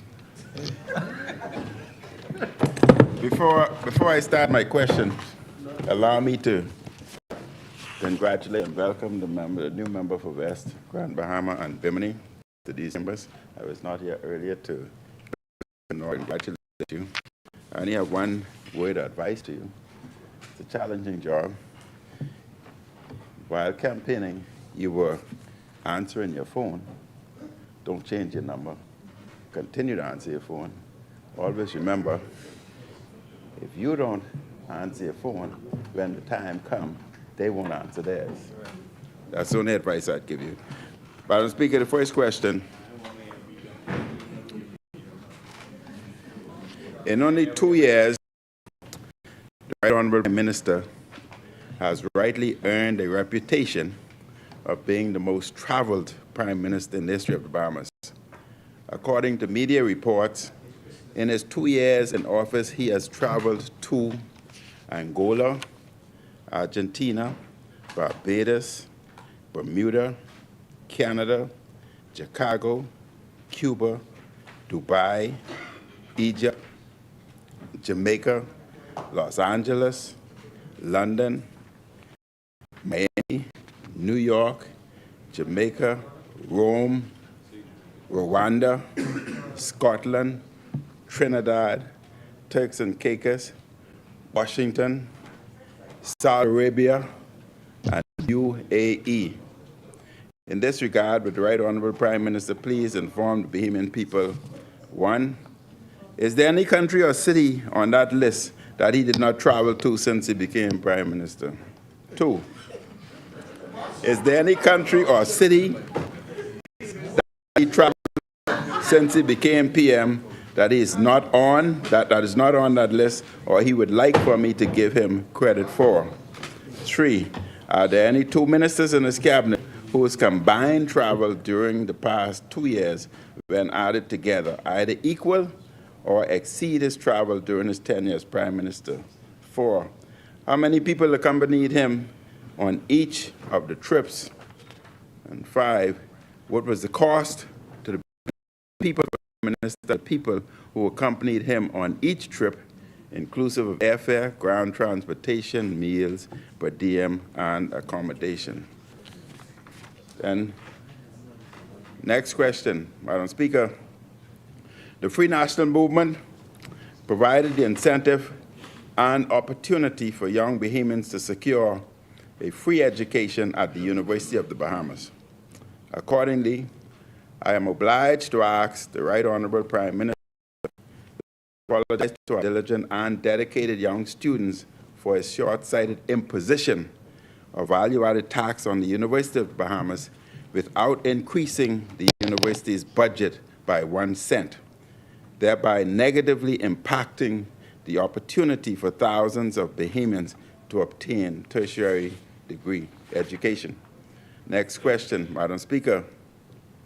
Having regard to the enormous financial pressures that the imposition of value-added tax on the University of the Bahamas will create for our young people and vulnerable university students, I have a duty to ask the Right Honorable Prime Minister during this academic year to please repeal this imposition of value-added tax on the University of the Bahamas, which will mark him in history as the first Prime Minister in the Bahamas to tax the educational opportunity of our young people. Next question, Madam Speaker. The imposition of value-added tax on the University of the Bahamas by this Prime Minister will negatively impact educational opportunities for our vulnerable children, especially Family Island children who have come to Nassau to attend UB, and that includes young people from Cat Island. I ask every member of this Honorable House of Assembly whether they will stand up for their young and aspiring constituents by asking the Prime Minister to withdraw this poorly thought out imposition of value-added tax on the University of Bahamas. Madam Speaker, I am obliged to ask the Honorable Prime Minister how he could, in good conscience, bring himself to increase constituency grant for members of Parliament by 50% and at the same time impose a crippling value-added tax on the University of Bahamas, thereby negatively impacting the educational aspirations of our young people. And Madam Speaker, next question. Would the Right Honorable Prime Minister honestly admit to the Bahamian people that textbooks, computers, desks, chairs, and other physical educational tools constitute personal property of the University of Bahamas, and hence his new imposition of value-added tax on the personal property of the university, notwithstanding any law, now makes textbooks, chairs, books acquired by the university's library, computer, and other educational tools subject to payment of value-added tax by the University of Bahamas. And the last question, Madam Speaker. Would the Right Honorable Prime Minister please apologize to the Bahamian people for misleading them with his false claim that there were no new or increased taxes in his budget when he knew that he had imposed value-added tax on the University of Bahamas, thereby earning the ignominious infamy of being the only Prime Minister in the history of Bahamas to ever tax education. Thank you, Madam Speaker. Thank you, Honourable Member. Order that the notices be brought out.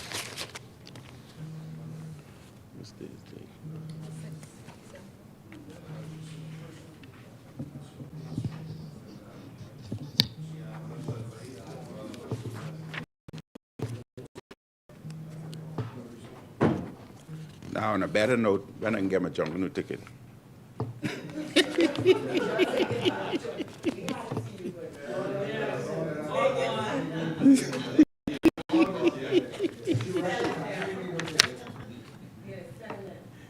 No, I rush in. That's overt discrimination.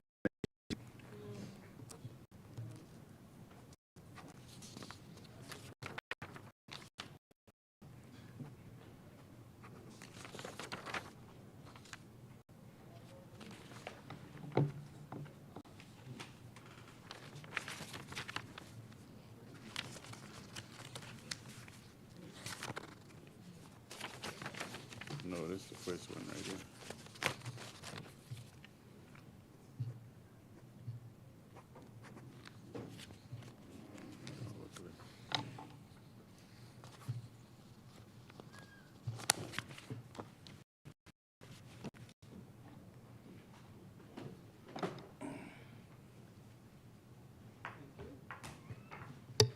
Order that the notices do lie on the table. The chair recognizes the Honourable Member for Freetown. Well, notices on behalf of the government. Thank you, Honourable Member. Chair recognizes the Honourable Member for St. Anne's. I renew all notices on behalf of the opposition, including the notice that next week is the second Wednesday of the month, question time, and possibly parliamentary Christmas lunch time. Thank you, Madam Speaker. Thank you, Honourable Member. Adjournment? Madam Speaker. The chair recognizes the Honourable Member for Freetown. If I might, since we're going to have luncheon, I'd hope that we could debate a very uncontroversial bill, the anti-doping bill, in very short order. I will pray tonight. I will pray Thursday night, Friday night, Saturday night, all the way up to Wednesday. Fast on Tuesday. Turn the plate down. With the hope that we can get through one bill that nobody would have any objection to in time for lunch. I live in hope. Only about 2 or 3 people, right? Lord have mercy. Only about 2 or 3 people, right? No, but no, not the whole thing. Okay. You got a doctor. Adjourn? I move that the House to adjourn on its rising to the 13th, Wednesday, the 13th of December at 10 a.m. Thank you, honorable member. Is there a seconder? Second. Thank you, honorable members. It is been moved and seconded that the House at its rising do adjourn to Wednesday, 13th of December, 2023 at 10 a.m. As many are in favor will remain seated. Those opposed will stand. Motion is carried. Final adjournment? Madam Speaker, I move that the House adjourn to Wednesday, the 13th of December, 2023 at 10 a.m. Thank you, honorable member. Is there a seconder? Thank you, honorable members. It has been moved and seconded. The House do now adjourn to Wednesday, 13th of December 2023 at 10 a.m. As many are in favor will remain seated. Those opposed will stand. The motion is carried. The House stands adjourned to Wednesday, 13th of December 2023 at 10 a.m. All right.